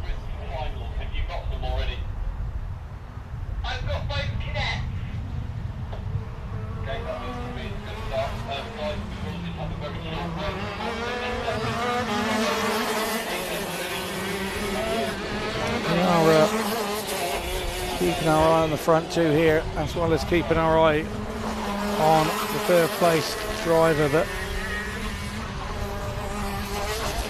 all the actions here at the front. Both karts are evenly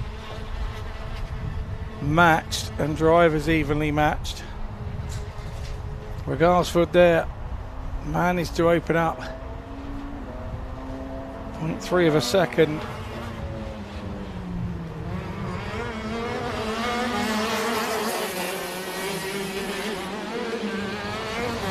That's been closed by Price.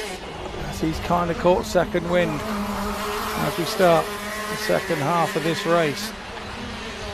Oh, he's all over him now, he really is. Finding the throttle spot. No bus stop chicane for these guys. Karts go straight up through and they have an extra long back straight. Karts really going for it here.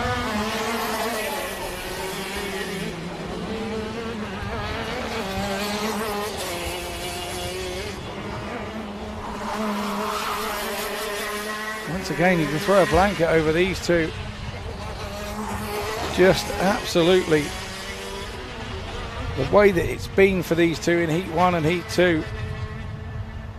Bailey managed to win Heat 1. Jack was in second. Jack managed to win Heat 2 with a last gasp pass, if I remember rightly, on Bailey to win Heat 2. So it's always been these two all day today. I bet they're even parked next to each other in the paddock. That's how close they've been all day. They don't look the sort to have queued up in the burger van together. I don't think they eat burgers on race day. Maybe not till it's finished. But yeah, they've been inseparable so far all day.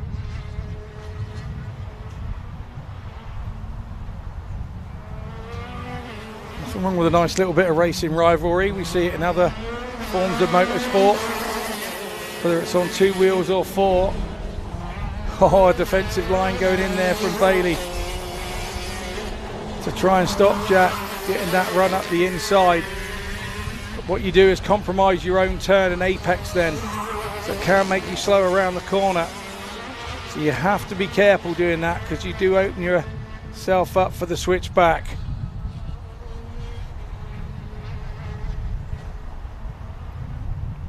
I'm sure my commentating friend David Croft will be talking about switchbacks with the Formula 1 commentary later this afternoon. Crofty and I go back a few years.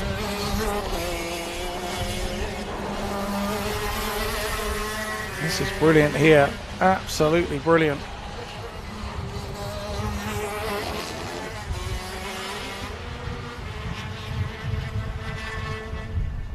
Did see this before. Rickarsford a little bit quicker up that hill on that back straight, just a touch quicker. Price then gets back all over him here in this infield section as they go past the start-finish straight into the Haynes Loop. And they go down the hill again from Johnny's down into Winger's Dip. And that last bit of the track does really dip. I had a walkabout there in the lunch break, and it does drop away that last 20 yards.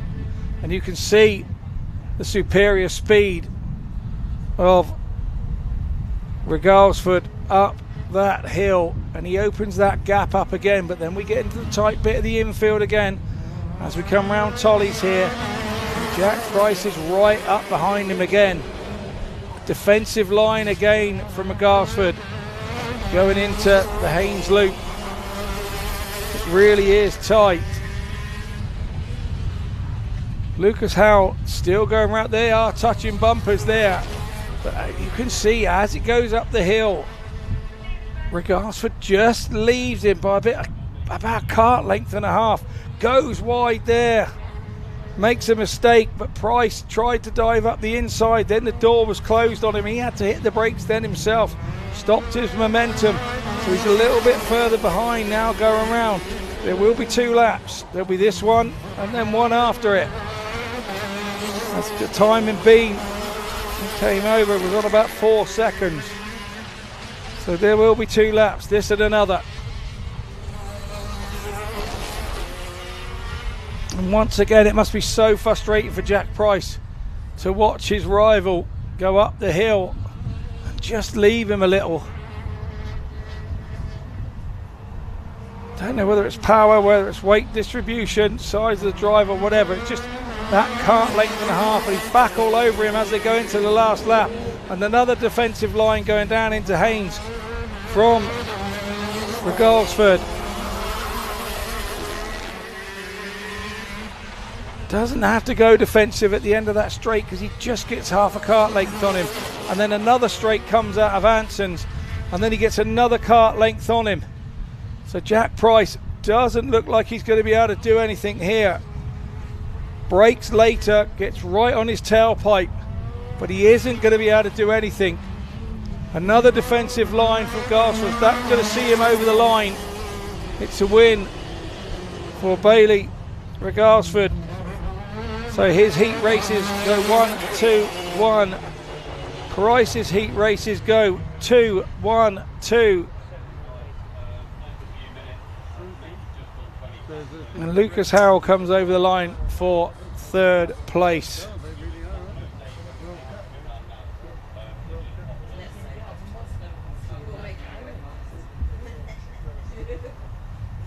Here is our start marshal. We are now heading into a short break, and we will return to you in 5 minutes or so with the finals.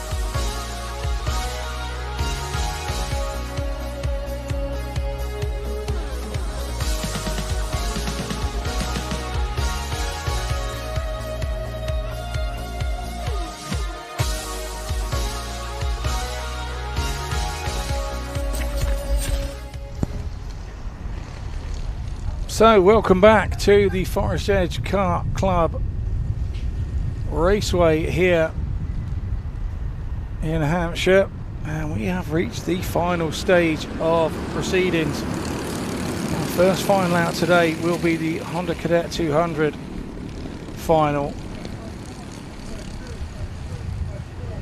Positions are dictated from where your finishing positions have been in the 3 qualifying heats that we've run already today. So this will be the Honda Cadet's last race of the day. This is the big one. This is the one where you want to be leading come the end to take over the gongs and the silverware. They come up the hill towards the bus stop. Are they in line? Our start marshal says yes, perfectly, and away we go. These races are 11 minutes plus 1 lap. I repeat, 11 minutes. They've been racing over 7 minutes in most of the afternoon and their heats, so the finals are extended.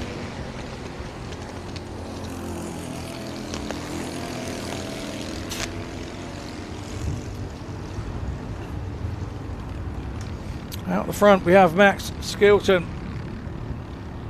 His race car today shows first and second, so that's why he was at the head of the pack. Harry Grant is chasing him, and Cruz Jenkins, which has been pretty much the way. Cruz Jenkins has had 3 third places. Harry Grant has had a couple of seconds and a win in the last race out. Max Skilton was all over him, just couldn't get him. Harry drove a very wise line when he was out front. Stuck his elbows out and said, "Hey Max, you're not coming by," and he managed to hold him off for a good 3 laps and get himself over the line by half the length of a car. Both of them have been very similar in pace today. Skilton now leading, and you can see that Harry is all over him. Those two have broken away at the front. Jack Smith has got himself up into third, so Cruz Jenkins has made himself a mistake somewhere. He was lying in third. Our front 2 go by. It seems to be Max Skilton's turn to be opening up the elbows and keeping Harry Grant behind him. Jack Smith's in third. William Woods is in 4th. Cruz Jenkins back in 5th. Rupert Lillywhite in 6th. Lillywhite was in 5th, so Jenkins has already started his comeback. He's passed Lillywhite. He's trying to get back on the podium. Jack Harris is in 7th. Jamie Daly in 8th. Harry Price in 9th. Louis James Tucker in 10th. And Max Saunders, kart 77, at the back. But our 2 lead karts come through, and it looks like Harry, in his distinctive orange helmet and race suit and orange kart, is out front. Number 45 takes the lead. He's overtaken Max Skilton at some point around the track. And this is a position that Max found himself in heat 3, and he chased him for 4 minutes. But he's got 8 minutes to get back by him here. Looks quicker up the hill this time round.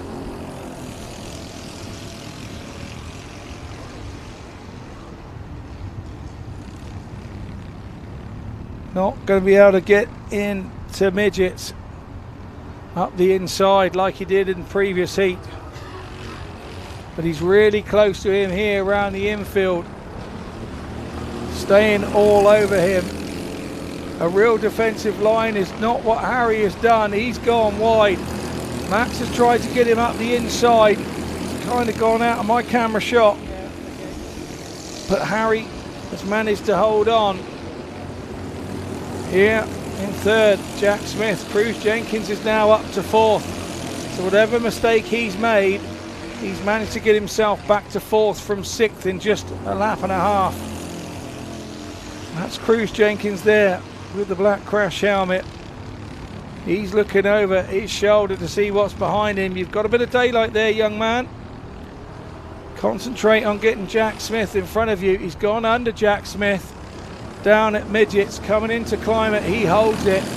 Our front two have come over the line. They're now 5 seconds in front, maybe 6 seconds in front of our third place driver, Cruz Jenkins. The top two are starting to gap the rest. Cruz Jenkins, now that he's got a bit of fresh air, will be looking to leave Jack Smith in his wake and not make the mistake that he made before. We didn't quite see that. That was off of camera shot. But the front two are away, coming in to climb it now, and they are all over one another. Slipstreaming is not the word for it. It looks like they're tied on. Looks like they're towing.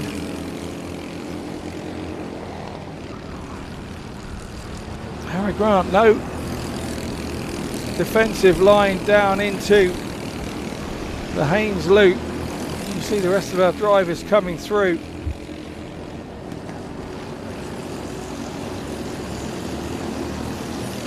What I love about this sport is that there's battles front and at the back.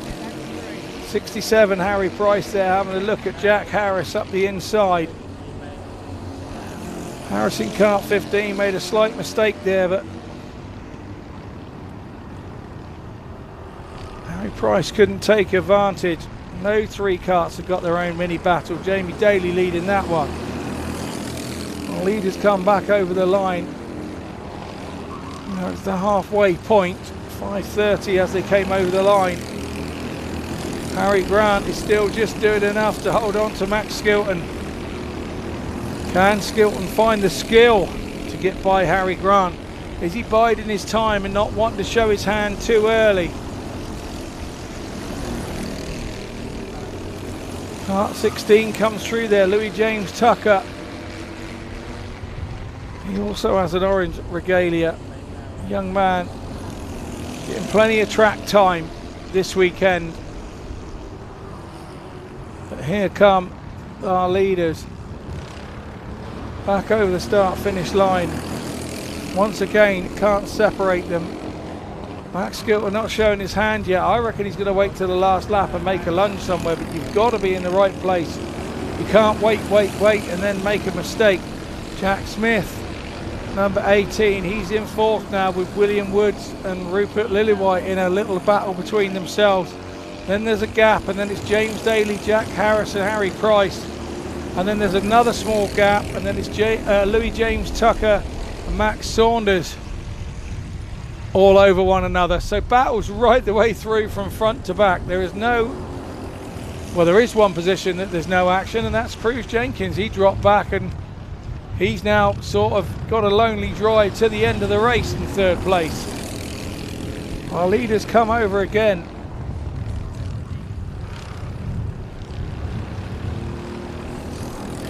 And when I watch other sports of forms of motor racing, they say that you can get into a sort of follow my leader sort of situation, a first and second, when you're following each other lap after lap, and you can forget how to get past somebody. Or is Max Skilton just being a wily old fox and waiting for his chance to get past Harry Grant? He doesn't want to show his hand too early. Harry gets by him fairly comfortably when Harry gets to him, so he won't want to show his hand too early. Around 3 minutes to go with this race. It's an 11-minute race, so 8 minutes have gone. We are in the final stages of this race. And these two young fellas at the front have given us entertainment all afternoon. They have been brilliant. There's no two ways about it. I think we've got a bumper hanging off of the back of Harry Grant. I think we've got a flapping piece of something off of his cart.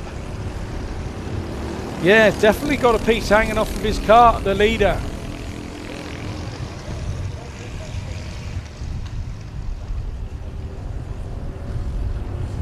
Driver 45 could be in fear here of being flagged. He's seen it and he has pulled off. What a shame for Harry Grant.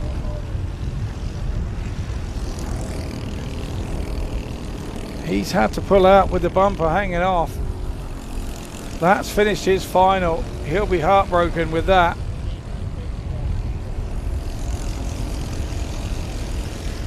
So Max Skilton now takes the lead. Cruz Jenkins, who was in third, has now got an unexpected second. As our leader comes round, he's going to have a 10-second lead, isn't he? He should be able to take it easy for the rest of the race. Minute and a half left. Let's see how many second lead he has over Cruz Jenkins. Harry Grant drops out of the proceedings. Yes, just under 10 seconds back to Cruz Jenkins. Well, the Max Skilton's team will be pitboarding him and letting him know that he has time. Everybody jumping up as Harry Grant, he's dropping down the rankings. Heartbreak for Harry Grant and the family. Unfortunately, that's racing. Could have caught that bumper on a curve, could have cut in front of Max Skilton and got touched. Whatever it was the bumper that was hanging off. It's ended the race prematurely for Harry Grant. Max Skilton out front. He's already gone 1-1 today in Heat 1 and Heat 2, second.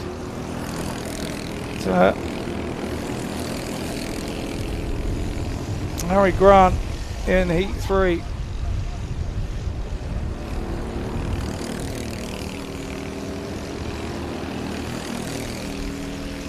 Looks like the 1 lap board's going to come out. Doesn't 11 minutes fly when you're having fun?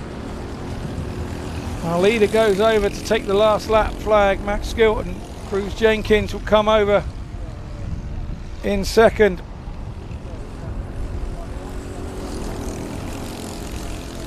Kart 43. We're waiting now for our third place man, Jack Smith, to come over. He's Kart 18. Number 11, William Woods, comes over fourth. As the karts all spread out, Rupert Lillywhite in fifth. And there we see our leader as he comes round to take the checker flag and win the final. Arm aloft, arm in the air. Two arms in the air. He is absolutely ecstatic. Here's Max Skilton. Well done, young man. Cruz Jenkins comes over. Probably doesn't really place just yet. And Jack Smith comes over in Kart 16. Kart 18, sorry. The guys are still battling for club championship points right down to the line. Kart 15, Jack Harris happy with his 7th place as he raised his arms over the line.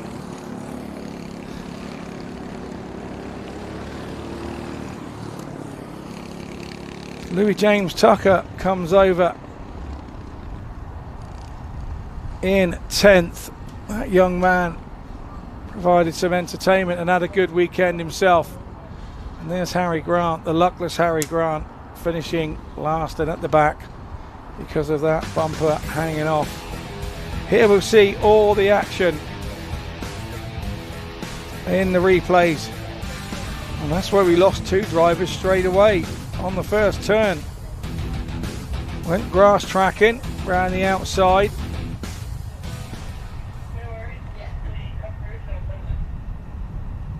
So here we are then, final number 2. The Rotax Cadets, they're all ready to go.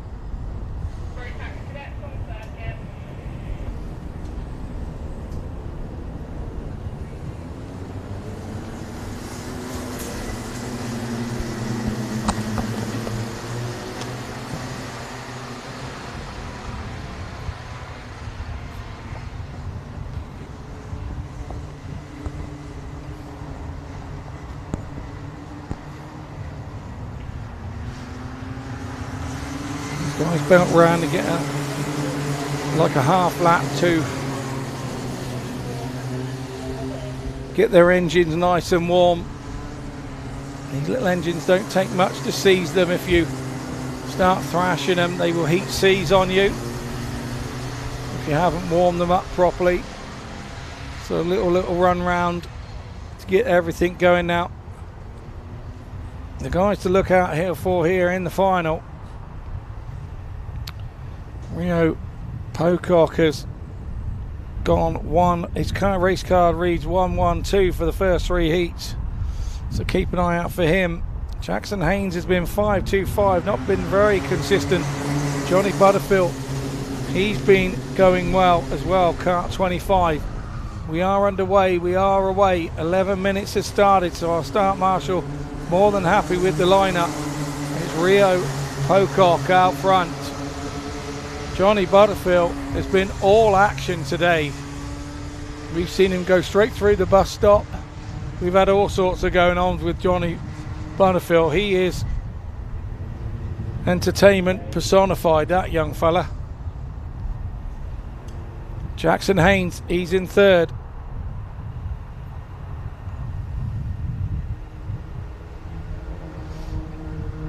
And of the last 4 finals, Johnny Butterfield has found himself winning 2 of them. Junior Wright goes up into second. Wilfred Tomlinson goes into third. Jackson Haynes drops to 4th. Johnny Butterfield comes through the timing screens in 8th from 2nd. So what on earth has happened there? He's been entertaining somewhere out on the backside of the track, out of our vision while we were watching the front runners.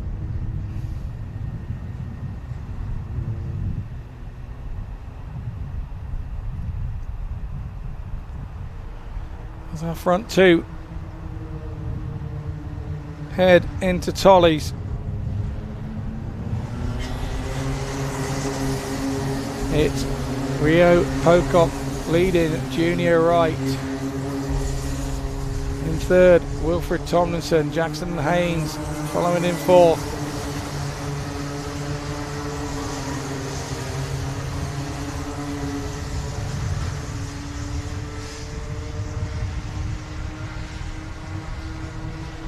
Still Purchase in 5th. Aurelio Capelon in 6th. Ava Garrett 7th. Johnny Butterfield at the back. And he's a long way back, so he's definitely gone off somewhere on that first lap. They come through for yet another lap. Pocock still leads right. 2 of them together, but Tomlinson and Haynes are now starting to catch them again. So the front 2 are tipping over one another.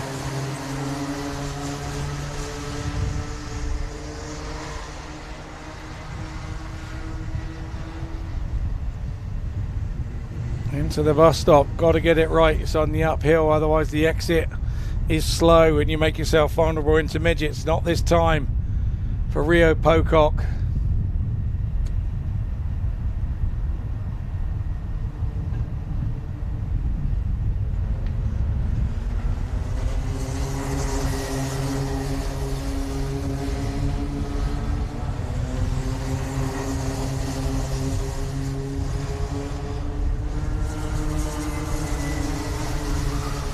Go down the hill again towards Winger's Dip.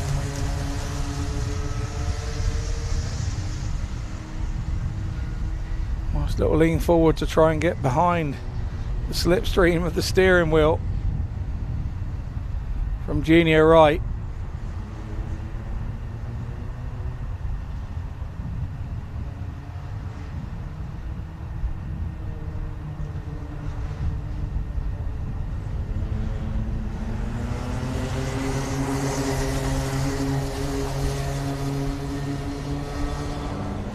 Four closing up, and then there's a gap back to kart 16 where Aurelio is now gone up into 5th.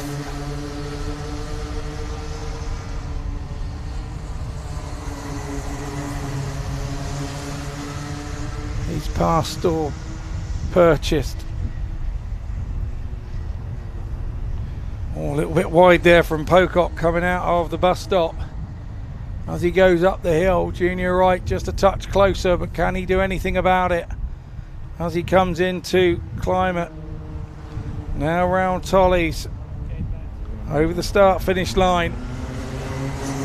Into Parsons. Doesn't have to take a defensive line. Junior Wright not quite close enough to take the big lunge up the inside of the Haynes loop.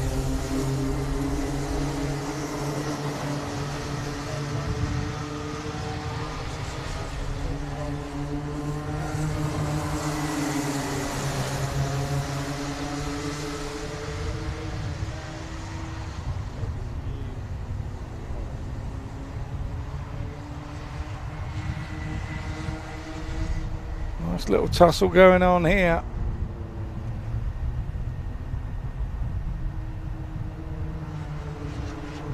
Our lead 2 starting to stretch again, starting to find the rhythm. 5.5 minutes to go. We're at the halfway stage of this Rotax Cadet Grand Final of round 5 of the championship. Edge Kart Club Championship.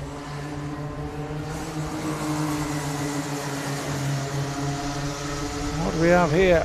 We've got a lunge up the inside going down into Winger's Dip.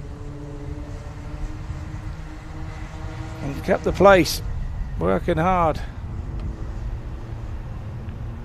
Coming out through. Our leaders once more come through.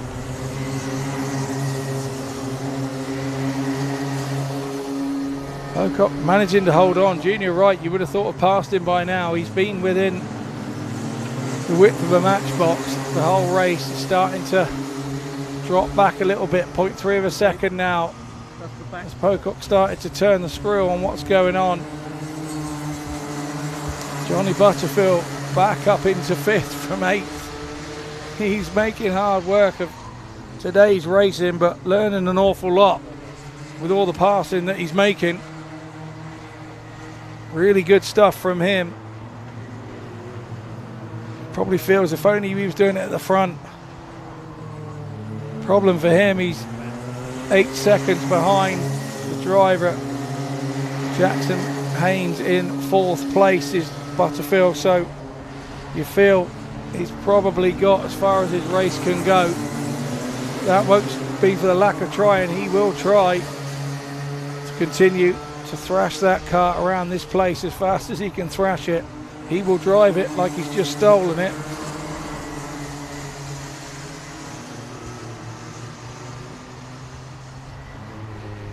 Oh, it's getting tight now with Pocock and Wright at the front. They really are nose to tail.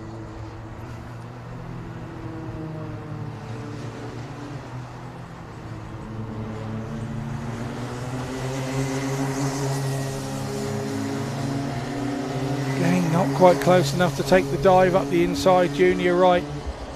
Maybe he's holding back. Maybe he's thinking he can get him somewhere else. Maybe he doesn't want to do it too early and give Pocock the chance to realise where he's fast and where he's slow. Really impressive stuff from these 2 young men out front. Wilfred Tomlinson and Jackson Haynes still going at it, hammer and tong also.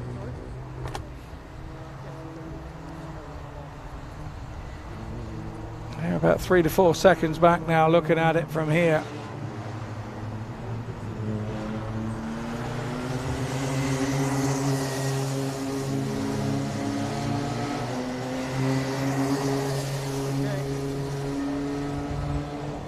It takes who has the better tyres at the end. Who knows?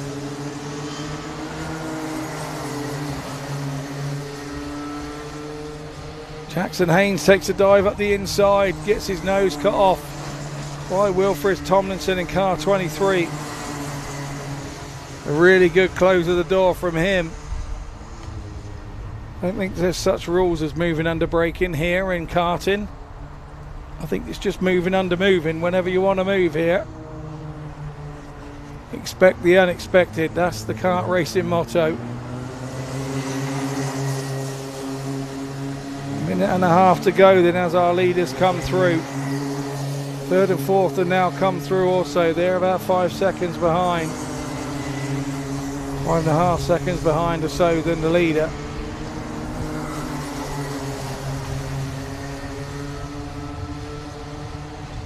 Butterfield's caught up about 1.5 seconds in that lap on Jackson Haynes. I don't think for a minute he'll be able to catch fourth place, or could he? I think he's going to run out of laps. Our lead two come over. It all depends where they come through on our timing screens with the next lap. They go into Johnny's and then round the corner, down the slope into Winger's dip. Hanson's is the corner as he come out. You can do it as a one apex, or it's got a little straight in the middle there and you can double apex it. I think if you go wide in the middle of the corner, we've seen passing moves there, so you have to double corner it.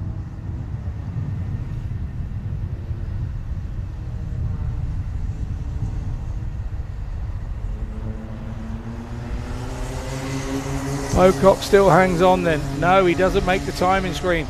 So it is just one lap to go. So Butterfield won't be able to catch the two behind. So we've got two little mini races here now.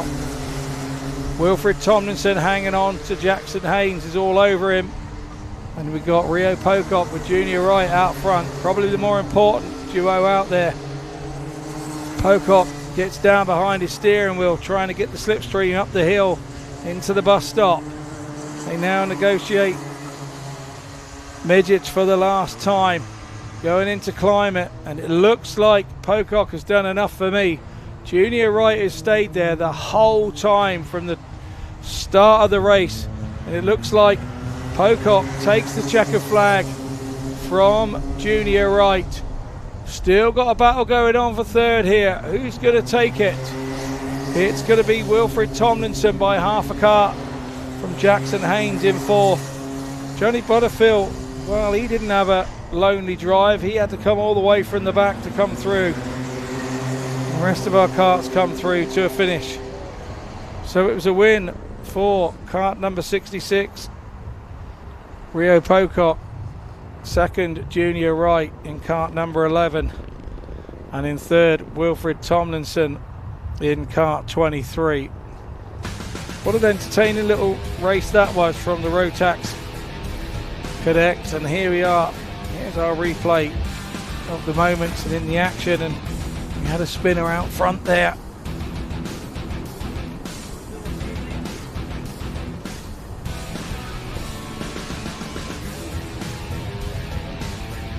Run up the inside from Butterfield there, driver 25.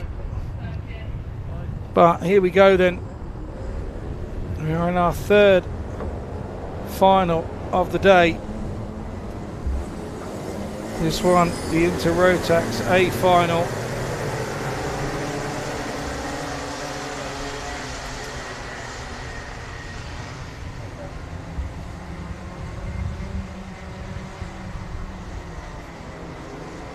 Once again, around they come, get the engines nice and warm.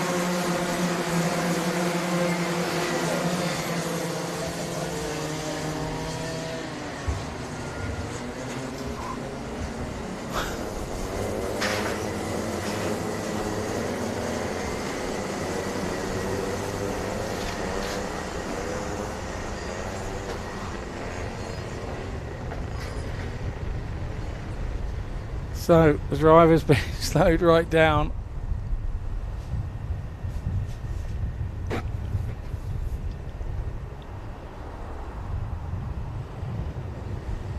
As they line up for this Rotax Inter final. Last time these guys will be on track today. It's time to pack up and go home once this one's done. but who will be going home with the spoils? On start, Marshall's happy with the way they've come. Ethan Copland, he's out front. He's had a couple of wins today in heats 1 and 2. And that's what's got him the position on the start for the rolling start. Harvey Ball in second, Oliver Down in third. Louis Lovell, he had a good end to the day, a 4th place for him in the last heat out. He's sat there in 4th right now. Warren Atkins, Henry Perrin,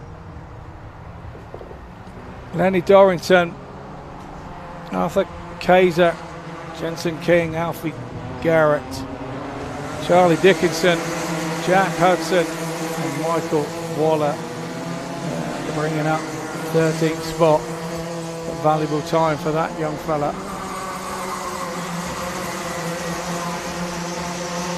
Arthur Kaiser looks to have had an incident on the first lap. He was right up there. But here we go. As they come through the bus stop. These seats have no foam in them, they're just plastic seats, so every bounce you see is a rattle on the spine for these guys. As they come over the line, Copeland's been passed by Harvey Ball. Right on the line, he passed him.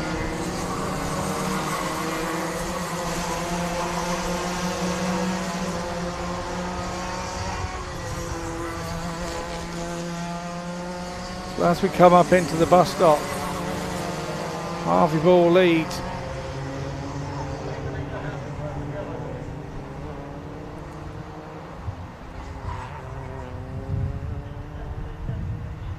Pack stream through.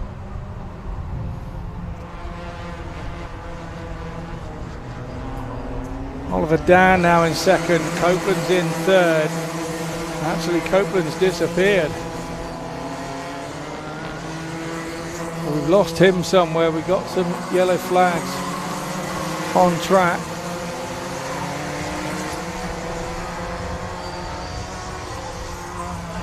That's the driver, gets back out of the way. He was leading at one time, Copeland.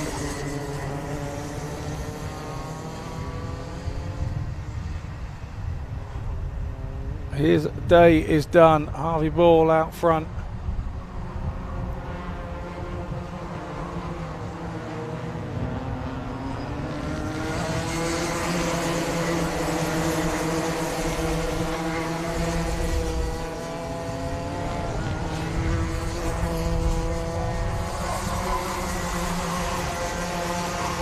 Dan giving it a real good go at Harvey Ball here.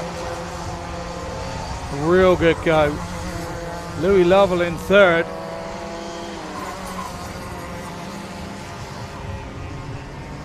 He's doing all he can to stay in touch with the front two.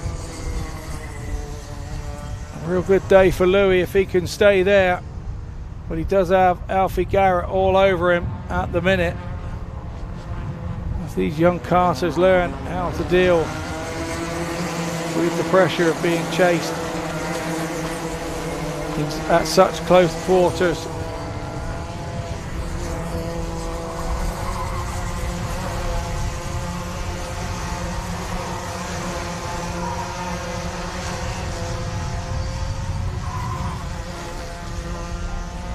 Harvey Ball, looks like these two are going to be battling away. They just start to leave those. Louis Lovell seems to have been caught by Alfie Garrett.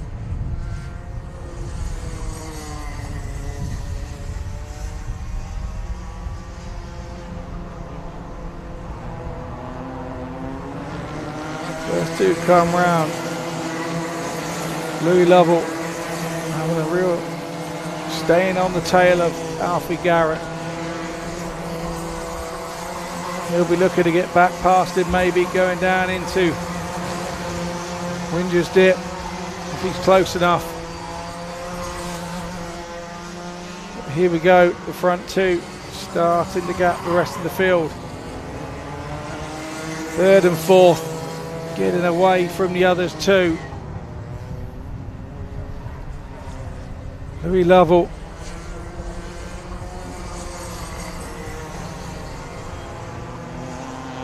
All over the back of Alfie Garrett again.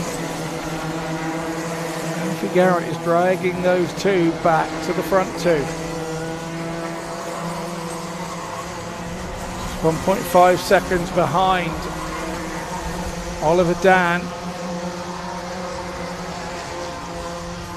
Distinctive helmet colour there of Louis Lovell.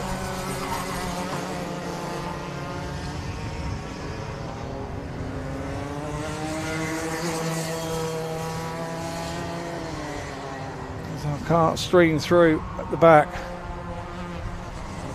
Louis Lovell there, all over the back of kart 47. Alfie Garrett, can he get by? Oh, there's a little pass move trying to go on the inside there. Lenny Dorrington, Wayne Atkins, Henry Perrin having a bit of a rubbing session there. Everybody doing their best to avoid one another. Sometimes contact is unavoidable. Oh dear. They're into the inside curb there from Louis Lovell, and that's cost him. He's lost a couple of kart lengths off the back of that to Alfie Garrett. And Alfie Garrett has now for the first time in the race put daylight between himself and Lovell. Over the halfway point then in this one, 4 minutes 15 gone to go, 7 minutes down, so we're in the last third of the race and everybody's not giving an inch. They are not giving an inch.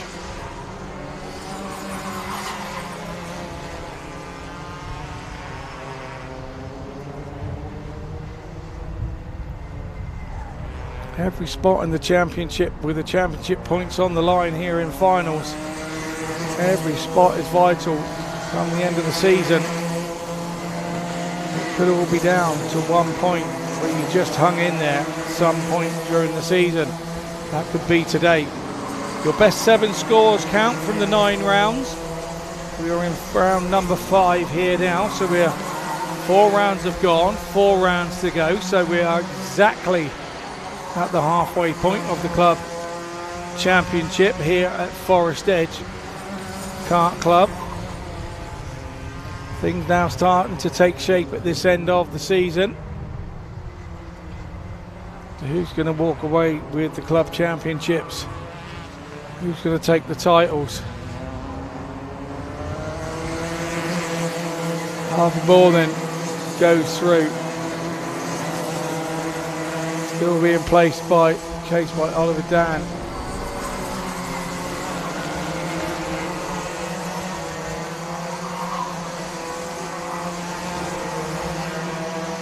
Oliver Dan just can't seem to get alongside Harvey Ball. And number 40 is just he's quicker in the places where he needs to be to stop a run from Oliver Dan, but he's going to have to be careful. Tiredness, the heat, and got to keep the concentration going right.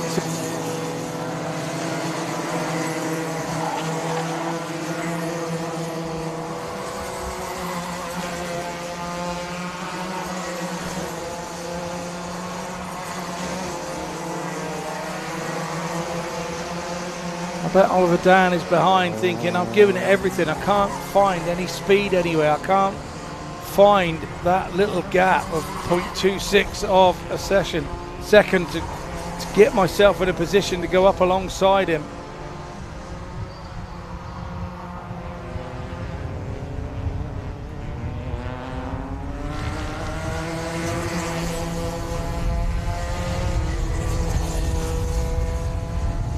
Go down into the Haynes Loop. Possibly only going to be a couple to go. A look over the shoulder from Harvey Ball, just to try and check that he's not close enough to nip down the inside. I suspect had he seen that he was, I think a different line would have been taken by Harvey Ball.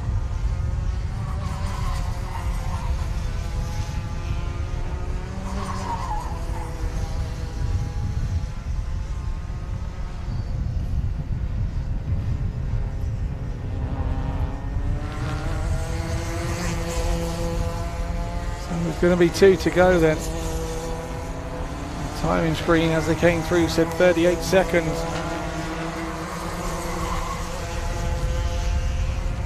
Another look over the shoulder from Harvey Ball. Oliver Dan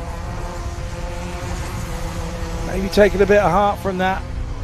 Is that Harvey Ball getting worried?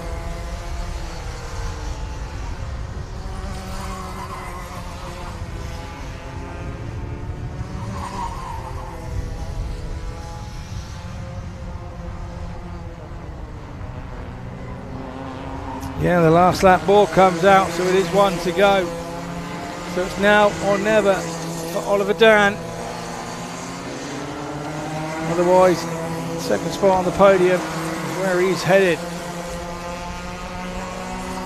Once again, Harvey Ball looking over the shoulder, trying to check where his opponent is. Is he close enough to try and stop him taking a dive up the inside?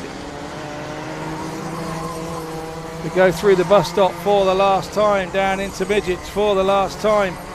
Probably the last passing space. Unless he can take a dive into Tolly's. I don't think he's close enough. Don't think he's close enough. He isn't. It's a win for Harvey Ball, driver number 40. What a time to come to the party for him. Driver 24, Oliver Dan, he comes in second. Alfie Garrett in third. Driver number 47.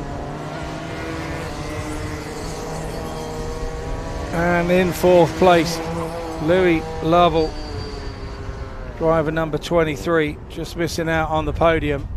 So here's the confirmed result of the Rotax Inter final.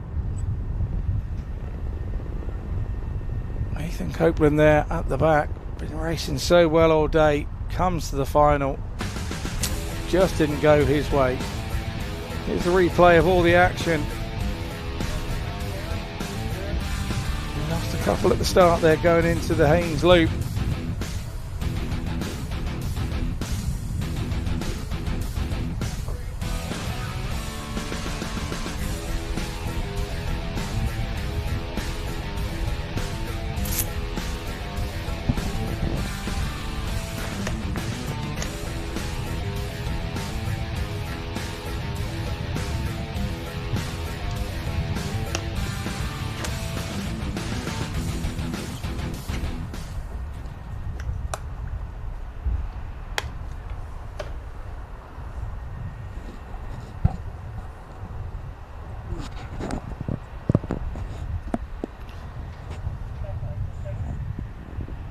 So our junior Rotax final will be our fourth final of the afternoon.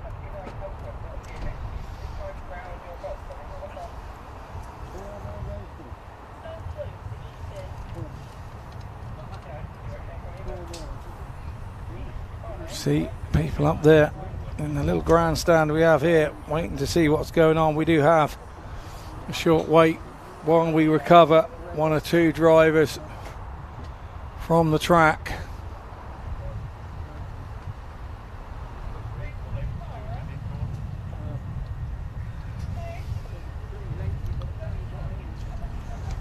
That's number 33.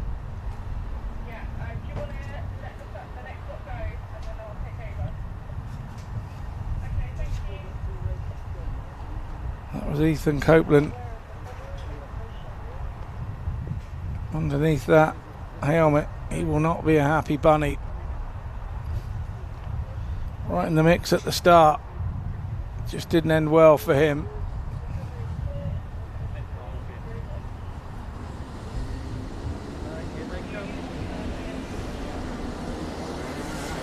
So here we go then, our junior Rotax final. Out on track as they warm their little karts up. You see them smoking a bit where they've been parked up for a little while. Travis Rose, one to look out for. Kart number 16 here. The first, the second and the third for him.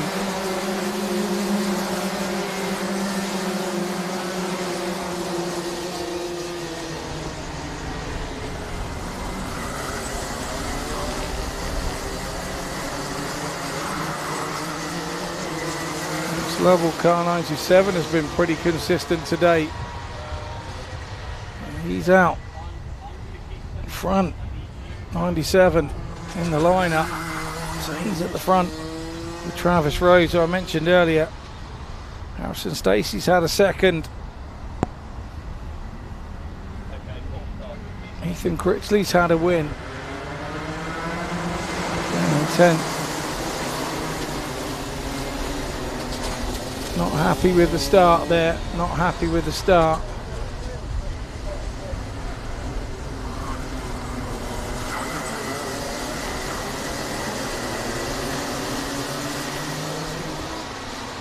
The barrier, a couple of barriers being replaced and slotted together down at the bus stop. I think that's all done and dusted and we're ready to go.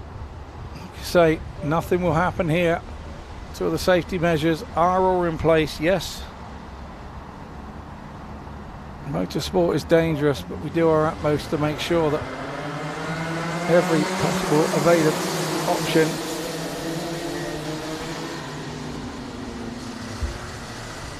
is given, and we are underway here. Lovell got passed by Travis Rose out front, going down into the Haynes loop. Now we're going up the back straight into the bus stop. Rose leads Lovell from Sheeran, from Nibs, from Way, from Cousins, from Clark Nixon, from Cannon. Critchley's there as well. Stacey is there. Connor Yu, Alex Roach, Alexander Stephan, Elliot Bennett, Oliver Warren, Albert Campbell, Riley Allen Hunt, Thomas Ray, and Albert Campbell, all out there negotiate their first lap in around about 45, 48 seconds, something like that. Travis Rose seems to be leaving the party. Max Lovell, he's in second. Arthur Way.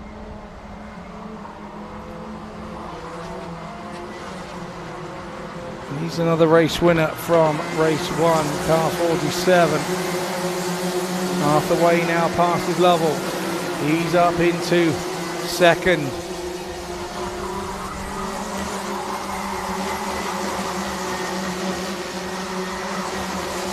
Can Lovell find a rhythm now and try and keep the other Protruders behind him? It's Travis Rose still out front.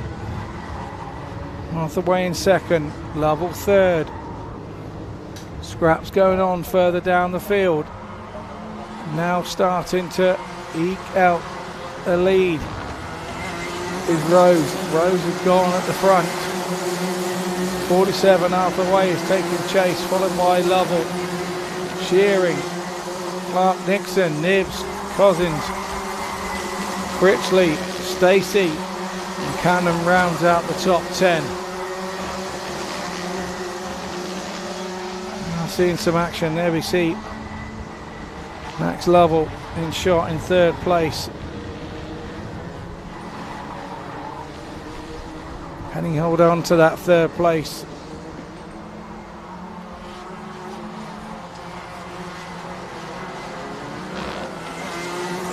Another lap goes.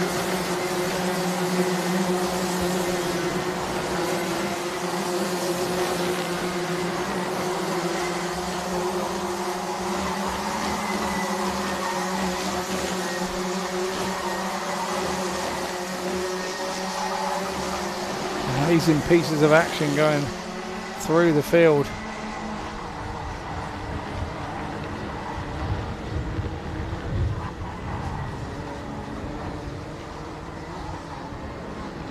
It's Travis Rose starting to extend that lead. Half the way, not able to. Yeah, he's extended it by another 10th. So Travis Rose starting to lead the pack. Half the way, second. Max Lovell in third. He's now under big pressure from Clark Nixon. Is Lovell. He knows how to drive a safe line. You don't want to really be defending, because that's compromising some of your lines and gets you dragged back in. So Max Lovell won't want to be doing that. As you can see, he has Clark Nixon all up his exhaust pipe. That's kart number 97.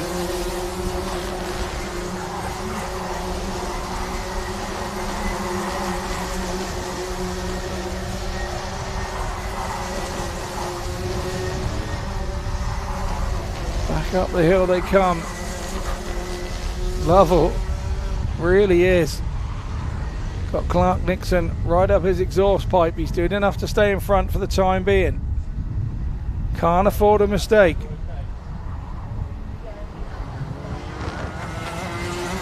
Cousins now all over the back of Clark Nixon. So one of those situations again, we mentioned it earlier.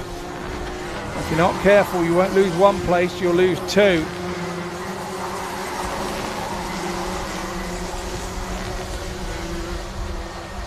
Seem to have lost Arthur Way. Arthur Way has disappeared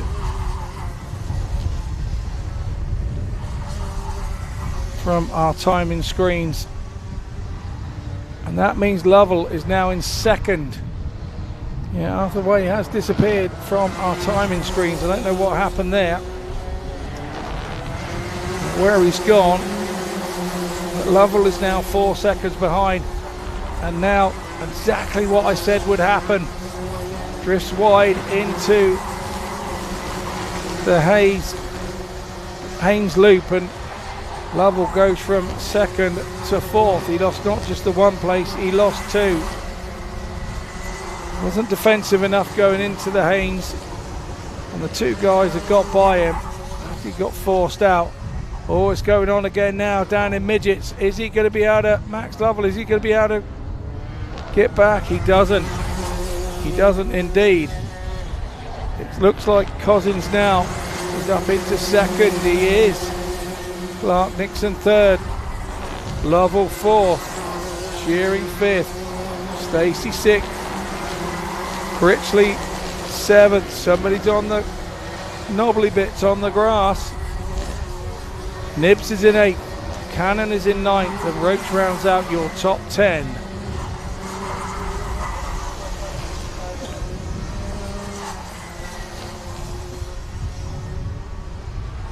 Travis Rose now comes round. Just 4 minutes and 5 seconds on the lap timer. 7 of the 11 minutes gone. We're heading into the final third or so of this final for the Rotax Juniors. But I have to say, it's been Travis Rose out front all the way. He's been outstandingly consistent today. More battling going on down the back of the field.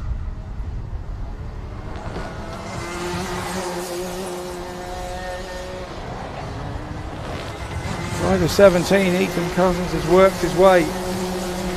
Cousins has worked his way back to the top two. Clark Nixon has been there and thereabouts the whole race. Lovell has two. That's the heartbreaker, finishing off the podium if he stays there. In fourth is Max Lovell. A really consistent performer today, Max.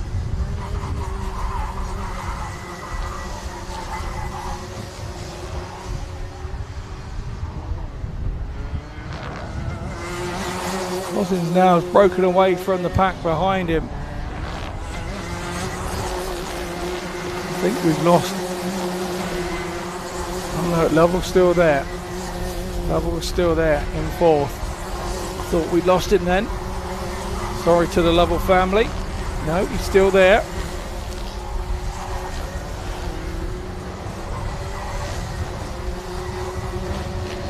And even the drivers down the back of the pack, they're still hell for leather going for it, even though they might be in 13th, 14th or 15th place. They are still absolutely slamming the throttle to the floor. 2:02 left in the race as Travis Rose comes through.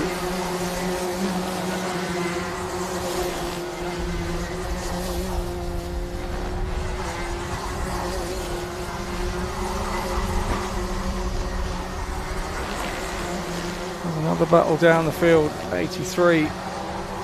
Lucas Nibbs trying to get past Ethan Critchley, the 87 car.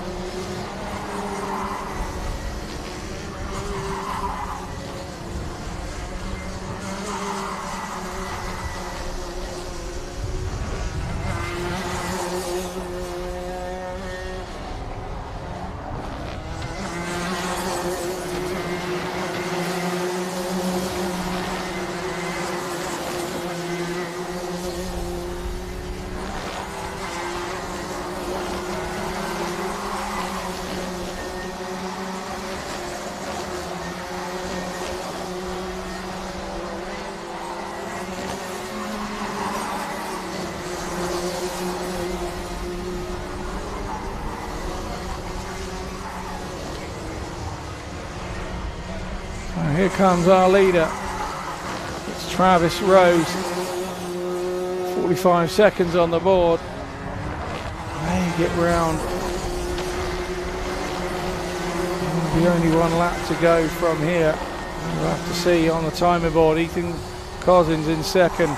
Aaron Clark Nixon in 3rd. Max Lovell 4th. Shearing 5th. Critchley 6th. Cannon 7th. Nibbs 8th. Stacey 9th, and Roach rounds out the top 10.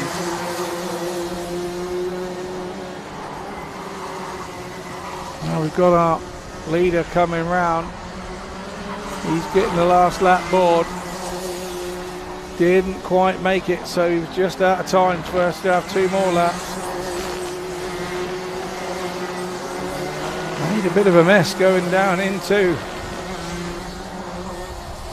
Haynes Loop there. Just as well he didn't have karts right up behind him. Travis Rose brings this home. Kart 16, he will feel it's a good day's work done for him.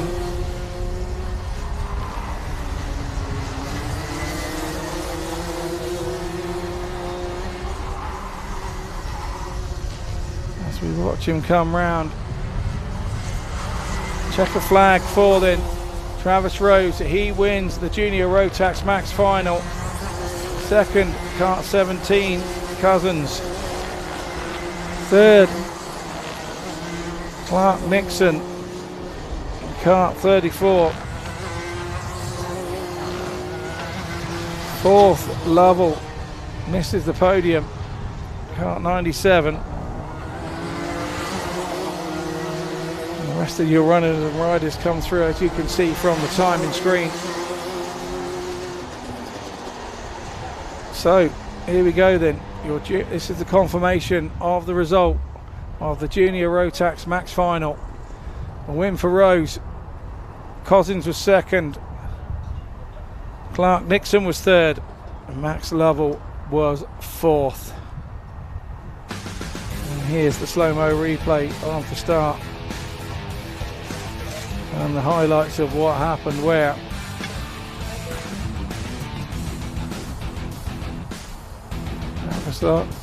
Travis was out front, Rose. Lovell got caught. Couldn't maintain that 2nd place. That was a big move up the inside by Aaron Clark Nixon on Lovell. Pushed him out and he lost a couple of spots for that. Lovell was then remaining all over the others, but it didn't quite happen. So now we head into final number 5. And that is the senior Rotax final. Drivers to look out for here. Gusman, he won Heat 2 and Heat 3. Wood Oldest, he won Heat 1 and was second in Heat 2. Harry Clark had a good third in Heat 3. Second place for Luke Richards in Heat 3 as well. Fourth place for Noah McNicholas, who also had a third in Heat 2. So we've got drivers used to being at the front here in this bunch.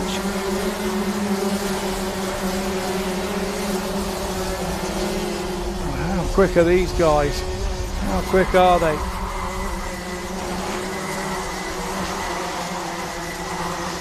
Looks like Oldest has the start line.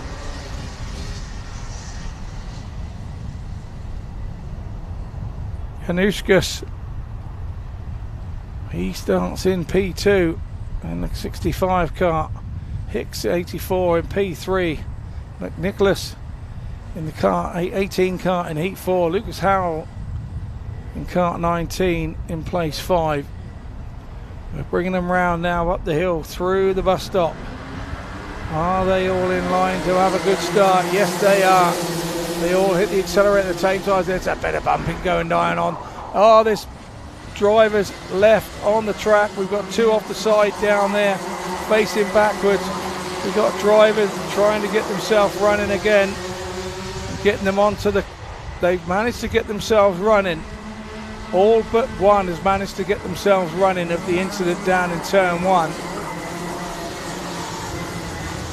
But we do have a car in a difficult spot down there on Haynes Loop. Doesn't look like the cart's going to go.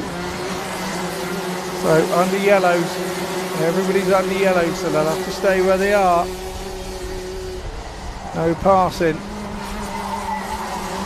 So we can get that cart down out the way, I believe.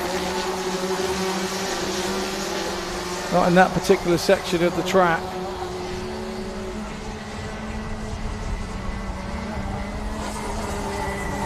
The driver has left his cart now, so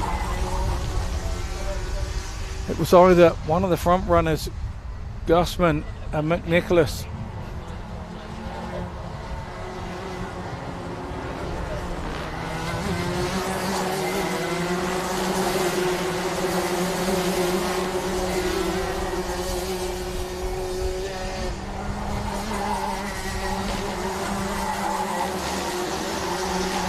So, and Howell in second, Note third, Hicks in fourth, Richards fifth, Gazulidis in sixth, Freddie Snelling in seventh, Lucas Reeves in eighth, Januszkas, he's in ninth, and Ada Blair down in 10th. Januszkas now jumps up to 7th on that lap. Been really busy, he has. This Eldest at the front gets a nudge up the backside from Howell. Trying to move him along as they go up the hill into the bus stop. There's a move coming in there. Oh, and one's gone right across. I don't think gained any advantage, but had nowhere to go. Got nudged on the way into the bus stop. I've got a feeling as we come round, it was cart number 94 that got the nudge. It was Note. He definitely got the nudge.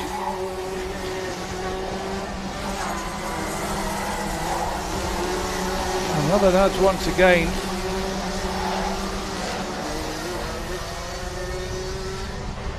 And WC, Luke Richards, he's out of the race now, down on the straight. You saw him pull up. So he'll now drop down through the timing scores as we come back through. He had a big nudge coming through Johnny's. And I'm not sure what's happened there, but it's obviously damaged the car.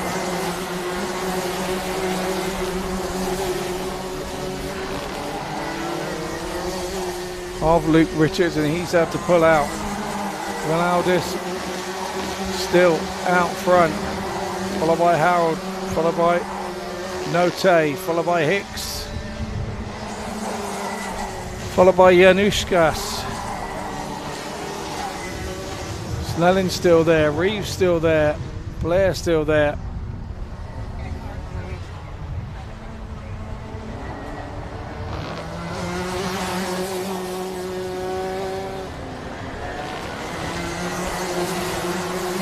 This has now opened up a 4.5 second lead over Howell, over Note.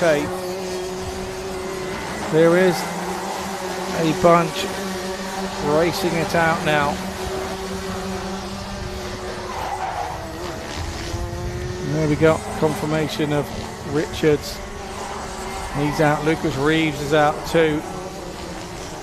Driver number 16, he's out. No lap time for him either. Will Aldis now coming round. He had a 4.5 second lead. What has he got now? He's upped it by a second, 5.3, so 0.8 of a second. He has managed to open up.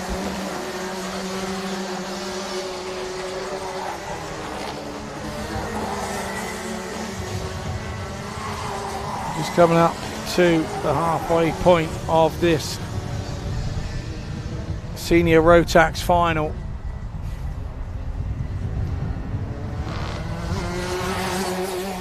And our leader goes through once more, and then it's a battle from there. 19 Howell, 94 Note, 84 Ben Hicks, and 65 Januszkas. Really are all on it. They are all battling all over one another. This is going to be, this could end in tears here. This is the final.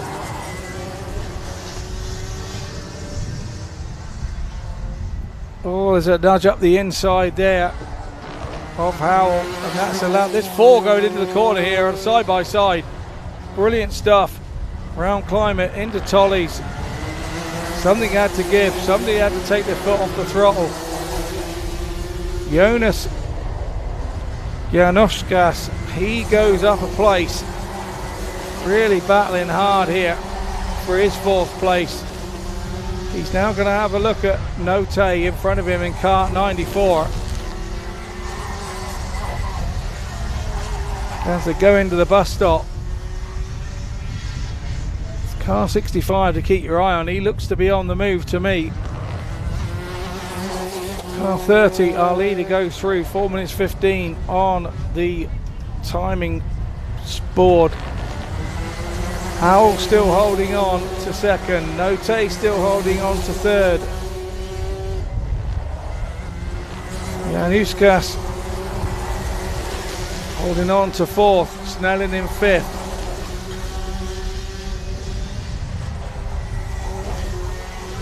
Really exciting stuff here between those 4. Our leader, Will Aldis, as he comes round once more. He's unaware. He is absolutely unaware of what's going on behind. These guys are falling over one another. Aldis really can take his foot off the gas. He has a 9.75 lead, 9 3/4 second lead as we speak, with 3:15 left on the clock. He has dominated this race from start to finish, as Aldis cleared off at the front, let the others do all the fighting between them. It really is astonishing how he's managed to get this lead. Lucas Howell looks to have broken the pack. He looks to have got away, leaving 3 to battle it out now. Car 19 managed to get himself a second and a bit lead on the next 3 behind him, Note, Snelling and Januszkas. We've got some dust kicked up here as they've come along the start straight finish. Somebody's overshot the rumble curbs.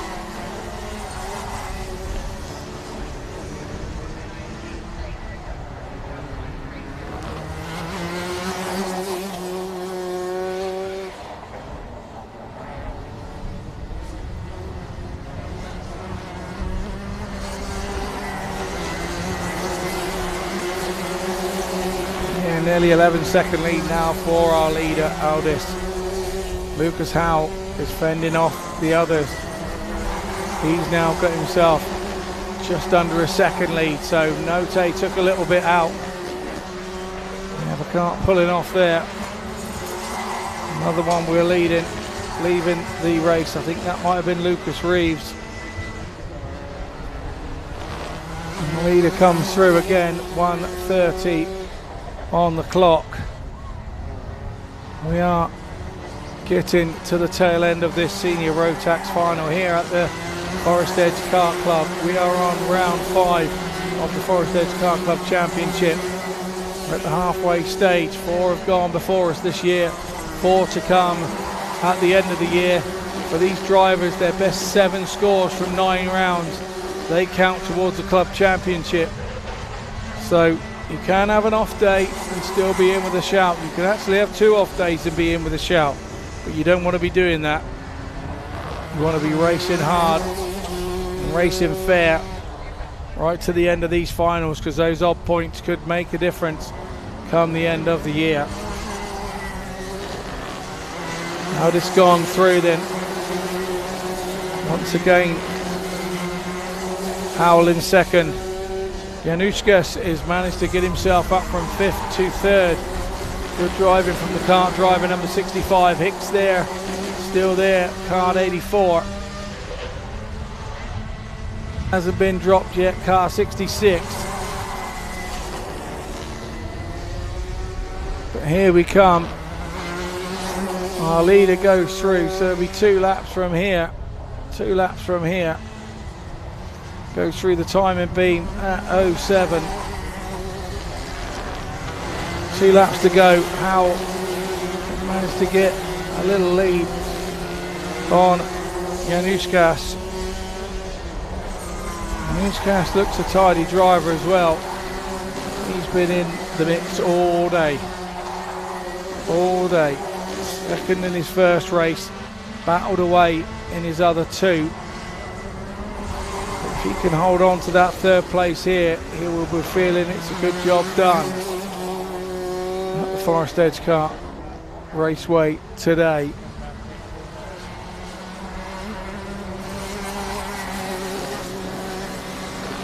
Second place driver comes through now, 13 seconds behind. 13 seconds behind. Last lap board went out. It's all down. This battles all the way down the field. Nobody gives up here in the last couple of corners. It's Will Aldis. He takes the karting championship today, gives his kart a good tap, puts his hand up. Aldis wins it, kart number 30. Coming in second is kart 19, and in 3rd, kart 66, Freddie Snelling. So, incident down on midgets in that last corner, or last lap. Seen a couple of drivers go off.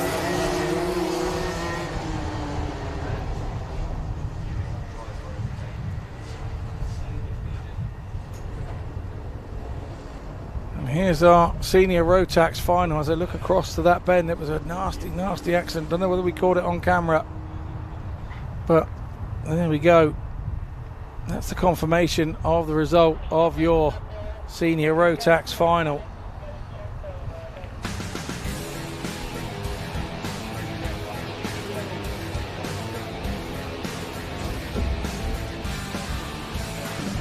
Here's the highlights of said race. There's the incident right at the very start.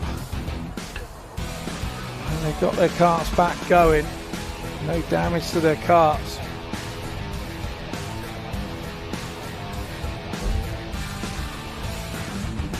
Straight over the chicane there for one driver.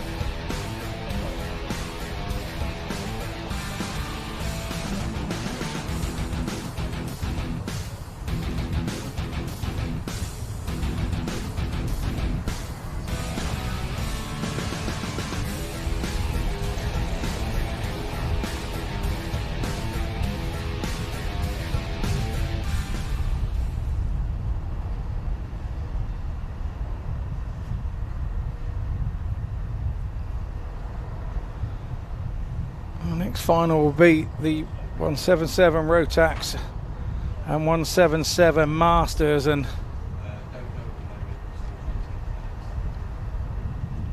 we do have an incident down on track.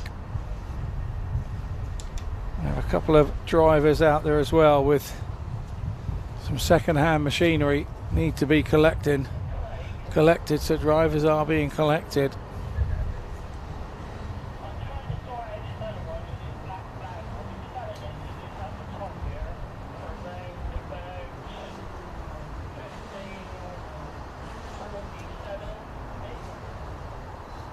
As you can see, some of our senior Rotax drivers being collected.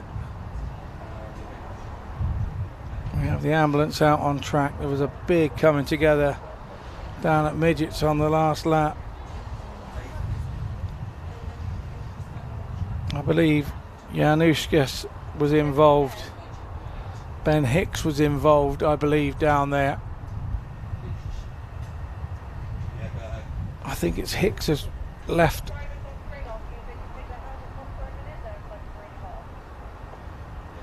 It looks like Januszkas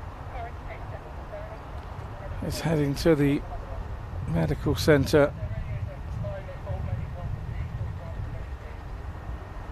via the ambulance. So there will be a slight delay before the 177 Rotax Max and 177 Rotax and Masters takes to the track. So we obviously, as I've been saying all day, safety of the drivers absolutely paramount.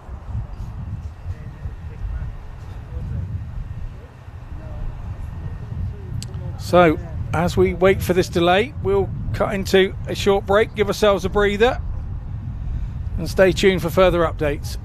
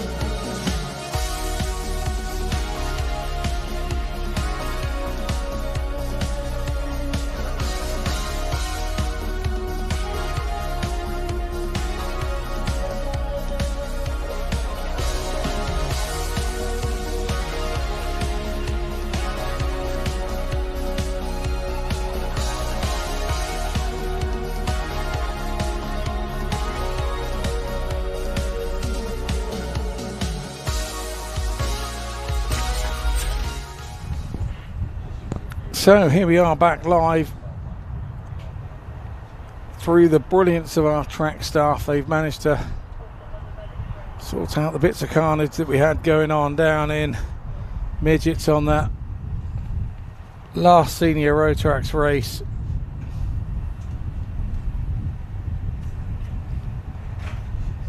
Kart's leaving in bits, as you can see. Mechanics looking at what work they've got to do before the next meeting there.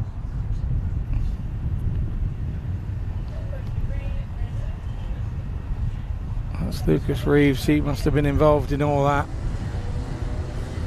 But here we go, the 177 Rotax and the 177 Masters final. It's our 6th final of the day.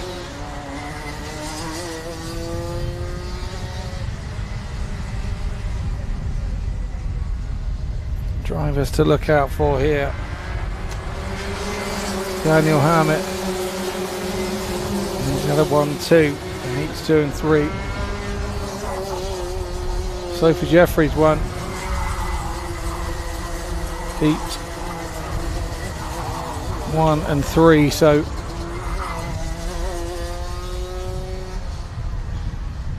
as you remember from this group earlier, when I was explaining the black numbers are one group here in the Rotax Max, and the white numbers are the Rotax Masters group. So 4 entries in one, 7 entries in the other, 11 drivers all told, and we're underway straight away. So 11 minutes plus 1 lap for this one as we head into turn 1. We'll try and identify the drivers as they come round. Don de Graaf, another one to look out for. 2 wins and a third for him. He finds himself in 2nd place on the line. Where will he sort of find himself in the melee when we come back?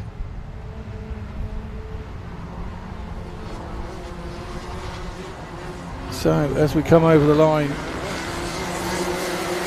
it is Don de Graaf. He is out front. He's past Daniel Hammett, out on track down into Winger's Dip, if I remember rightly. Sam Cook there, he's heading his class, the Rotax Max class. He's had a couple of seconds and a first in the heat races. So yeah, looking for a really good race here.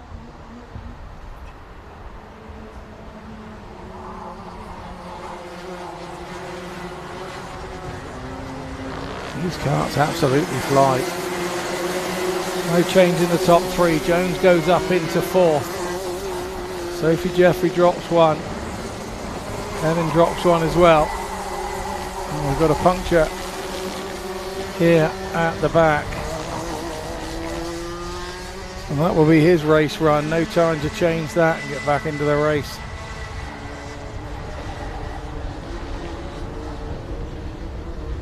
Whether it's been a bit of nudging or what, puncture. Could have gone off the track and caught a flint on the edge of the track. Could have been anything. But Don de Graaf starting to now gap to 2nd place. He's got himself out of 2nd in 2 laps. Hammett there in 2nd, Cook in 3rd, Jones in 4th, Jeffrey in 5th, Hemming in 6th, Paisley in 7th, Collins in 8th, Chenal in 9th, and Kennedy rounding out the top 10. And it was Callum Rockhurst who had the problem by the looks of things.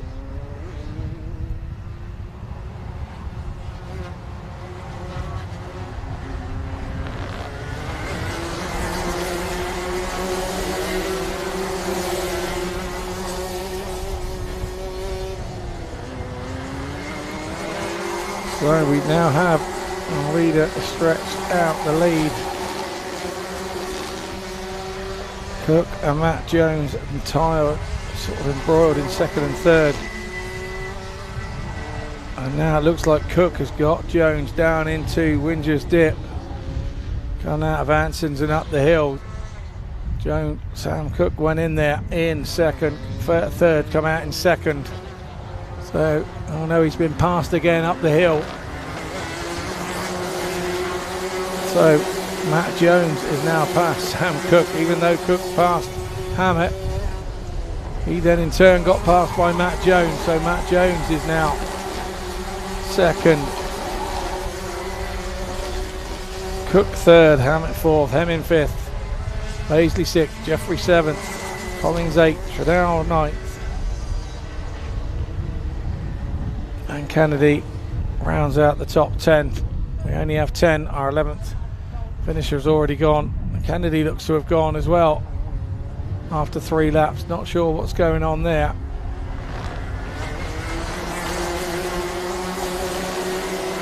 Got a car on the centre of the green now.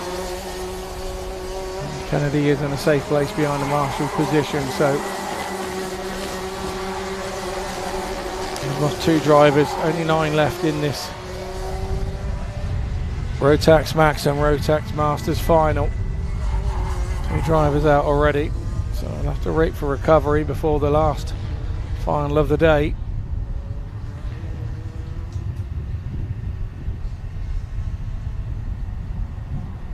As we look at the front runners, Don DeGraff's being reeled in here. Car 87, Matt Jones got that second and a bit lead down to 0.68 of a second. So he's visibly reeling him in, and that's dragging Sam Cook along with him. Daniel Hammett as well going with him. Hemming's going with Hammett. Those two have been joined together most of the day.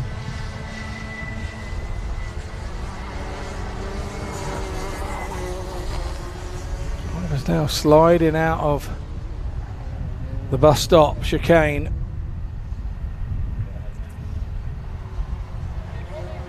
Can Don DeGraff hold on to this?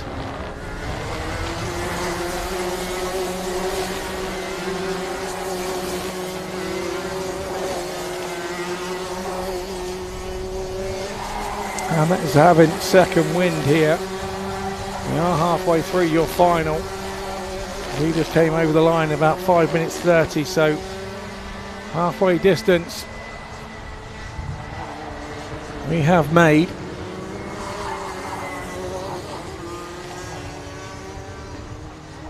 As our leader, you can see he's been more than visibly caught, and Jones has passed him up the inside going into climate. I don't think the Graf was expecting that. Matt Jones took advantage. Whether he's got a problem with his car, I don't know, because he's now back into the clutches of Sam Cook. Sam Cook's going to have a little look here, going down into Wingers and then in Anson's on the way out.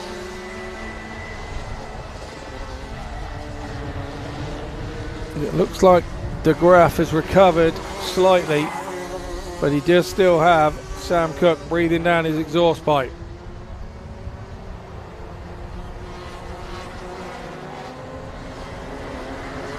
So as we come over the line then, still with all 4 having a chance, 4 minutes left on the clock.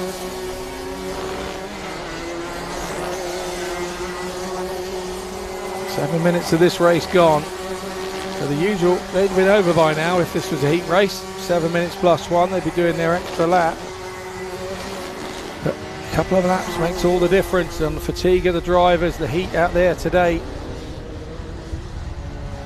Obviously in proper race, fireproof race suits and all the regulations that these guys have to go under with the safety.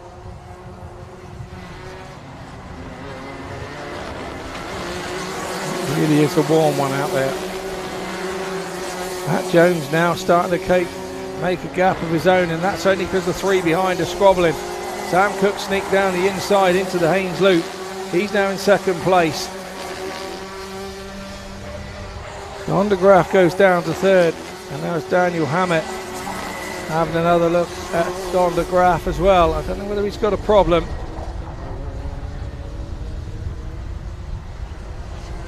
Took 2 race wins in Heat 1 and Heat 3.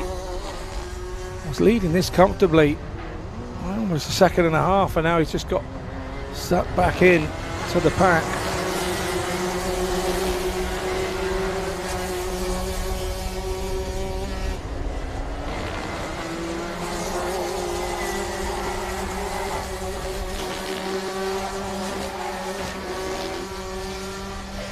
Sam Cook got by and starting to drop. De Graaf is also in third place.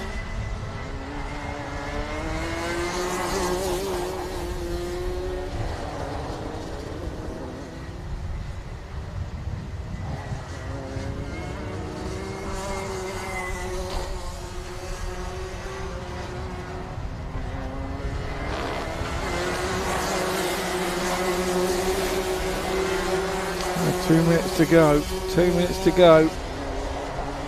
Plus one. Matt Jones stretching his lead. Sam Cook's now starting to pitch into the lead that Matt Jones had. Sam Cook. He's over a second lead. Now it's down to 0.88. Don de Graaf trying to fend off the attentions of Daniel Hammett. Hemming is now a little bit too far behind, I think, to make any difference to get in. He looks to be driving nicely in fifth place. But has he got time to catch? I don't think he has. Marcus Basie as well, also looking good in kart number 11 in sixth place. Driving the wheels off the thing, but not making any sort of indent into the lead that these guys have. Here's all the action here for third and fourth. De Graaf and Hammett. Sam Cook seems to have stretched himself a second between the two, but I'm not sure that this is Sam's strong point of the track just in here. But the two boys behind him now absolutely catch him quickly. Cook's got to keep looking ahead and not backwards. Don de Graaf just wants to get his foot to the floor, see if he can shake off Daniel Hammett. Hammett is not going away, buzzing him all around him like a hornet on a Thatcher's in a pub garden on a hot summer's day.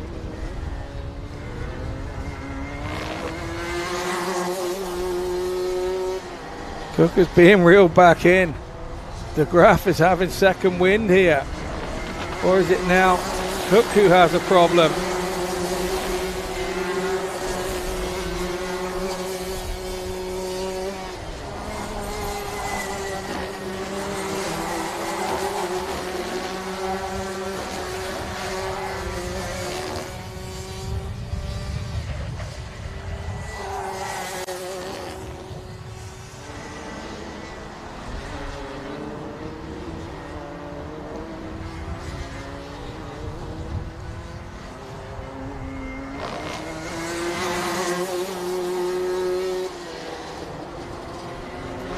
.66 here. Sam Cook has an issue. He has a loose bumper. Looks like we're on the last lap.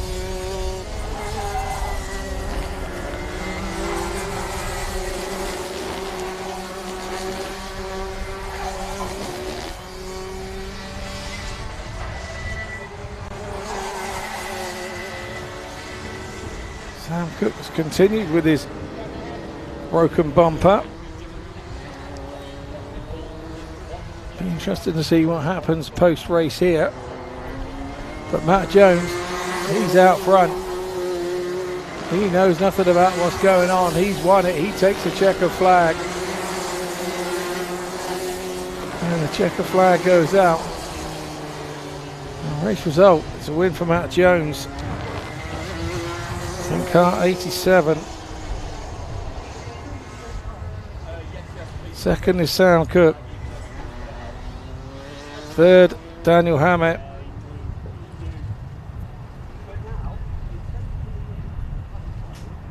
And fourth, Don de Graaf, who led early doors, but tailed off. It's been a warm day out there in those overalls. Wonder if it was fatigue. There's the replay of that final action.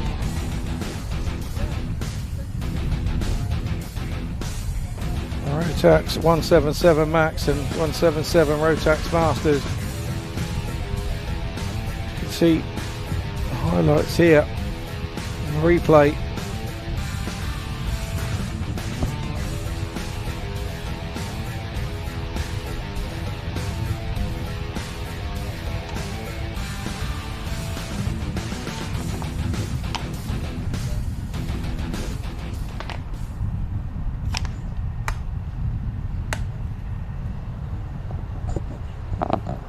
So then it's our final race of the day here at the Forage Edge Kart Club.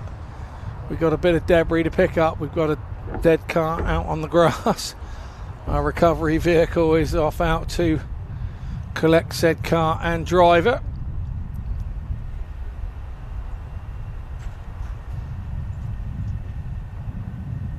Oh, we've got a couple. There's one out there and there's one on the centre grass in the middle. Really efficient at picking these up. Our recovery crew. Well, I suppose they've picked up one or two, I suppose, in their time of doing this job.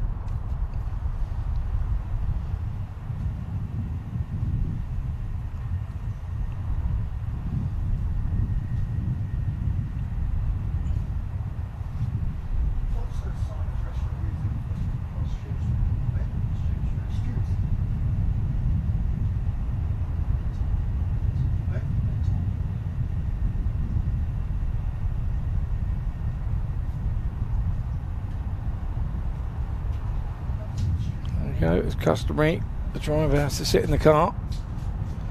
The safety issues, overalls up, helmets on.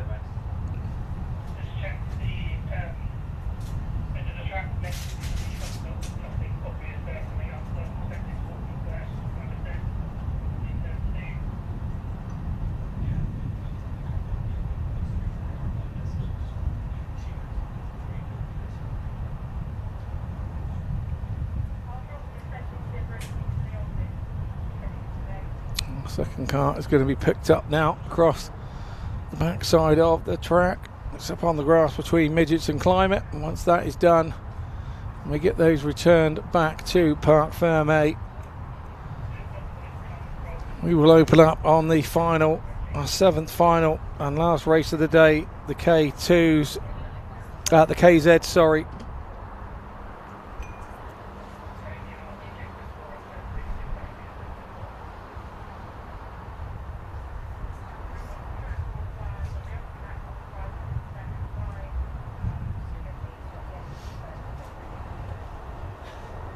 Some spectators are waiting.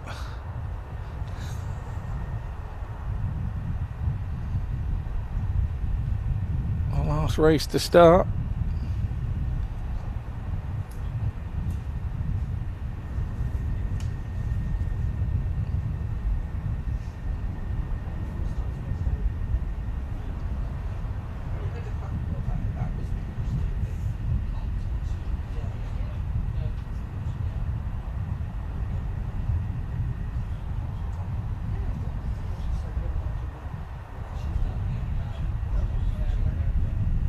So yeah, he's on his way now.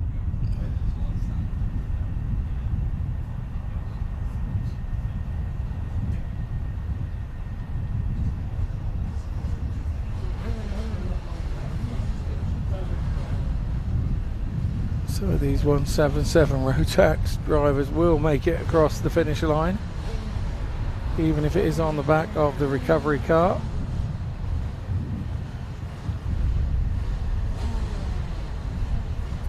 Scott Collins, one of those coming across.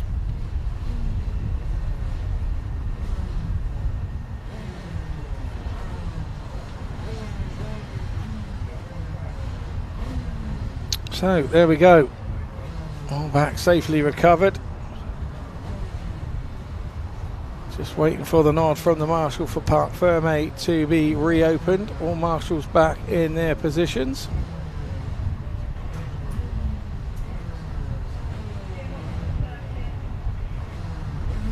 Green flag in Parc Fermé, and away we go.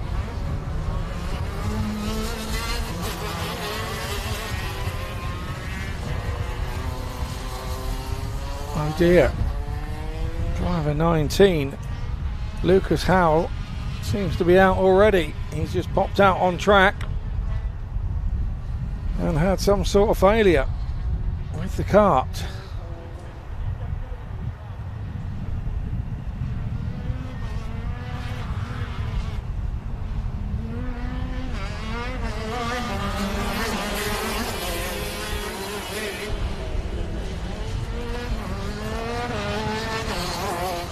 How frustrating is that? Just out of sight you can see him. We're moving, so we're down to a 3-driver final.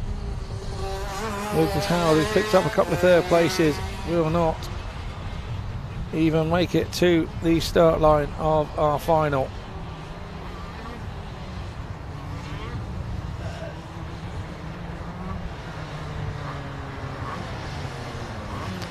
So this is the race that has a standing start. All our drivers are ready. Our start marshal is happy. Well, we now only have 2. We've got a staller at the start. So he is now off track. Reese Paget low.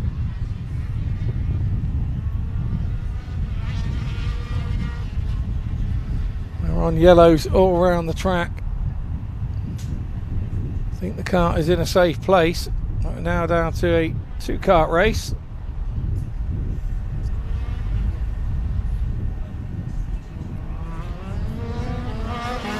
Everybody's in a safe area, so the yellows will be stopped.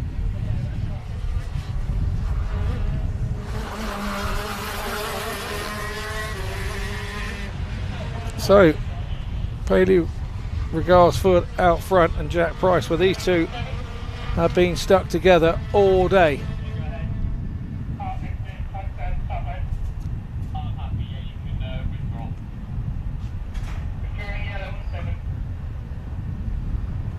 Passes there made by Kart 71. That is Jack Price. He goes and takes the lead. Bailey Regarsford, he got passed down on the inside of Midgets there. I don't know whether he drifted wide or went in a bit too deep. But whatever happened, it opened the door for Jack Price and he came through.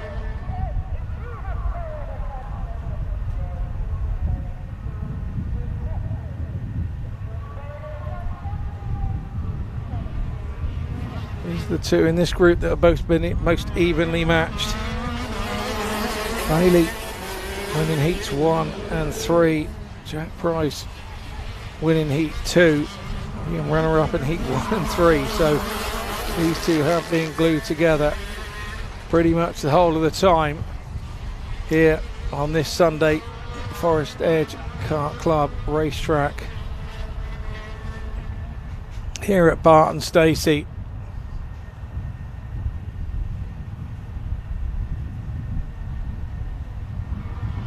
If you ever get a chance to come down here, I would advise you to come down and have a look. Karts are definitely an awful lot quicker than they look on screen when you're here live. It's not too difficult to find, just off the 303. If I can find it, anybody can find it.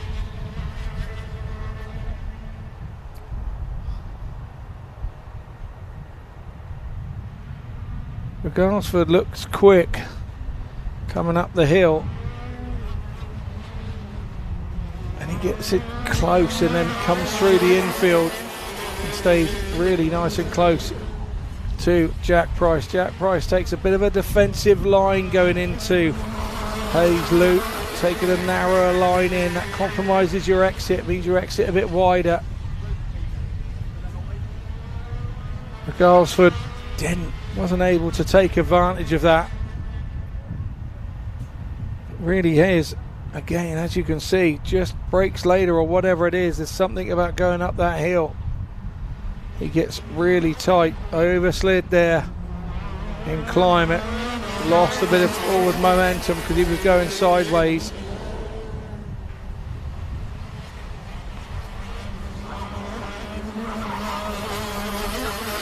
Very simple sport, this one. Keep the wheels on the black stuff, it makes the life a lot easier.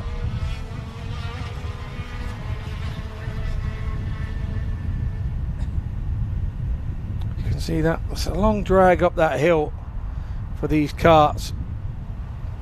From all the way down in Anson's, this particular 125 KZ don't actually go through the bus stop, they go straight up the hill, and it is uphill nearly all the way. It just peters out at the top just as you get into midgets, just as you get there. You can overshoot it because you're thinking that it's still uphill. You can overshoot the corner, and I think that's what Bailey Regalsford did on that second lap, and he let Jack Price through. And he's now paying the price for it because Price is now starting to leave him. The gap on the last lap was 0.65. It's 0.58. He has got it back by 1/8 of 0.08 of a second.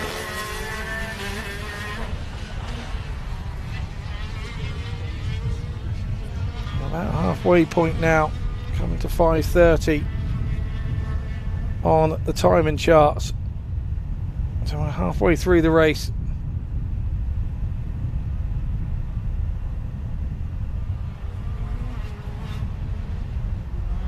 Might look like a bit of a practice session to you, but I can assure you these two guys are going at it hammer and tongs.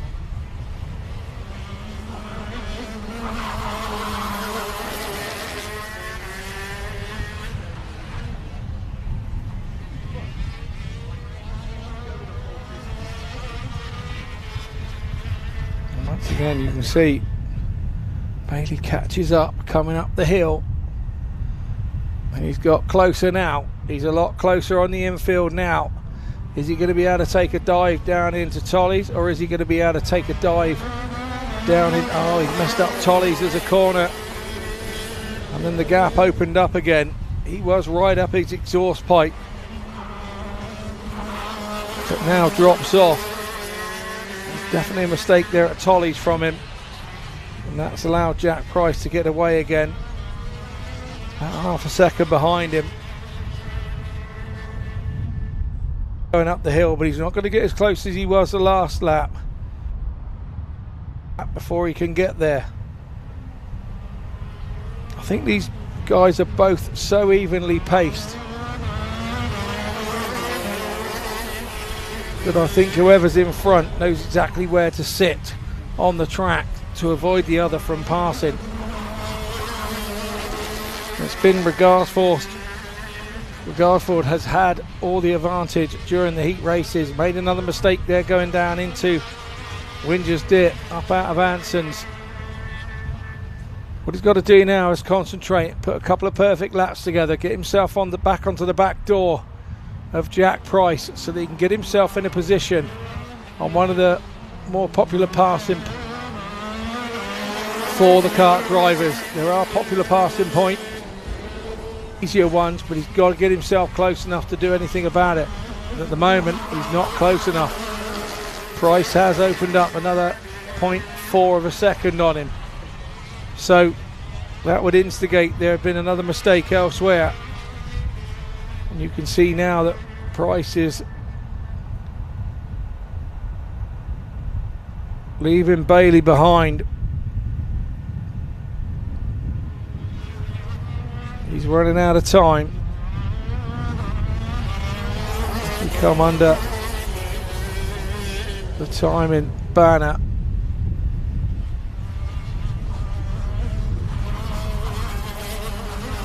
Jack Price has opened up the lead a little bit more.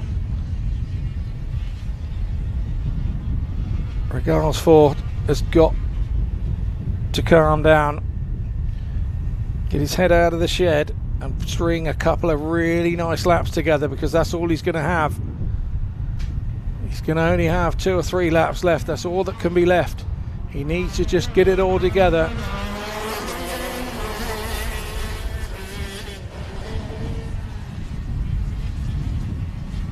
Problem with that is, if Jack Price puts the laps together too, it makes him almost impossible to catch.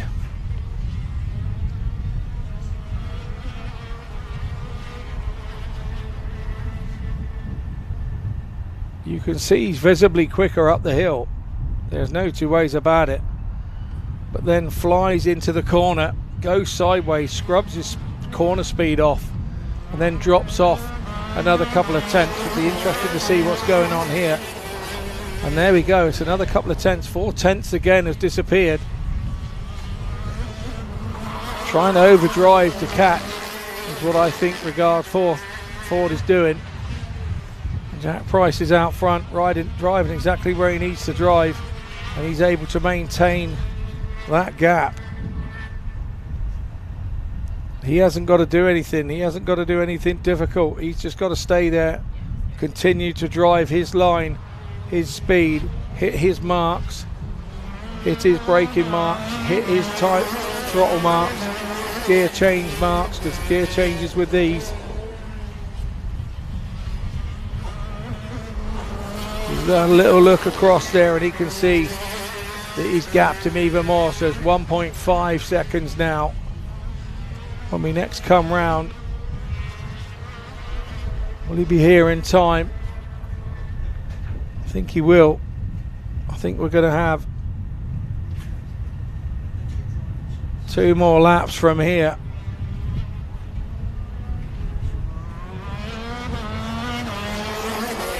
Yeah, so there'll be this lap and 1 more, and Jack Price will have brought this home, and brought it home handsomely, because once again he's opened up another 4 tenths on Bailey. Well, the Bailey has now said, you know what, I'm saving my engine. Probably no tyres to save. There'll be new sets for the next day race meeting that he attends. Price comes round then. Our timers tell us it's just 1 lap to go. The 1 lap board is out from our start marshal, and it looks like Jack Price is going to bring this one home in the 125 KZ class. He's going to take the grand final. He is going to take all the spoils.